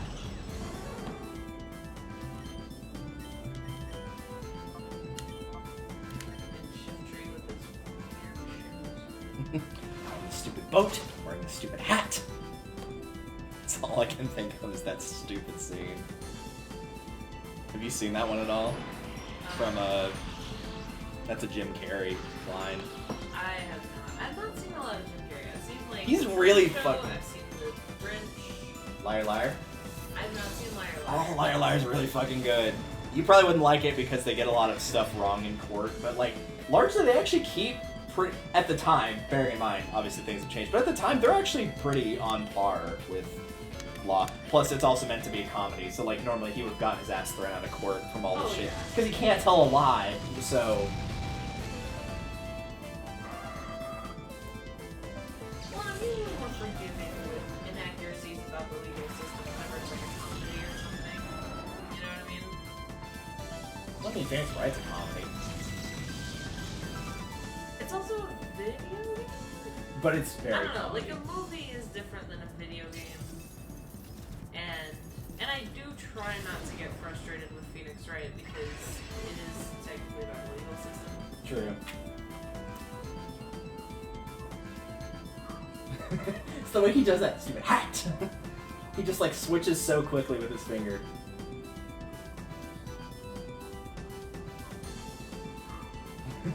That's like And, like, lightning the fast eyes. speed. Oh yeah, it's And great. the eyes It's roll back absolutely into great. his head. It's absolutely phenomenal. I love it. Alright, Flamethrower on Cacturd. Thunderbolt on. Not my favorite of his. I still think Liar Liar is my favorite, but still really funny. Like that scene where he, well, I guess you haven't seen it. Since he can't tell a lie, like he can't even write a lie down. Like he literally cannot lie at all. So at one point he gets a pen, a blue pen, and tries to write this pen is red. And like his arm will not let him, and so he's doing the scene where he's like grabbing it, like trying to make it right. And then by the time his secretary comes in, because he's making a crap load of noise, he's like knocking shit off his desk. It's got like blue written like all over the walls, on the ground, on his face, and he's just like, the pen is blue. The pen is blue! And it's just like, you can tell he's completely broken, and it's hilarious. And the secretary is like, Yeah. There's also just some really like funny / mean lines, because normally he tries to be nice to all like the people that are around him. And so like one of the guys that's very clearly overweight in the office like sees him walking by and he's like, oh hey, hey, what's up? And he just turns and goes, you're cholesterol, fatty. oh my god. It's just the guy just looks at him like, what the hell? Less like I'm hurt by that, and more like, did he actually just say that? What kind of drug is he on today? It's also got the "it was me" line of where he farts in the elevator and it like completely stinks up the elevator. And man just like, yeah, he just walks out and goes, "It was me," and it's like, well, no one asked if it was you. I don't think you're telling a lie if you're just not saying anything. You're not even pleading the fifth because no one asked. You just volunteered that information. Oh no, you can't escape now. Him having 44 health left. There is no escaping the 100-man gauntlet. There really is no escaping.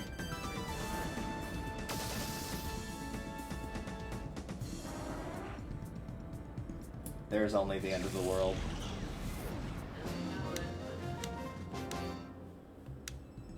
Take that, Wogort.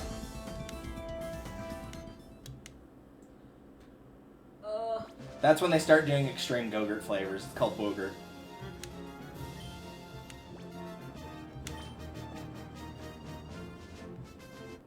Alright, time for everybody to get their jokes out of the way. Nice.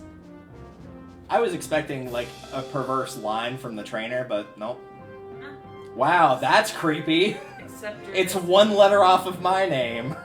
There you go. Great. Accept your destiny. No. That's what she said. I ain't accepting no destiny. Fuck that.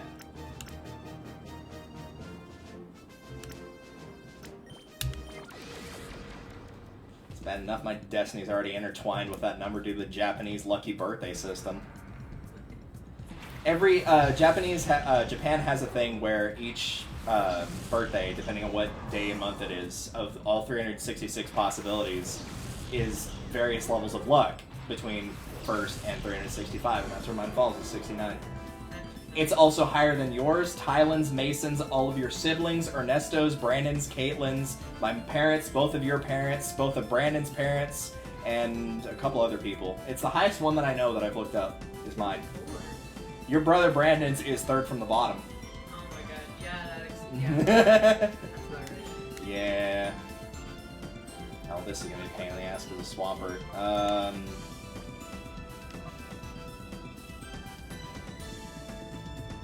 Yeah, I'm gonna do full heel face turn.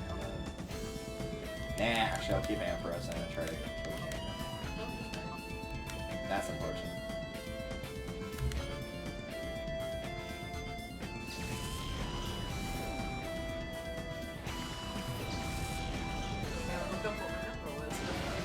No, I can look it up. I think you were in like the 90s somewhere. Which, I mean, all things considered, out of 366 possibilities, is still pretty high. Oh yeah, that's not bad. It's still top of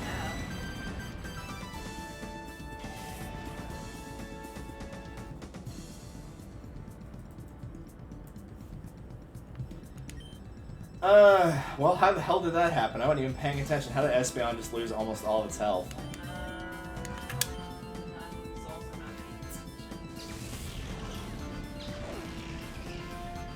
Good. It took out a good chunk of that. That was the only thing I really cared about.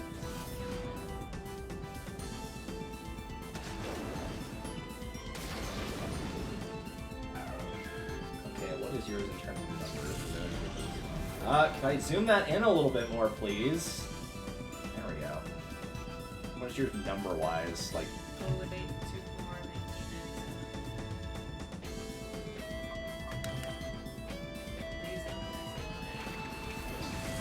mean, I didn't need the 1997 part. You just offered that one up freely. I know, it's habit. Anytime you call the doctors or the dentists or the insurance people, they're like, what's your full date of birth? So I just rattle the whole thing off.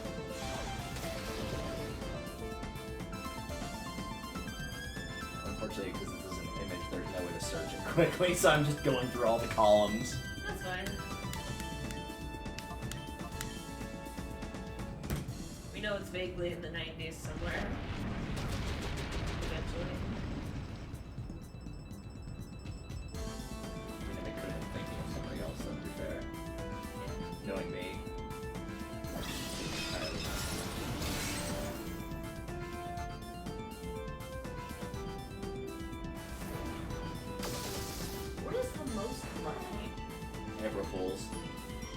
Like, actually is April Fool's. Talon's grandmother's birthday is Yeah, that would suck, to be fair. Did you say 27 or 24? I've already fucking forgotten. Ugh! I've been playing this game for too long. It's been 4 hours. Oh wait, Start from the bottom. It's easier to find it on your left. Am I wrong? I mean, mine's up there. I don't know why, but...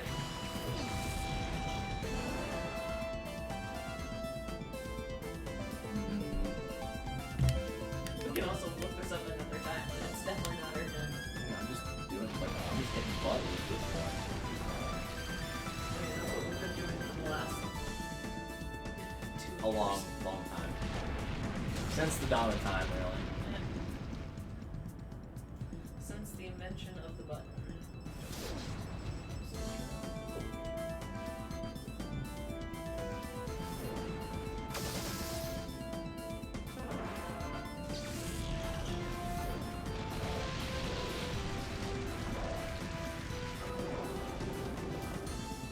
Ampharos is about to die. You have for alligator remaining.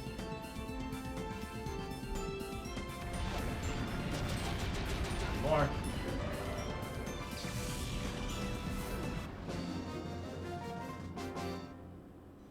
Can't kill me if I kill first.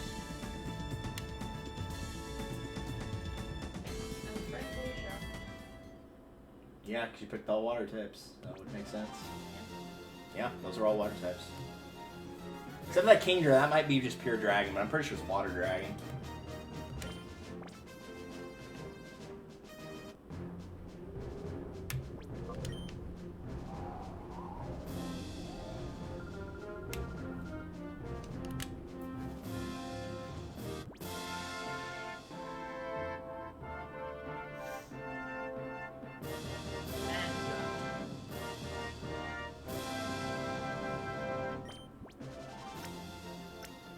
There it is. You're 305. My mistake. Oh my god. We found it at long last. Alright, let's see here. So normal types and grass, so that'll take care of those. Probably need to prepare for that golem.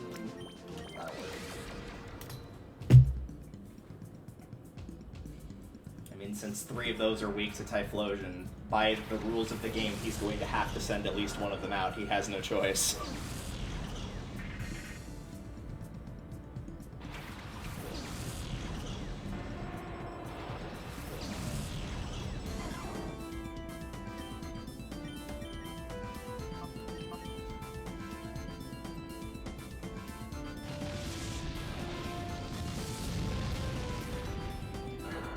Bye.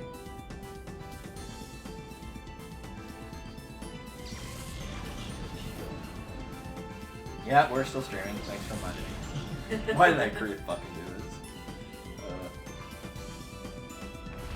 I feel like by the end of this, I'm just like the Mr. Krabs meme of "Give it up for day 15," where he's just like barely conscious, just completely gone into the realm of insanity. I was so tempted to post that the time that I had to work for 15 days in a row. I was so tempted to post "Give it up for day 15" in the group chat. God.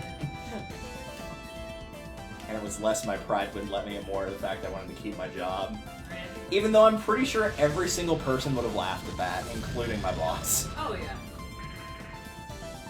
Also, you were going on day 15 without a day off. Yeah. Complete insanity at that point. Easily. I didn't even remember what day of the week it was by that point.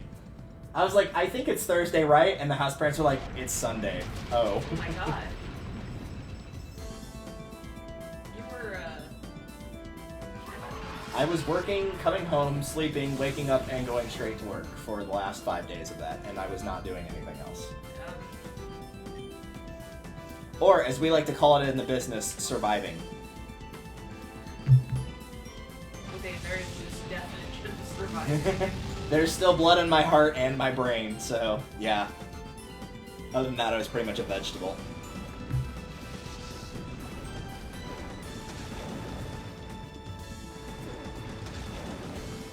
Bye, Golem. Okay. A lot of those thus far.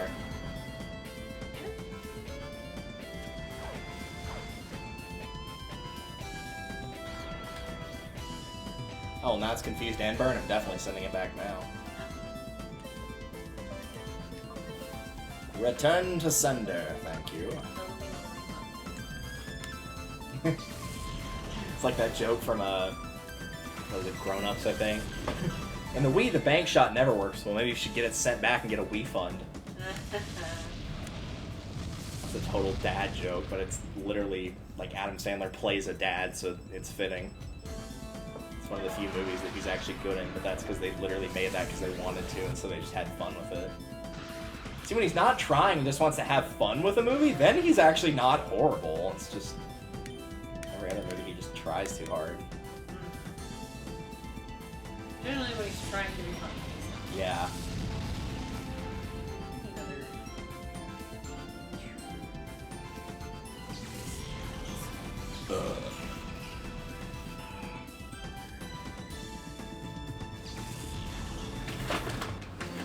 You ever have that existential moment where you're like, I've spent 4 hours doing this? Because that just happened. I do that There's still all 30, the time. There's still 30 more floors to go. I'm sitting here with my additional, like, my 4 skeins of yarn left, about to start another round.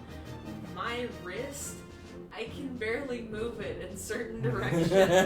My hands have cramps for days. And yet I'm like, yeah, let me just tie on another skein to this stupid crochet project. It's fine. It'll all be fine. I can't even see where this stupid ball of yarn starts. Well, I'm gonna go change in my work pants after I pick my team here, since I've got enough time to just sit there and wait for all the Pokemon to get sent out. It was vaguely light enough outside to see whenever we got here. Yeah, it was, because it was 5 o'clock and not 9 o'clock. Alright, so 3 of those are weak to fire. Of the remaining ones, Metacham's weak to Psychic. I don't even remember what type Porygon is. I think it's actually not flying, oddly enough. And it's plastic toy. Porygon's one of those I never keep track of, but it's not exactly got phenomenal stats, so therefore no need to really keep track. It's like a balloon. If you stab it, it dies. Yep.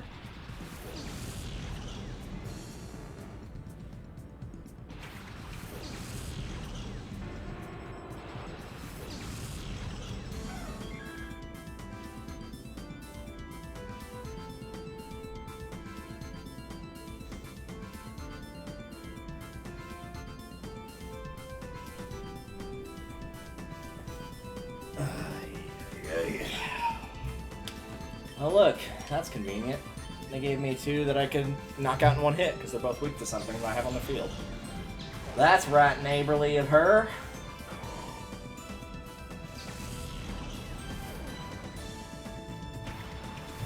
Porygon 2!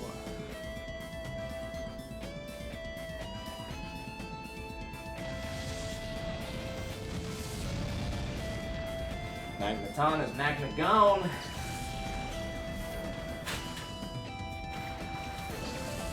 Oh, look, something else that's... I think that's actually normal damage to Psychic, but we're gonna kill it anyway because it's ugly looking. Again, it's got those lips that look like they've been stung by bees. I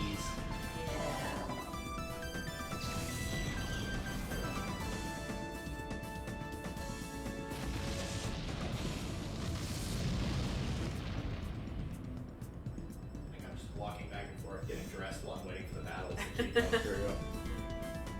There ain't nothing important going on, it's fine. Porygon transformed into the Dragon type. Yeah, that will absolutely save it from what's going on right now. Absolutely. Especially since it's the only thing remaining on the field. And burn, so I could literally just leave it there for a couple turns and it would die anyway.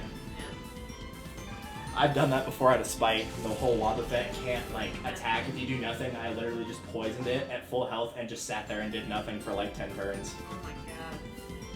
Because he kicked my ass in the first half. I'm like, no, you're gonna fucking suffer through this, you dick. You're gonna sit there and think about it.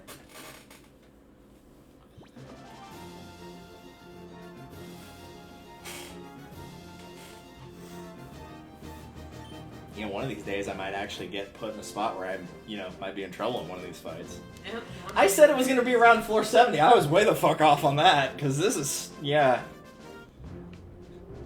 At the rate we're going, I'm thinking less 70 and more like 85 to 90. Yeah. And even then, I'm not fully sold on that, because the difficulty feels almost exactly the same. Alright, this is the last one we're doing, and I'm leaving this just up on the screen, and we'll come back to it tomorrow. Alright, let's see. Everybody on the bottom's weak to Typhlosion. Ampharos to get rid of Golduck.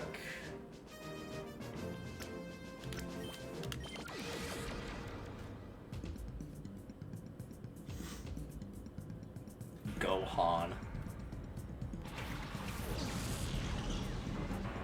That's worse than the enemy name in Earthbound where they call it a Rand Boob.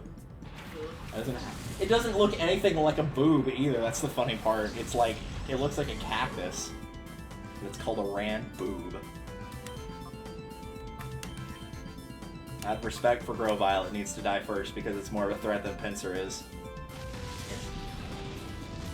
At least Grovyle is fast. Pretty much.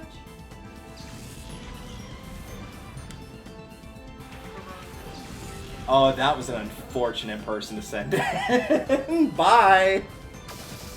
Oh no, I did attack Pinsir and it still almost died. I thought I threw Thunderbolt also at Grovyle, which meant she would have sent out Golduck just right into the lion's den. For it to immediately die. Remember that story about how David really wanted somebody's wife and so he sent his husband out onto the front line to make sure he died? Yeah. Yeah. That's what it reminded me of a little bit.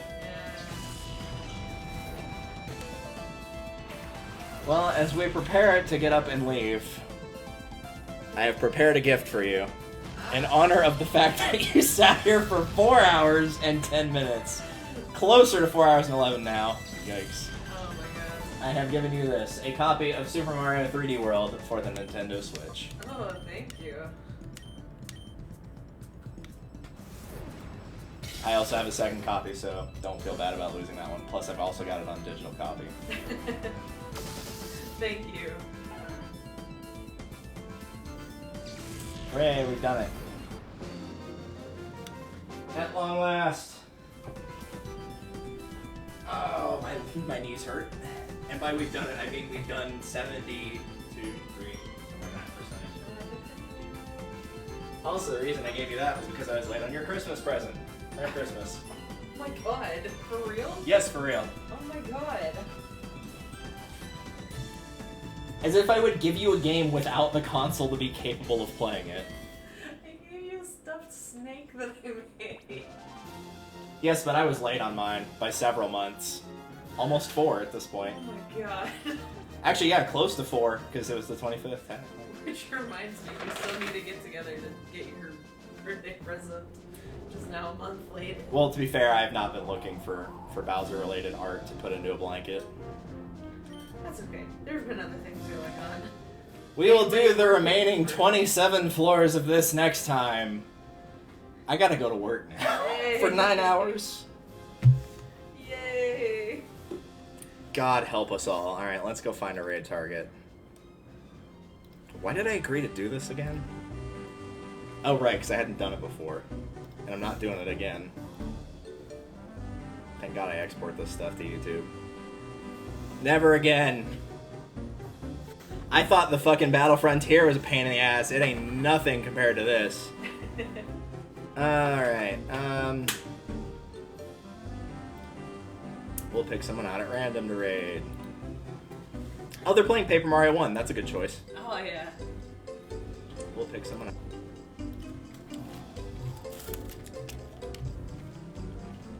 If I can find the home row keys. Goodbye, everyone. Never do this challenge ever.